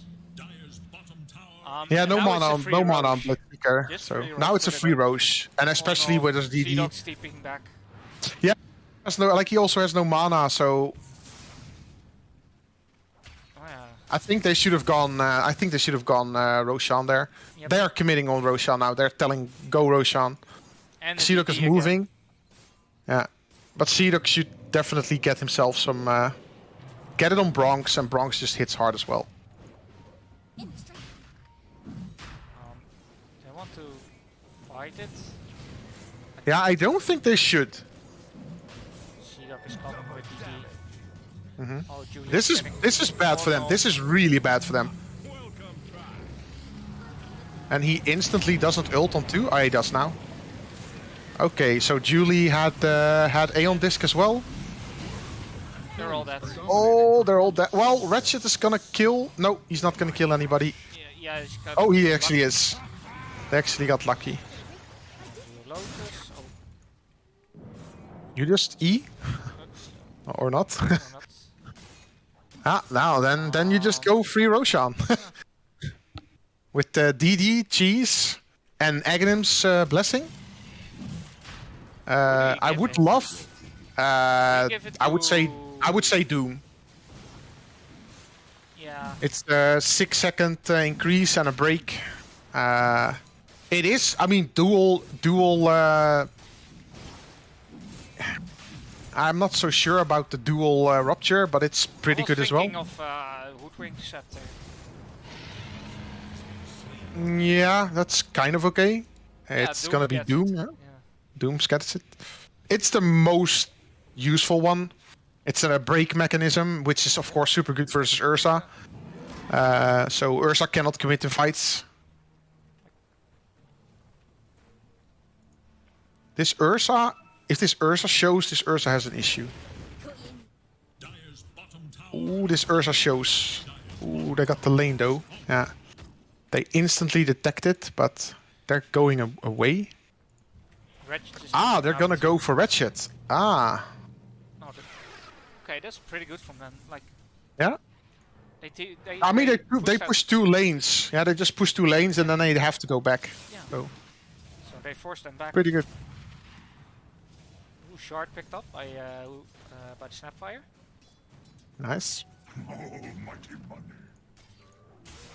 Okay, we have the Aether Lance on Grimstroke, and Grimstroke is now going for Hex, probably. Yeah, I still would love to see Aghanims, but that's just me. Yeah, it's not the greatest Aghanims game. Yeah, like Ursa is fine. The rest Yeah, is if you all- just get Ursa +1, it's I think Ursa already is relatively good value. And especially because you can use the ink swell to on your own on the illusions that you create. So like Bronx is taking a step back from position 2 and playing position 3. mhm. But just because Doom has some freaking ass Devour and Midas. Mhm. He's Yeah, getting Doom is like refresher on Doom. yeah, I would say that's really good. Yeah, that's Like if they're able to get up like double like triple a Doom. double Doom and then another Doom on top of it, like triple Doom is like they win the instantly fight. win the team fight. They Instantly. Like if they can even combo it with like Torrent, then they're just running. They can't even move. They're just stuck And they're dead. and they're dead. Ratchet is just split pushing. Like, this is what he needs. Okay, so they got Gleipnir on Bloodseeker. I like that. Like additional items to make people stand still. Yep. That's really good. Okay, Kunkka TP'd back. Did he TP? Yeah, he just gets I the will- wave and yeah. then he just gets the wave and then he just buggers off again. Or he gets one wave. Oh, yeah, that's bad. That's actually bad because now he cannot. Oh, okay, there's. Yeah, but now they're just gonna force the tier 2 Yeah, but Ratchet. or can sorry the TP tier back. 3. Yeah, but Like if needed, he can TP back, and they are losing range racks for it. yeah, but I don't think it's gonna work like that instantly. Like I like what Ratchet is doing there, by the way. I really like what he's doing. He needs to wrap around. They're wrapping around. Yeah, there comes Ursa, but they have so much Double Doom. potential. Like it's again. Oh my god, they're all dying there. Damn, that Sanity Eclipse went completely crazy there. Kaboom, kaboom. Again, no BKB Brock. used on. Brock. He still does not use BKB. Like when is he clicking the freaking BKB? Like It's not a passive item. no, it's like he is just not clicking BKB like at Oh, they all. Triple buyback. Oh my god. That's a little Yeah. bit too much. What is going on? Oh, pause. Yeah. Not BM. Oh, he's just bad. Oh, I think a misclick. yeah. Lisa Potato Brain. The quest for ultimate glory continues. Oh, shit happens. Like, it's again a long game. Yeah. And we have a game after this as well. It depends. I think they want to have another game. Not like another series of one game. Yeah. So it's gonna be a late one. Yeah, definitely. So in one fight, it's swung back down. The fight in the bottom was really good. The swing around and focusing on the other parts so that the others can catch. Oh, shite. Ooh. Nope. Ipsy is fine. Yeah. It was kind of close. And you just hammer down. Oh. Oh, double Doom. Oh, double XMas back.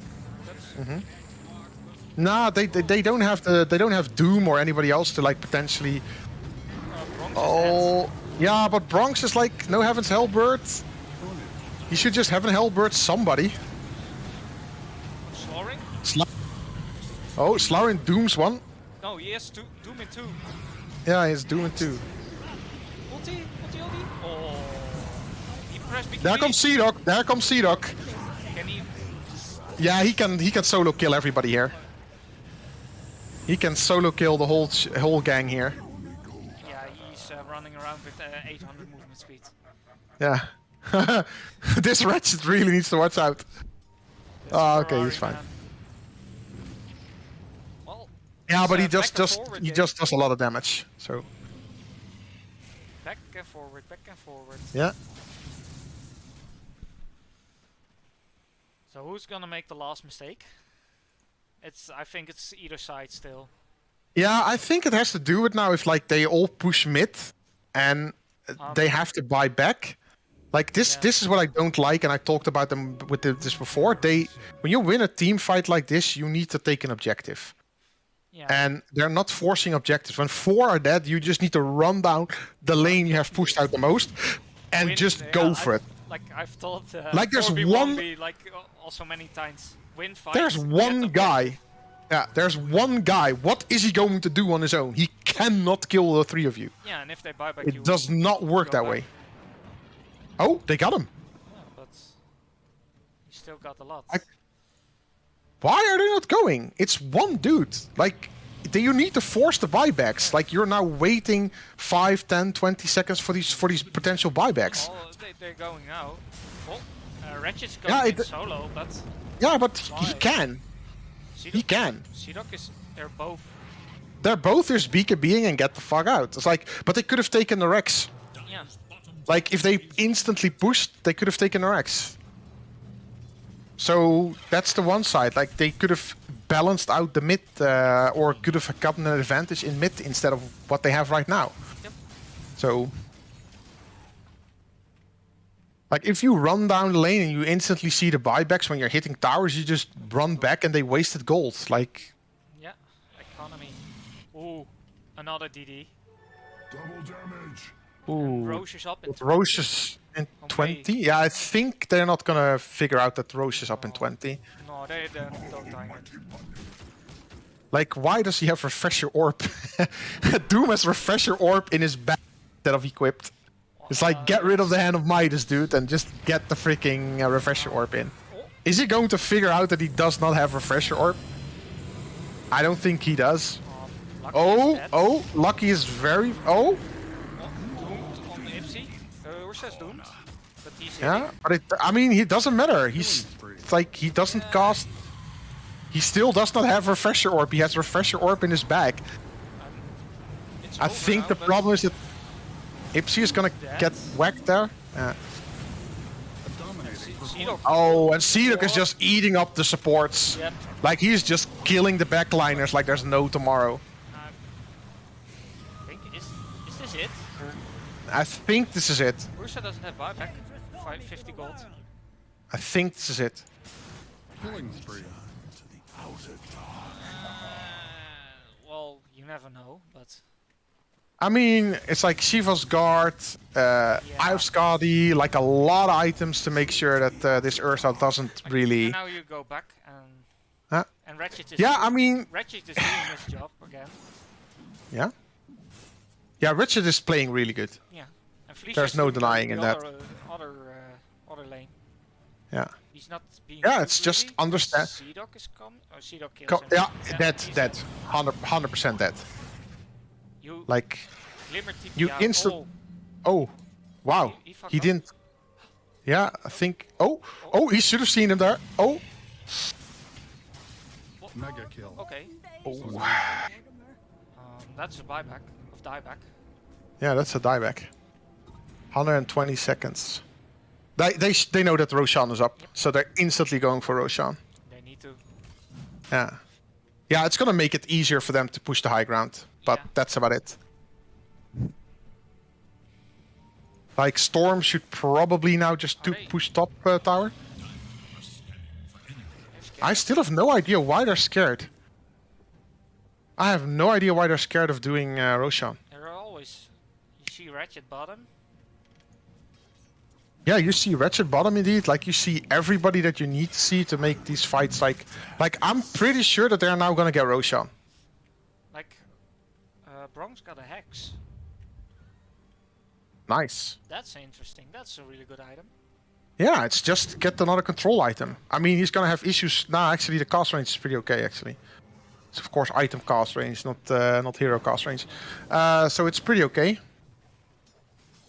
He's gonna be. I mean, that's double hex potential as well. Well, Oh. it's an DD bot again. Yeah, A lot of Again. DDs. like insane amount of DDs. Like an absolute insane amount of DDs. Because they can literally throw the fight the other way around as long as Ipsy gets it. And Ipsy now also has a swift blink, so that's gonna be like a whole bunch of damage. I mean, Lucky now has an Octarine core and an Aeon disc. Like, he's not gonna die anytime soon. Julie, they spot the DD.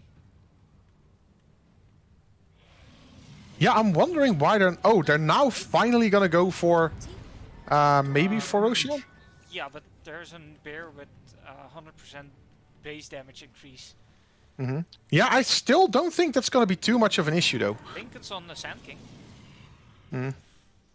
I think with all the DDs and, like, Shiva's Guard and If they control, It's like- if Ursa can run around free, Eye of Skadi... then it's gonna be a problem. If he's getting controlled. Oh, no, Oh, look at this Ursa! Ooh, that was close. that was manly. That was barely. Yeah. Bronx. I have no idea what Bronx is doing there, but we'll figure that one out. They're gonna go Roshan now. They should. Yeah. They should.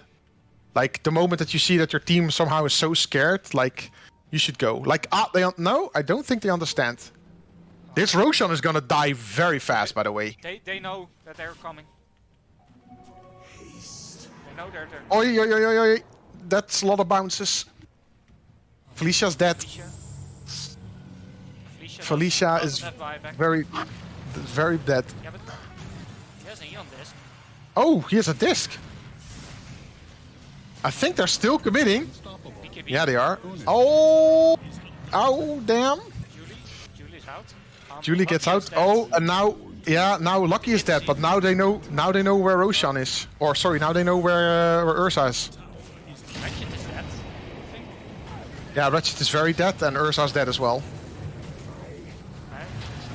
Oh no, Xenok is dead. actually not. Wow, Xenok actually dies. I was not expecting that.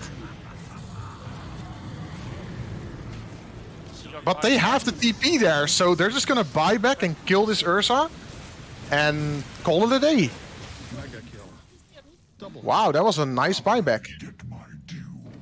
Now they just go Roshan, but instead they have two people pressuring mid again. I need to write this down.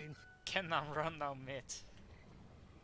They can run down mid, but like they have two heroes that don't really... They can defend, but not good enough. You just take Roshan for free, Yeah. get like another Aghanims, get a refresher shard on Doom. Like Doom just dumps his Hand of Midas and gets the refresher, and Now you give the scepter to Bloodseeker, right? yeah, I would say Bloodseeker at this point, because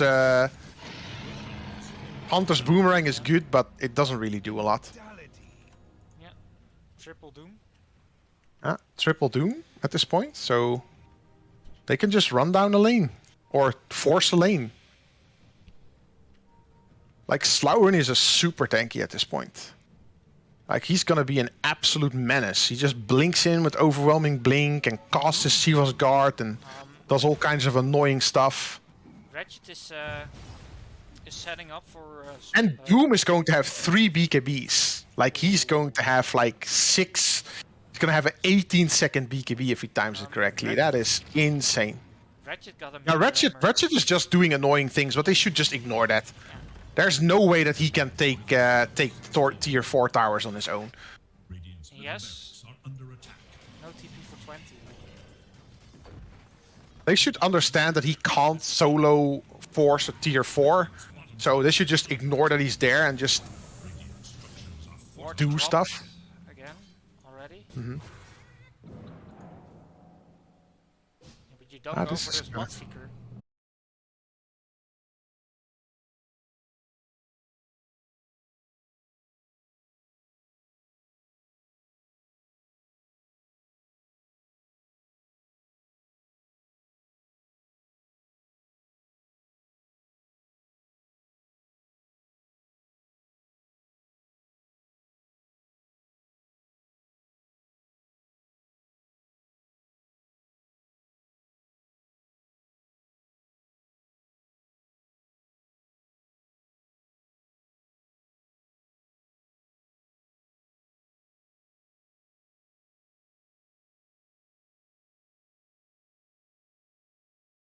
Oh, Book of Shadows, level 5 items again? 2 60-minute games. Yes. Let's hope not. Well, it's already 60. I mean, they're 30k ahead right now. Like, they should be able to end this. Oh, there's an Apex. Oh, damn. That's a Bloodseeker with 70 attribute. That guy is gonna hit really, really hard. They find the Doom. Yeah, they do. But why is Doom still, like, where's the rest of his team? Yeah, that's a pick off. Ah. I don't think you get anything else from it. Maybe some map No, control no. back. Yeah, some map control. I mean, they're still going for it. This is pretty bad, by the way. Yeah. Like, He link and stuff. ooh.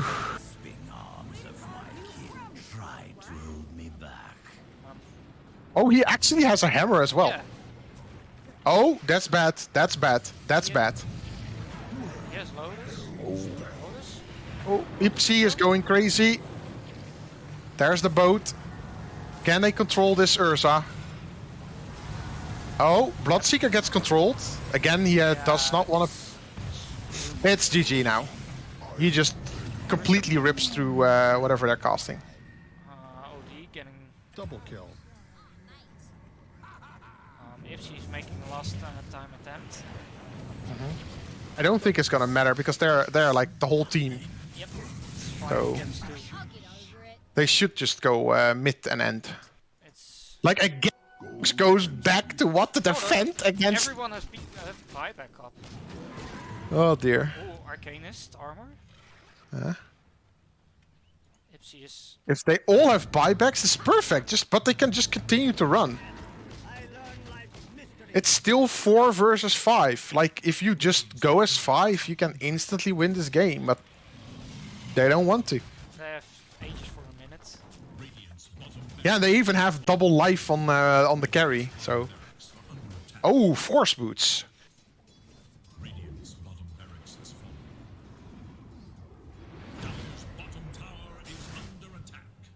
Oh, oh, oh, oh, Ratchet actually has an issue here. Yeah, he actually has an issue here. Nah, don't think it's gonna be... Ah, maybe he is. Yeah, because he has a block. Yeah, he has a block. But they're cleaning up now. Oh, Seedok actually... Seedok can just man-fight. Like, why is Seedok not man-fighting? He has, like, a freaking Aegis. Like, he can just literally make this Ursa's life missing living hell and just go screw you. Mega kill. Double kill. There we go. GG. GG should be called. So. Ratchet killing the Hoodwink with his own hunter. Yeah. Oh, finally, it's over. It's over. It took a while. Games. Yeah, very long games. Classic throw, the Panini throw. And then win. Yeah. Well, I guess this is it for now.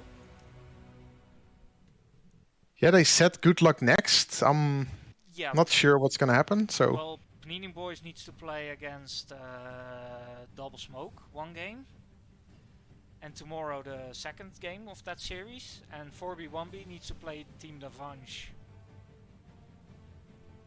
Because of time scheduling things, we broke up a series.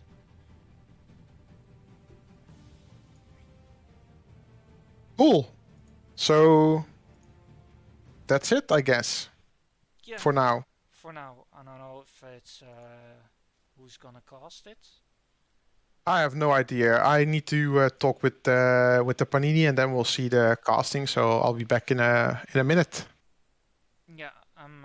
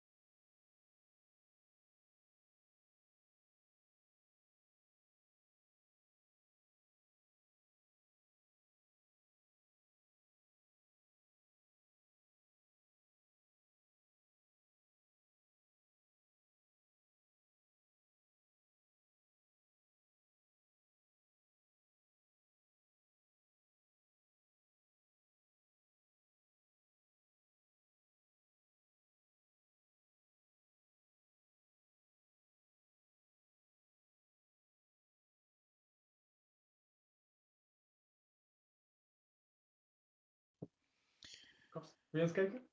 Nee, ik weet niet.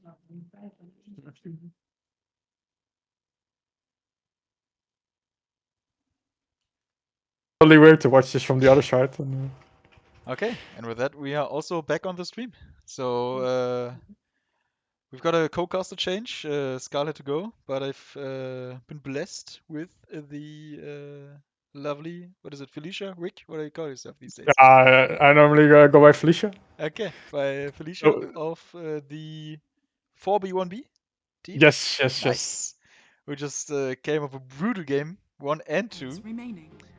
And yeah, Mhm. just tell us about the games. Like we saw most of the second game was. Give us an insight. It was. I actually felt that both games early was really good, and then we won fights, we were winning, and then you throw 1-2 fights, and then you start losing. Communication goes down a little bit. Kind of unfortunate, but At least I mean, it was entertaining to watch. yeah, I have to say, like, we have screened Panini like maybe 4 times over the last 1.5 months. Mhm. So they know us the best, and we know them very well. Yep. And they know what to ban, they know how to draft against us, and yeah, they're a really good team. Yeah. Talking about And this game now, we've got the Zeus and Bristle band. So obviously someone talked to somebody about Ginger and what he played and what he likes to play. On the other side, I don't know why, but they just keep on banning Witch Doctor and Grimstroke in the first two. I mean, I can understand it. I mean, like, sometimes you have just these certain bands. Like, for us as a team or teams against us, you also have these certain bands. And like, okay, these are the heroes that are on the first phase. We don't want them against us, right? And I think Double Smoke is like maybe thinking the same. Like, oh, we don't really want to play against a Witch Doctor. Maybe we can't really deal with it, and that's why we ban it out. Yeah. I mean, hey, why not? This time the Spirit Breaker was actually banned both times against them.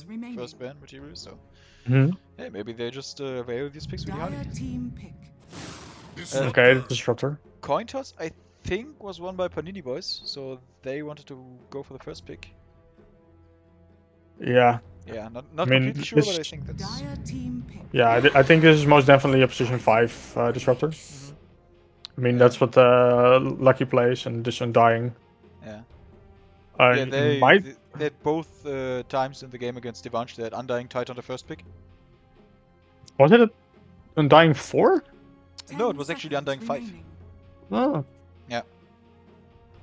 Mm-hmm. And yeah, they just got for it again. I mean, if it works, why the fuck stop it, right? It's instant answer on Invoker. Nice. Yeah, that's the Bronx Grandmaster tier Invoker. Yeah, I mean, I know a little bit more about Panini Boss than I know about Double Smoke and Devansh, and yeah, I would have banned Invoker. But yes, 100%. I mean, now Ginger's up for a challenge, you know? He had the first 2 games to kind of warm up, to maybe flex a little bit, and now maybe not that easy of a game. That is a funny thing, because I mean, like I said, we screened Bronx many times, and he always says like, yeah, my Invoker is Grandmaster tier, but it's actually not. He himself thinks he's not that good on the hero currently, and I'm kind of dying to see how it's gonna play out. And also coming back on the Undying Tidehunter pick, like at this low MMR, you want to go for comfort. If this is their comfort, obviously gonna roll with it. Oh yeah, for sure. And I mean, they had some really good games, like the offlane of Double Smoke. I'm sorry, I just can't pronounce this name. Let's just call him Hank, because there's a Hank in there. Yes, Shaq Hankbert. Yeah, he went for different item builds, and both of the times he just doesn't care, you know? He blinks in, ravages, 1 guy, 5 guys, he doesn't care. He does it all. Yeah, I mean, but that's what the tide is just gonna bring you. You're just gonna bling in, you're just gonna, just cast his stuff, and you're just team fucked. I actually did prepare something. I checked the MMR of Panini Boys, and it's around 2.5k, is it? Around there? Average? Yeah, the average should be. I think Kirok is the only Archon. I think the rest is around Guardian the Crusader. 3k carry, the 2.4k mid lane, the 1.3k off lane and soft support, and the 2.4k hot support. So yeah, around 2.5. Obviously the offlaner should be lowest, but yeah. Mhm. somewhere around there. So yeah, like I said, it should be more even the games than the first two games that I casted. Then again, Yeah. your games against Panini Boys were probably quite even as well. Yeah, they were. Yeah. 100%. 10 seconds. I mean, I think we're kind of similar more now. Radiant team pick. So, because we also have a stand-in. Okay, it's the Shaman. That's the 4. I don't know about Shaman 4. It might be good to give them the push, but Yeah, Sam, I don't know if they maybe want to switch it up, put Undying on the 4. 10 Like, seconds remaining. like you said, it's on these lower MMR, it's more comfort, so 5 they will probably seconds stick with the remaining. Undying 5. Go for the Shadow Shaman yeah. 4, but And I yeah. don't think River plays Undying. Mhm. I mean, I know her quite well. This is my. You're right, there was some banter before Radiant the team lobby pick. Yeah, started yeah. into the game. Underlord, nice. I like it. Oh. I mean, you've got some good deep push, and the two things that were kind of lacking from Team Double Smoke in both games against Devansh was like this: we're gonna push your tower now. 10 seconds Mhm. remaining. Like in the first game, they had obviously Bristleback, who was able to do that, 5 seconds but they had a carry remaining. PA, Dire team and in the second game, Luna. the Draw Ranger didn't do much for like 30-40 minutes, so they have these first picks that suggest heavy team fight into push, but then they don't pick the carry that can push with you. So Mhm. let's see if they maybe 10 do seconds it differently this time. remaining. Panini Boys Wait. picked the Luna carry. Luna 5 Disruptor, seconds remaining. it's an okay lane against tight Shadow Shaman. I think they should be fine there. Yeah, I think so as well. I haven't seen Xedo play Luna yet, so I'm gonna. But it kind of fits us here. Okay, then because the Lifestealer as well. I don't know. Does Lifestealer generally good against Luna? I don't know. I mean, he can just basically he has 2 active spells on both of these. They fuck you to Luna's ultimate, so that's good, 10 obviously. seconds remaining. But the problem with Lifestealer is you don't buy BKB because you've got Rage. 5 But seconds Disruptor is remaining. faster than your Rage, so you're kind of relying on the fact that you can Rage out of every magical situation. But if Disruptor puts his field on you, you can't Rage. Mm-hmm. So yeah. I mean, I can understand the pick. I mean, if you look at the Panini Boys lineup, they have a lot of like spell damage, Mhm. and it makes kind of sense. But I just don't know against Luna. I think Luna, like if you get Manta, 10 like what are you gonna do? remaining. Mhm. Yeah, I think it's 5 gonna be a rough seconds lifestyle. I mean, remaining. the lane should be fine if you ever get close to Underlord, then you just, feast on him. Like, Radiant he's a big team bad back. guy, you can feast on him for days, but Mm-hmm. yeah, let's see. Mid lane last pick for Ginger is of course what they're going for. I mean, they know what he's playing against. He's playing against Navoka. What do you want Yeah, to it's see just here like, from 10 Panini Boys? seconds remaining. I mean, they need like a 4. Like 5 seconds remaining. maybe I feel like they can need maybe like a little bit of a. Team ban. I mean, that's the Invoker which can make the plays, but I actually feel maybe something active as well on the 4. So I think at some level you can leave the Underlord alone, Mm-hmm. and you kind of want to go and make some plays as well on the 4. But also maybe some. I don't know really. I mean, they have the tower push. They have some team fight as well. I think Clockwork might be fine here. 10 seconds Like, it's not the remaining. strongest lane, obviously, with Underlord, but you've got the long-range initiation. You can, 5 I don't know, seconds remaining. cancel the Titan to blink with the rocket and shit, and... Maybe a Hoodwink. Oh, right, Hoodwink. I forgot. And Stormblast, he plays Hoodwink, right? He played it against you already. Yeah. Yes. He plays Hoodwink. I don't know if he plays Clockwork. Uh-huh. And on Oh. Team Double Smoke, the mid laner, what do you think would fare up nice here? Like, I don't know his hero pool. I know he plays Zeus in the mid, and just the casual mid laners like Shadow Fiend, Templar Assassin, Queen of Pain, I mean, everything. Zeus could work because they don't really have a lot of jump. Yeah, but Zeus is the first ban, so that's out of the picture. Oh yeah, Yeah. you're right. Maybe they could go like a Viper is a pretty lane winning hero. Mm, Don't think you really care much about the Invoker early. yeah. Thing is, uh, I mean, he did play just a mean crop last game. Like it was so good, but I don't think crop is enough here.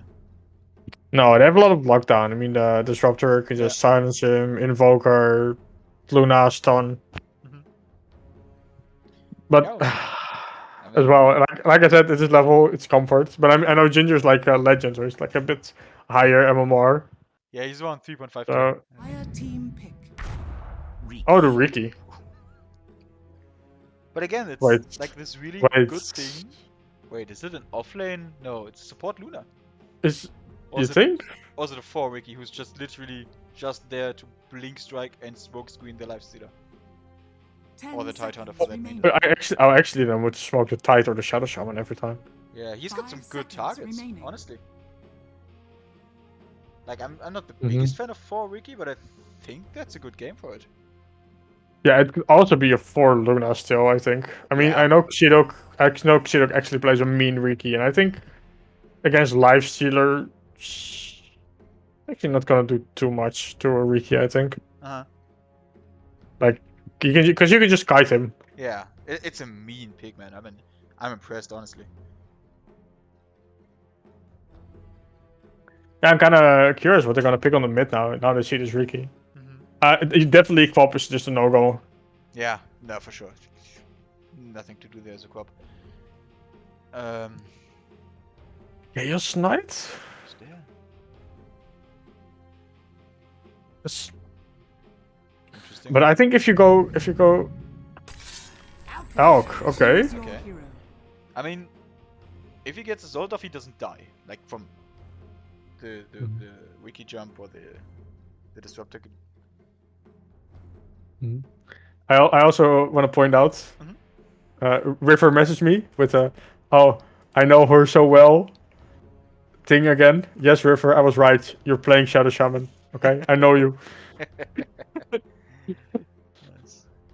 Okay, so draft wise, I think we already like mentioned that we kind of favor Panini Boys, but what do you think? Is it that much better, or it's just like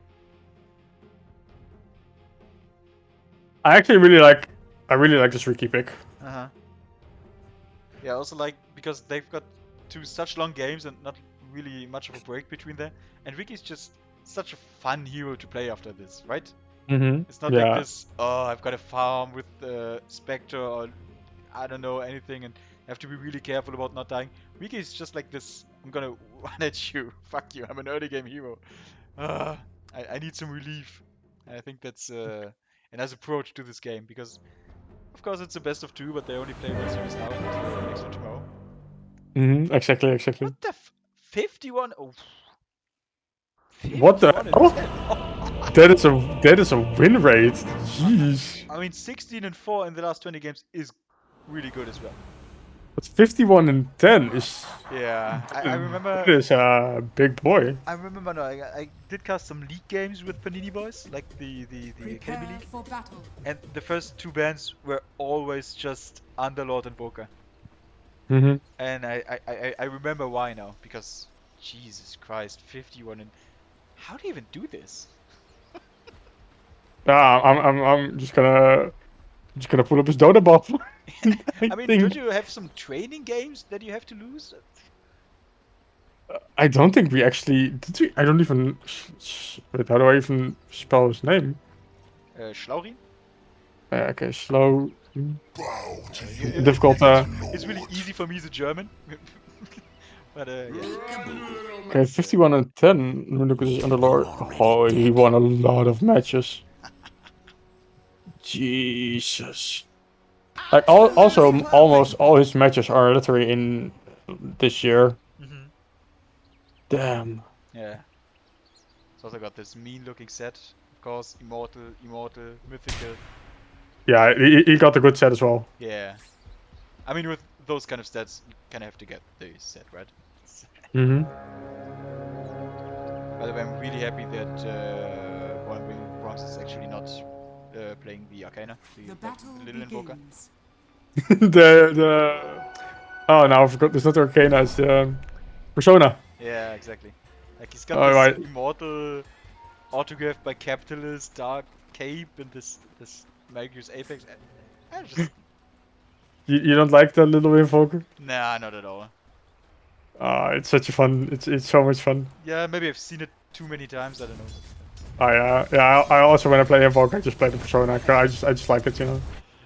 Okay, but yeah, Okay. just hop into the games. Actually, will be the Shadow Shaman Titan to lane bottom against Wikimaru and Disruptor. And yeah, top lane, I support Luna. I also just want to point out Ginger knows his stuff. He went acid spray first. Nice. Just to secure the last hit, I think. Yeah, it's you know, you probably get the 2 wounds, but I don't even know what's worth it because you literally cannot last hit anything with everyone leaving the screen, right? And now he gets the what is it called? The Forge Scourge. Nice. Because of the juicy minds armor. Yeah, I think the lane to watch is maybe like bottom. I think that's maybe potentially the lane with the most kills in it. Under attack. I mean, Slower is already dropping quite low. Radiant.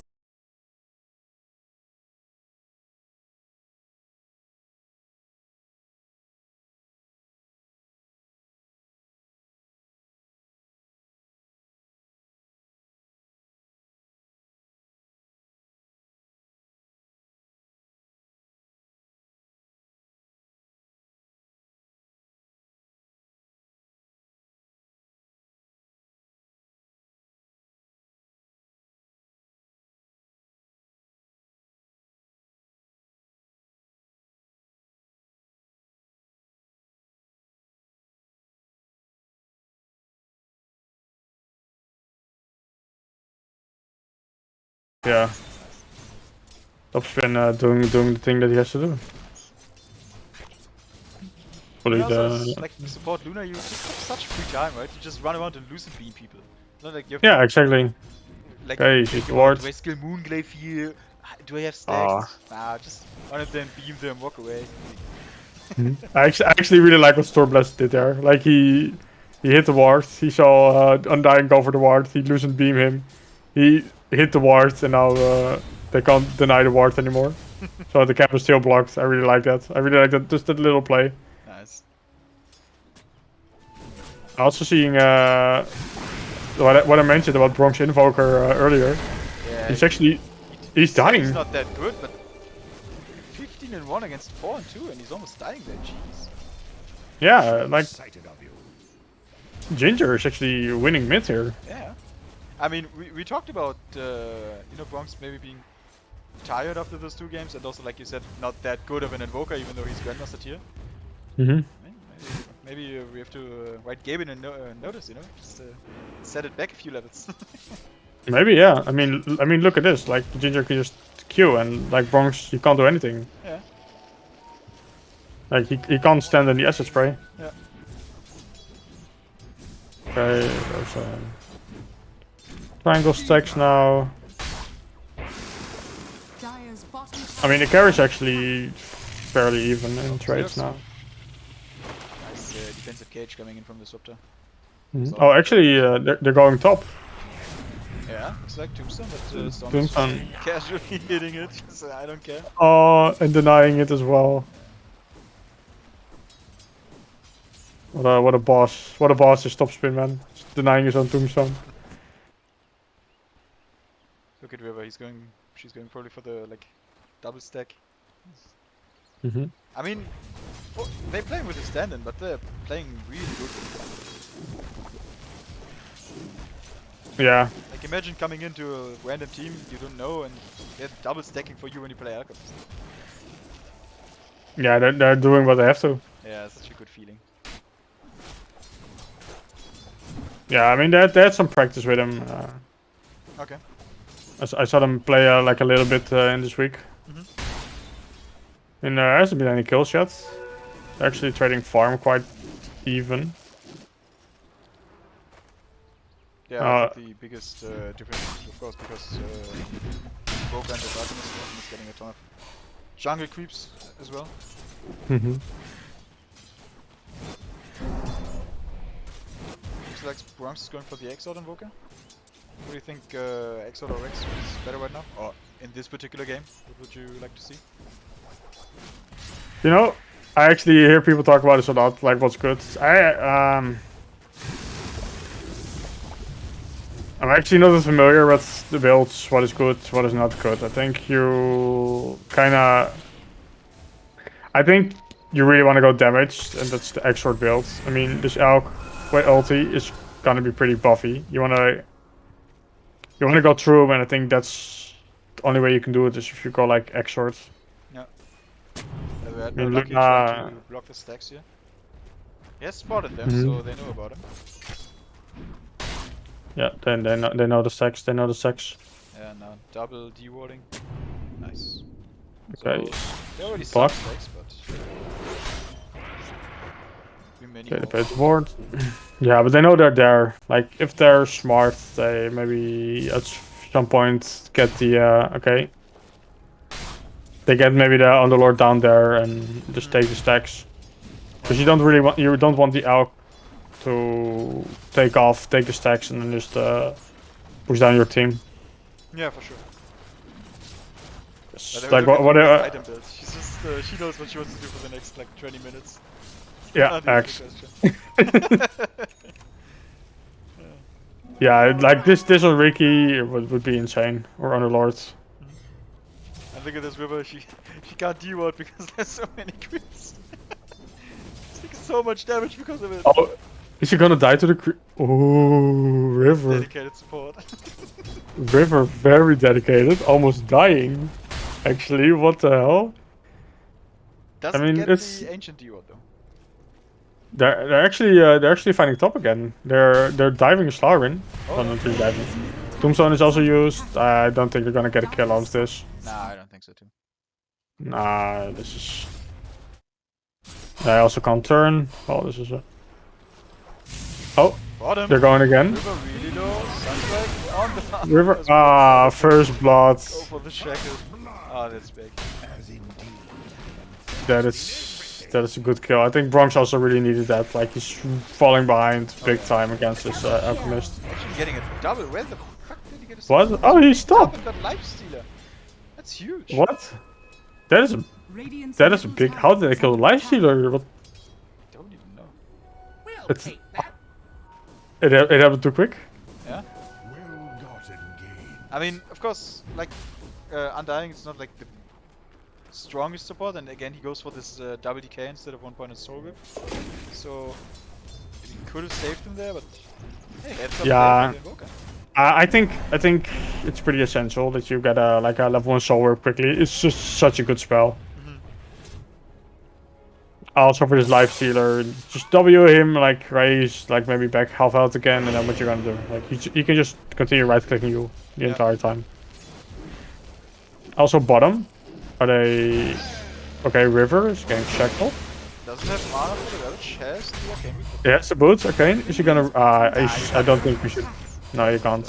Okay, he knows. He's smart. Yeah. Also queuing out the Blink Dagger already. River going Arcane Boots.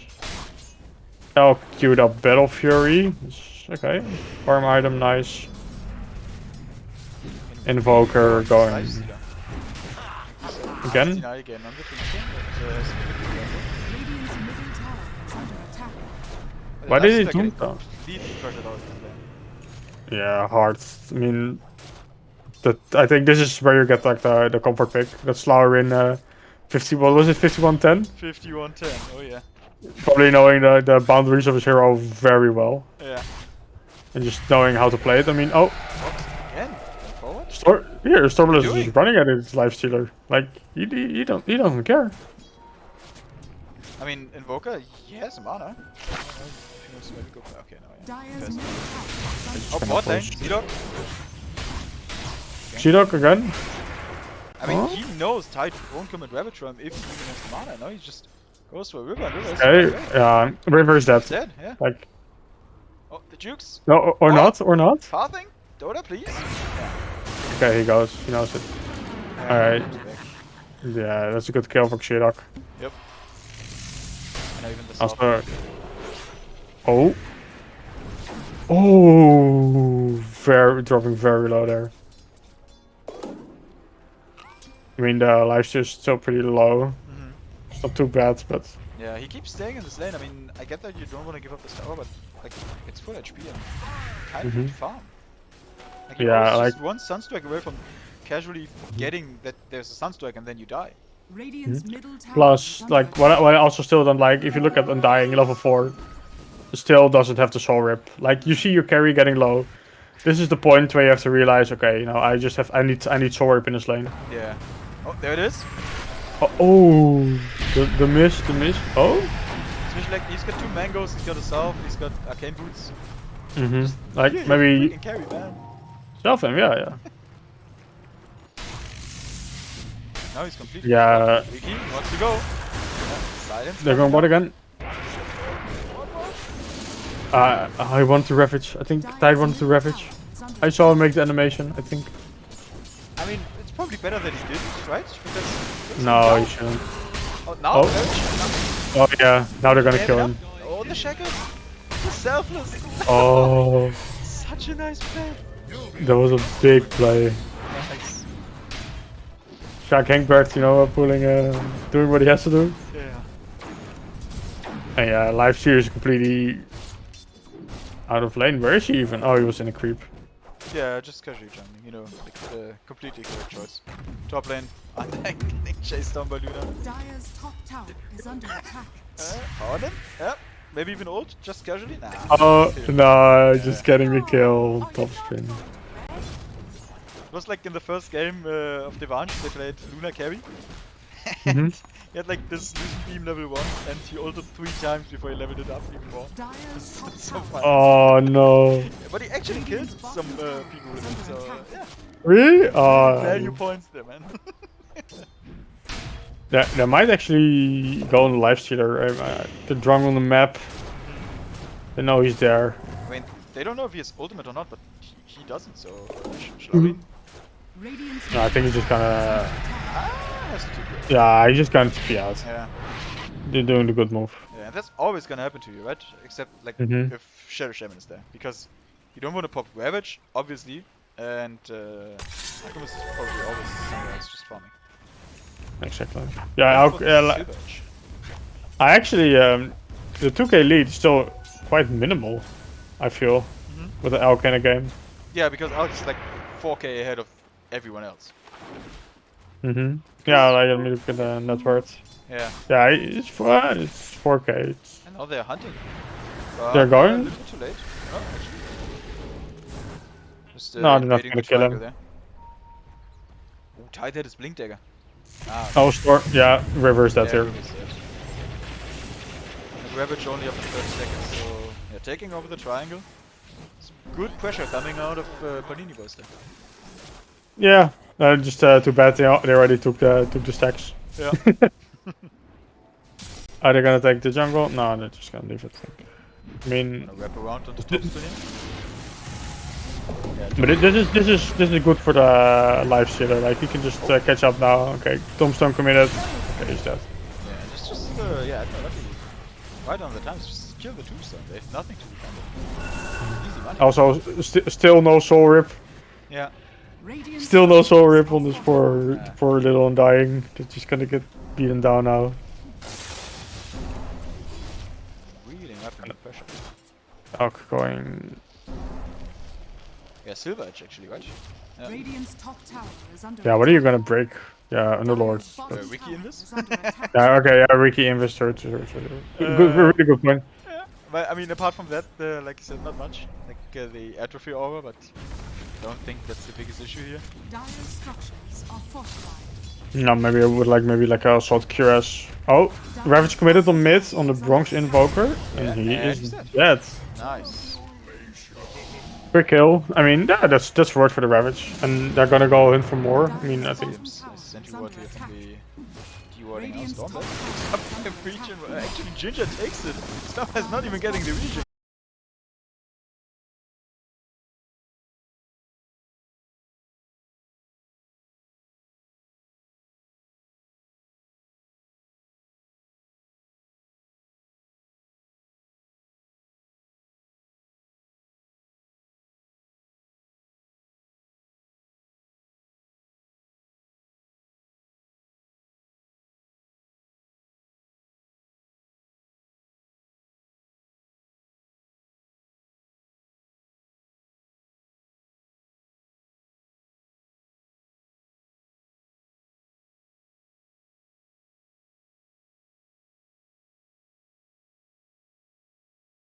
of Panini boys actually pulling ahead over the life stealer. You can just see how bad the life stealer lane was.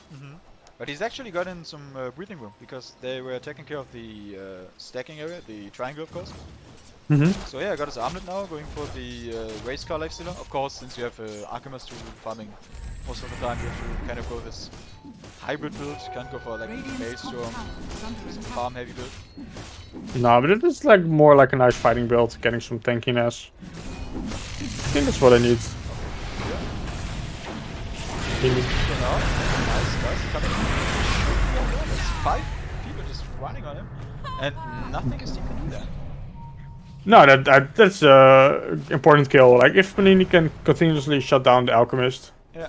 if they can do that, I think this game is gonna look very rough for Team Double Smoke. That's good warding, right? Because this ward on the cliff, is,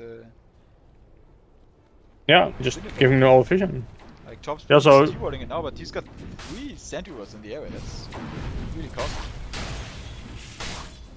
Yeah, it's 150 gold for you there. Okay, And, already two- finished up on the Bronx. Already? That's a good target. And now he's going bots BKB. Yeah. I think it's a good call. Dire's middle tower. I mean, if you can just BKB through the Ravage, like what are they gonna do to you? Yeah, They have no bells piercing stuff. nothing. I mean, of course, Alchemist will probably get a pressure sometime, but Radiant's bottom Mhm. Savage now Yeah. with the BKB himself, and then maybe a Sword Cures, like you said, so it's more defensive items to go with some kind of pressure. Yeah, I actually would have preferred Ginger going BKB over Silver Edge. Dire's top tower. I mean, is this under BKB early game is gonna do so much for you. Like, what are they gonna do? Underlord can't do anything. Yeah. Disruptor, Luna, Invoker. If you have BKB, there's just nothing they can do. Yeah. I mean, going for it now is good. I would prefer it like over Silver Edge though, one item earlier. Dire's top tower is under attack. When he was not defending the Sea Dragon, okay, creep with far too far away for that. Radiant's bottom She's tower. dropping the ward, but he's just gonna clear it up, right? Yep, spotting him with I hope the so. Sunstrike. Oh, Nice. okay. That is a dead Shadow Ah, Shaman. What a combo, man. But I mean, this is still some good damage on the tower though. Ginger fighting Stormblast. Oh, Ginger. Oh, yeah. He's hitting really hard. I mean, of course, it's just a support Luna. Slavin retreating. No, he's just in danger. Stopped it actually, but I'm thankful to see this nice immortal animation. It looked really dope. It did. Also, Undying finally took a soul rip. Nice. But he's going Blade Mail. Yeah, it's like this item build and the skill build doesn't change for like third game in a row now. But, like I said, maybe they're getting a little too overconfident actually. I'm just getting Maybe. actually just breaks and Volga. Oh. Like okay. That is a good skill. Ravage coming in. Storm is trying to do something, but he's not doing enough Oh, damage. they should have continued. Genius should have just continued. Okay, Xido getting a 3-man silence. This is so tanky. Oh, yeah, they should back out. I mean, this might be this could be a potential disaster here for. Good damage there with his field. Ginger has to be a little bit careful. Okay. Yeah, he's gonna make it out. And this was a really good fight for Double Smoke. I mean, they got Bronx. They took out the Disruptor. They lose. Xidok. Clean up Xidok, man. He's just Xidok on the back line. Yeah. I mean, Is he? is he jumping to that? Ooh. Nah, probably not. Even the Tumbler's toy. The little doing the little hops, you know. Oh, actually, Alien has a little bit careful. They're actually going in. Underhand, the Alchemist. Oh, Yes, he's gonna good. stun himself. He's gonna stun himself. I don't know, actually find him in the ring, but no. But they have no Ravage. vision. Boca Yeah, that's coming in. done. Nice, Sunstrike. Oh, they're going really low. Alive. Maybe arm the target. Will be able to get out? Yeah, Oh, will do so. And there Xidok goes actually Xidok. going down. Yeah, he should have just walked out. I think he was almost out of he was almost out of ward vision, but he just walked. Yeah. If he would have walked, I think he would have lived as well. I think the But most instead he Dire's crucial bottom part is tower Bronx is TP under top. attack. I don't yeah, think he shouldn't have he hit. knew about the fight. Yeah, I mean, You can't know for sure, but unfortunate there. I think maybe with him they could have at least got the lifestealer, and then who knows. Yeah, it's still pretty tanky here as well. I'm liking what I'm gonna quick check items. Shadow Shaman is very poor. Oh man. I hope to see that the arcade boots disassemble to save that 900 gold. Yeah. Just gonna check the Tide is going for the pipe, which is a good call. Topspin on this Undying. He's got the blade mail now.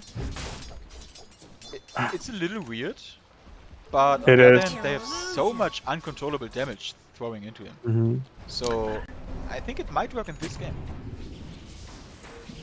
Maybe, yeah. I think it's so questionable. I mean, Yeah. you now buy an item that is worth. Let me quickly. Okay, you buy basically a 2k gold item. That's blade mail. Okay, you blade mail. Then it's gonna choose. Okay, we're just not gonna hit you. We're just gonna walk around you. We don't really care about you. Yeah.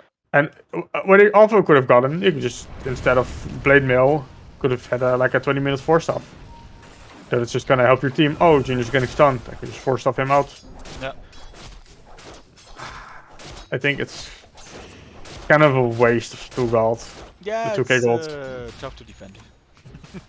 I mean, yeah, it can work, but Yeah, I just think if it can work, then probably in this game more than in any other game. yeah, that is true. Yeah. Also, look at this. But net. also, Lifestealer completely caught up. yeah, like they gave him the free farm. Yeah. They're just doing what they have to do. I'm also thinking they're gonna set up for a smoke on the double smoke. Yeah, they're pinging on each other, but they are right under an observer to just run Dire's out. middle tower is under attack. Oh, did they know? I don't think they know. Doesn't look like it. Rom's just continuing to farm there, even going. If he goes for the lane, he's dead, right? Dire's Oh no, they're sneaking Roach actually. They're, I have a feeling they know. I mean, I look at the movements from.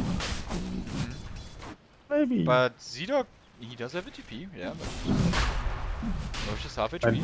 I mean, Storm has to see this, right? He sees that's his spray. Yeah, I have Oh, to. Yeah, look, damage. they're moving in. They're moving in. Finding River. Oh, River. Actually walking out. Oh. Siege, and now Ginger getting the silver edge hit onto Lucky. Yep. Yeah, like you must be dead here. Yeah, I think. Or not. Maybe Or not. get him out. No. They're- Canceling the ult. blessings upon They can't rush. I mean, they have Ravage. Tombstone is also. Yeah, Ginger's Oh. 10 seconds for his ultimate, then he will probably finish it. Okay, just finish it now. Can they do it though? Why is I Brock mean, so low? I don't know. Oh, live, Oh, yeah, live stealer. yeah, He's fighting live Lifestealer. stealer. Almost gone. Oh, Right under, just second Ravage. hit. Ravage, dude. Ah, Oh, bad. And now Ginger, Oh, he actually- still can't finish Roche. yeah. They're still fighting around Roche as well. This is so awkward. Like Oh, you have top fights lane. going. Zedog. Oh, the live stealer. Lifestealer. And now Ginger, That is a big kill. and he can't back out because, like, he No. uses Roche, but he can't finish Roche. No, he's gonna die. Storm has I- I- took the ultimate. Oh, Nice. yeah, he got it. He got the Aegis. Nice, BKB plan, no snap. Oh, this Broken up. tombstone. Okay, good tombstone. And Zedog in the backline actually killing Zedog. Ginger for the first time. And there's That is just good. it. That is. Hide on the front This- and getting bashed up. I mean, those zombies, they're coming in, but I don't think they're enough. Now Ginger getting the stun. Maybe even with a follow-up. Yeah, that Oh, should be enough. Zedog. Ginger critting Oh him my down God. with the break hit. How's this fight still going on? Oh, lucky. Oh. Oh, I can say I will. Bronx. Oh, Bronx double kill. What the hell? They might actually get the. Oh no, Stormblast being way too greedy. He just walked in. Yeah, Ginger, he wants it. He feels it. Oh, he's going for more. Limbs up in 6 seconds. No, he can't get Rocket. it. Now Ginger has to be careful actually. He doesn't kill you or He anything. might. No, I think he's just gonna die. They're just gonna River burn him can't do down. anything. That is also the kind of thing that you see with these low Mars. People just. I don't know how it's at high Mars, but they just overstep. Yeah, Literally what's happening here as well. yeah, like River, of course, probably save friend syndrome, try to save your Yep. audience, then, Body syndrome, eh? yeah. Oh, but. Big swing, man. That's rough. Yeah, that is. I mean, the thing is, like, both Bronx and Slyrin are still out farming the life stealer as well. I mean, he's farming, but it's Yeah. And Bronx has finished his BKB quick now. enough, I think. Oh, top spin. Yeah, No, top no, spin is there's just dead stay there. there, like I said, but Oh, yeah. Oh, I mean, oh. it did a lot of damage. If there would Ah. be some follow-up, like, it looked like it did nothing there. I see what you mean. Bronx still down to like, he's just like 30% of his HP or something on the blade mill. And life stealer is going satanic. Yeah, you're gonna have to. Just, you know, some Mm-hmm. raw HP is really good. Of course, what is it, Dispel? What does it give? Something like What does it give this well? that. Basic Dispel, right? Satanic. Yeah, the Satanic. Yeah. Yeah. And I also like Alchemist going for that assault cuirass. Just to lower the armor. Yeah. Just don't like they bought the recipe first, but maybe it's a personal thing. What a game. Luna got her weekly bleeding manta. Slyrin is going. Shiva's. Smoke up. 5-man smoke. TP got it. Maybe they're finding. Yeah, yeah, life stealer is gonna go out. They're picking mid though. They might want to fight mid. Yeah, I mean they're still smoked up, but it's just the three of them, like Bronx and Zero gone near them. They're closing. If they find Ginger, if they find Ginger here, oh, I mean it's a good bait if it works. Static Storm hitting nothing. Invoker. Ginger has to stun himself. Nice side up. He stunned himself. The frontline lifesteal, he gets out. Oh, the misravage is so big, but the might's actually still. Oh, the 3-man roots, the meteor. Oh. Ginger trying to grip onto Stormless, but Stormless just walks. Actually, everyone is also still alive. What is this? Wait, nobody died? No, no one died. Jesus Christ, okay, no Ginger. Okay, Ginger's dead. Yeah. We're going for more. This must be. Okay, that's River dead. Tidehunter must be dead as well. Yeah, he's dead. Yeah, I think it's just like. Yeah, he's dead as well. Yeah. This is. I think this might be like communication thing. Yeah. I don't really know what happened because the fight was kind of like going on two fronts here, but the miss ravage was big. Yeah. And they just walk 3 men in the river, get stunned, and I just. Honestly, even if the Ravage hit, like, they get the wiki and still all die. Because this, what is it, Pit of Malice into Meteor combo. It just completely destroyed them, out of them. Yeah, 100%. They, Did Alk even BKB? Yeah, he did. He tried, but he wasted all the time hitting Stormless, who just walked away. Yeah, this is what, like, these high movement heroes, like, he's just gonna kite you. Yeah. You wait your BKB and then what you're gonna do. Now that's such nice coordination, man. You get the fight, you get the Rex, you get out. Yeah, I mean, they had, of course, they had two good warm-up games. That's true. To coordinate their stuff. So it goes for double smoke. I don't think they're really playing, not playing bad, but they're just getting out farmed. They're just getting outplayed. I don't really feel the lifesteal as much of as any impact at all. Don't really feel the impact of the undying. I mean, they have to go for the Tidehunter Ravage. That's River dead again. Yeah. Yep. Trying to wrap around from the backline, but they don't have lifesteal, they don't have Ravage. I mean, Ravage is up to 10, but It's in cooldown. maybe they find. Okay, but they find the Undying, the Underlord. What? You can't go. On. Maybe. Yeah, they have to. No, Slyrin's just gonna walk out. I don't think they're just gonna go. Yeah. I actually would like Tide maybe to go for the refresher now over Bronx. Going for Bronx? Nah, I think Bronx is gonna get out. Yeah, it's safe. The question is if Lifestealer gets out. Yeah, he will. Oh, talking about getting out. Power of the Underlord. Yeah, they have to. They're counting too much on Shark Hank to make the play. I think with the Ravage. Yeah. That's the thing they need to fight around. Now they have Ravage. Maybe they should do like a smoke. See if they can get like the Ricky, the Invoker, or the Underlord. One of those three heroes just has to die for you to open up. Just so hard to hit this Wiki in the Ravage because you know if the Ravage comes, right? And you have a second spell, you can blink away, you can tricks off the trade. It's so hard to hit. You can mount out. Oh, Panini Boys actually just smoked up. They're gonna go for the kill. Yeah. They know they They're probably right see under the elk. ward. Yeah, look at Titan there. He's just camping on. Oh, River is just gonna. Oh I mean, no! he's taking the smoke. It's a good thing. Yeah, Like, you only lose River there. Oh no, the glimpse. the tides. Tides. Please don't ravage. Don't ravage. Okay, good. And this Undying is also dead. They're gonna back off. Man, honestly, Admiral lucky with his vision. They see everything all the time. Look at these wards. Radiant's middle tower. Yeah, the wards are really good. And Well placed. It's not like they're not trying. Like I see Undying Radiant's dueling middle tower. all the time. Like look at this. Again, 2 sentries, 2 observers. He just doesn't find them. Yeah, I mean the vision of themselves is not bad, but they're kind of warding in maybe the more generic spots, whereas Lucky it's like this is just how they win games, just the vision. Yeah. This is how Team Spirit won TI by the way. Superior vision. Exactly. And just the young we don't really care, we just play and have fun. Yeah, basically the same team, right? Yeah, Penny exactly. Boys, Team Spirit. You know, we can see Lucky and going to TI next year. Easy. Okay, Ginger complete shot cures. Yeah, now he has also I also has the Basher now. Yeah. Doesn't it? Doesn't it? Right? No, he doesn't. No, also like look at this. What's going on? This live series is gonna run.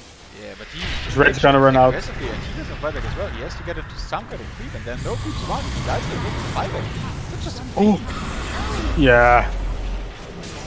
This kind of thing, like you run after someone and I think these guys are just like, maybe we should have called it a day since we got too tired. maybe. Yeah. I feel for them. I mean, you said I it think yourself, they're like Panini Boys, they're hot, they're in the zone. These guys, they're cold. Radiant's bottom. Well, I mean they're not really cold. I mean they're like of course they had like a break for a while, Yeah, but also, like, they had nice Ravage also coming the in. Ravage 4-minute Ravage. Oh, that is a They're not that is cold at a all. big fight. Oh, No, Jimmy's running out. we lied. Wrong's brought back for this. Oh, the 3-man route again. Radiant's bottom tower. Yeah, I'm just gonna get out with Underlords. Oh, they left wrongs. Okay, so they're not completely cold. They're not dead. No. I'm just saying with, you know, 2 kind of easy games, it's hard to prepare for this kind of Yeah, aggressive I mean, if you- coming with it. exactly. If you have 2 stomps, you don't be like, oh yeah, just you know, what are they gonna do? Yeah, just win the 3rd game, I don't care. Yeah, and I feel like Panini Boys is just a different level. They're gonna give you a hard game if they get back, or if they're ahead. I mean, they haven't been ahead in that words, but they're how they transition themselves. Okay, we win a team fight, we push an objective. Oh, we just gonna win another team fight, we push an objective. Also, they're And I playing against an Alchemist, and they're 2k behind. They're basically ahead. Exactly. Like, look at the win Yeah. probability. It's actually, And also just this first Rose was kind of greedy from. Oh, look at this Alchemist. Oh, but I know. That's the mechanism. Bronx is. Oh, Bronx is just dead. That's a dieback. What? That is. Found Stormblast. Runs into the pit. Stormblast just has to die. Yep. Use that as well. Xidok. And This is. Yeah, this is free Rose now. I mean, Xidok might steal it. I don't know if they're gonna put. Oh, River is just dead as well. I mean, That's a good kill from Xidok. the support has to check there, right? Does everything right. Xidok, they're gonna find him. Yeah, Jinjo, Right. he's done. He's done. He has to die. Yeah. Himself, Titan on the Glimpse deck doesn't have Ravage for another 30 seconds, so Slurp will be able to get out the beacon.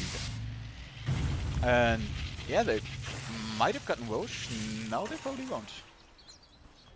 I mean, I Bronx think you still can has 160. still. I don't know. You can still Roche. I mean, the Disruptor ulti is down, Stormblast is dead, Bronx is dead. And Ginger's strong enough to take the Roche pretty quickly, I feel like. They just don't. It's 2v3. Yeah, I mean, his team backed out. Which... They now have 2 people mid. So they're probably satanic, but he doesn't just Ricky. Like, his cloud isn't just a silence, it's also a really strong miss. Yeah, like this is what I mean. Like you pick the life stealer, but you're just gonna get kited. Hey, you push your item, yeah, nice, but like who are you gonna hit? Yeah. You're just gonna run away, and then they're gonna turn you, and you're just dead. By the way, nice He's pick not up gonna do here. anything. Alk got the shard, so he's got the Berserker's potion. Again, get silence up, still can break one, but he's still in the smoke. Will rage up now. No, another skeleton. He's got silenced. The Tentacles of cooldown. I don't think Armlet was toggled as well. I don't know. That's what I said when we're in the draft, right? Because Lifestealer relies so much on getting his rage off, and he just can't. There's so many IOE silences. Yeah, and he's just getting kited around. Like he can't hit anyone. That's just a problem that he has. And they're just gonna split push now. I mean, Bong's just gonna go bottom. The rest of the team is just gonna go top. They're just gonna push into towers and. Yeah. By the way, What are they gonna do? even as an Aghanim stepped already. This disruptor's rich. Damn, that is a rich disruptor. I mean, if you look at the network, it's almost the same network as the. Yeah, Tidehunter. Yeah, Tidehunter, yeah. Because you know that's the problem with like Alchemist and another carry. Wait, at the moment, this is not happening. Yeah, exactly. You're just the sacrificial lamp right now. Oh, and they're actually going in. And And it's trying to pop it, but now the EMP doesn't bother for the Ravage. Ginger getting control of. He's got a lot of ATOS. Jeez, they can't catch the dragon. Now Tidehunter has to buy back. Yeah, River maybe as well. This might be their last fight. Joran trying to go for the tombstone. Hold up. Nice. Ravage catch. the big Ravage. Big catch, Loud, and Bronx as well. Zerg has to get out. Every time I say it's the last fight for them, they just rampage through them. That was actually a really good kinetic field, allowing from Lucky, allowing his team to disengage. But yeah, again, they're. Oh, Seedog, he still wants it. Silencing Titan. Of course, it's a Titan. He's got the spider legs, which is really important. Would have died there. But yeah, like in Lifestealer, Are they gonna? he's pretending to find the wiki, but even if he finds him, it's Lifestealer. What is he doing this wiki? Ariki's just stuck. But I mean, if River finds him, that's another story. no, Seedog is. These plays from Seedog are just making me very nervous. Yeah. I hope it's all calculated, but And Ginger is like, guys, objective-based gaming. I don't care for the fucking Yeah. win. I wanna win. But he might actually die here. yeah, his team did. So 18 Oh. but it's an Alchemist. He won't come back with his chemical rage.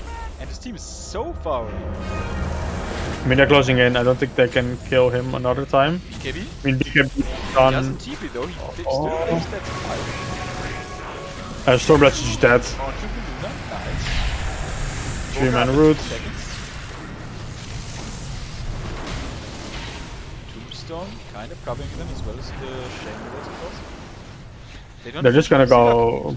Seedog just doesn't give a fuck. He sees Lifestealer like standing right next to him. He's like, no, I'm gonna hit the tombstone, I don't care. Oh. This man's Ricky. Oh. He just does not care at all. Yeah, Nah, now now he's- he surpassed Titan and in a second. Noble as well. Yeah, like now you just see like Panini boys like, okay, we give you Roshan 2 times, we don't care, we're just still gonna kill you. Now we Okay, you're- special. Yeah, you're also like, oh, you're 2k. Oh, okay. I mean, Ricky. Ricky just doesn't care. He's just gonna kill you anyway. I think Alchemist, what's he going for? He probably should be giving the Titan his first Aghanim's really soon. Because, you know, Yeah, it's negative armor is really good. Yeah, 100%. Also the pushing potential, of course. Yeah, it's just a great pushing item. This the armor lowering. Yeah. Um, Probably trying to smoke up both teams actually. Looks like they're 5-on-5 smoke action. Oh boy. What's the buyback status look like? Not good. I think triangle fight. Oh, lucky. We're still just gonna go in. He got him first. He can't be getting first dragons, and now River dead already. And this Luna Aghanim Scepter just absolutely ripping kind of can't find any damage ravages now, but it's actually all 5 of them.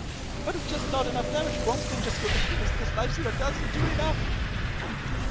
Too little, too late. And life stealer will probably go down as well. Yeah, Torchigo, no buyback on him, just on the Alchemist, no ravage.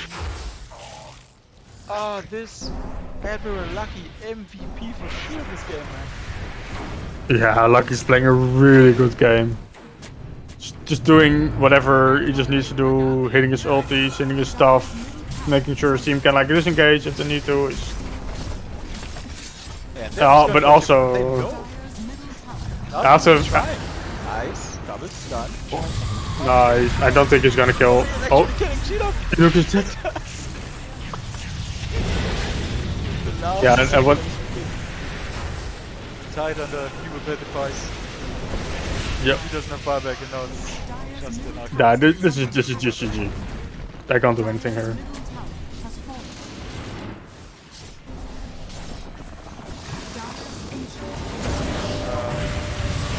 Naki's trying, constant, now coming back. Naki will see that damage also, but he's going down. That's game. Only River left alive.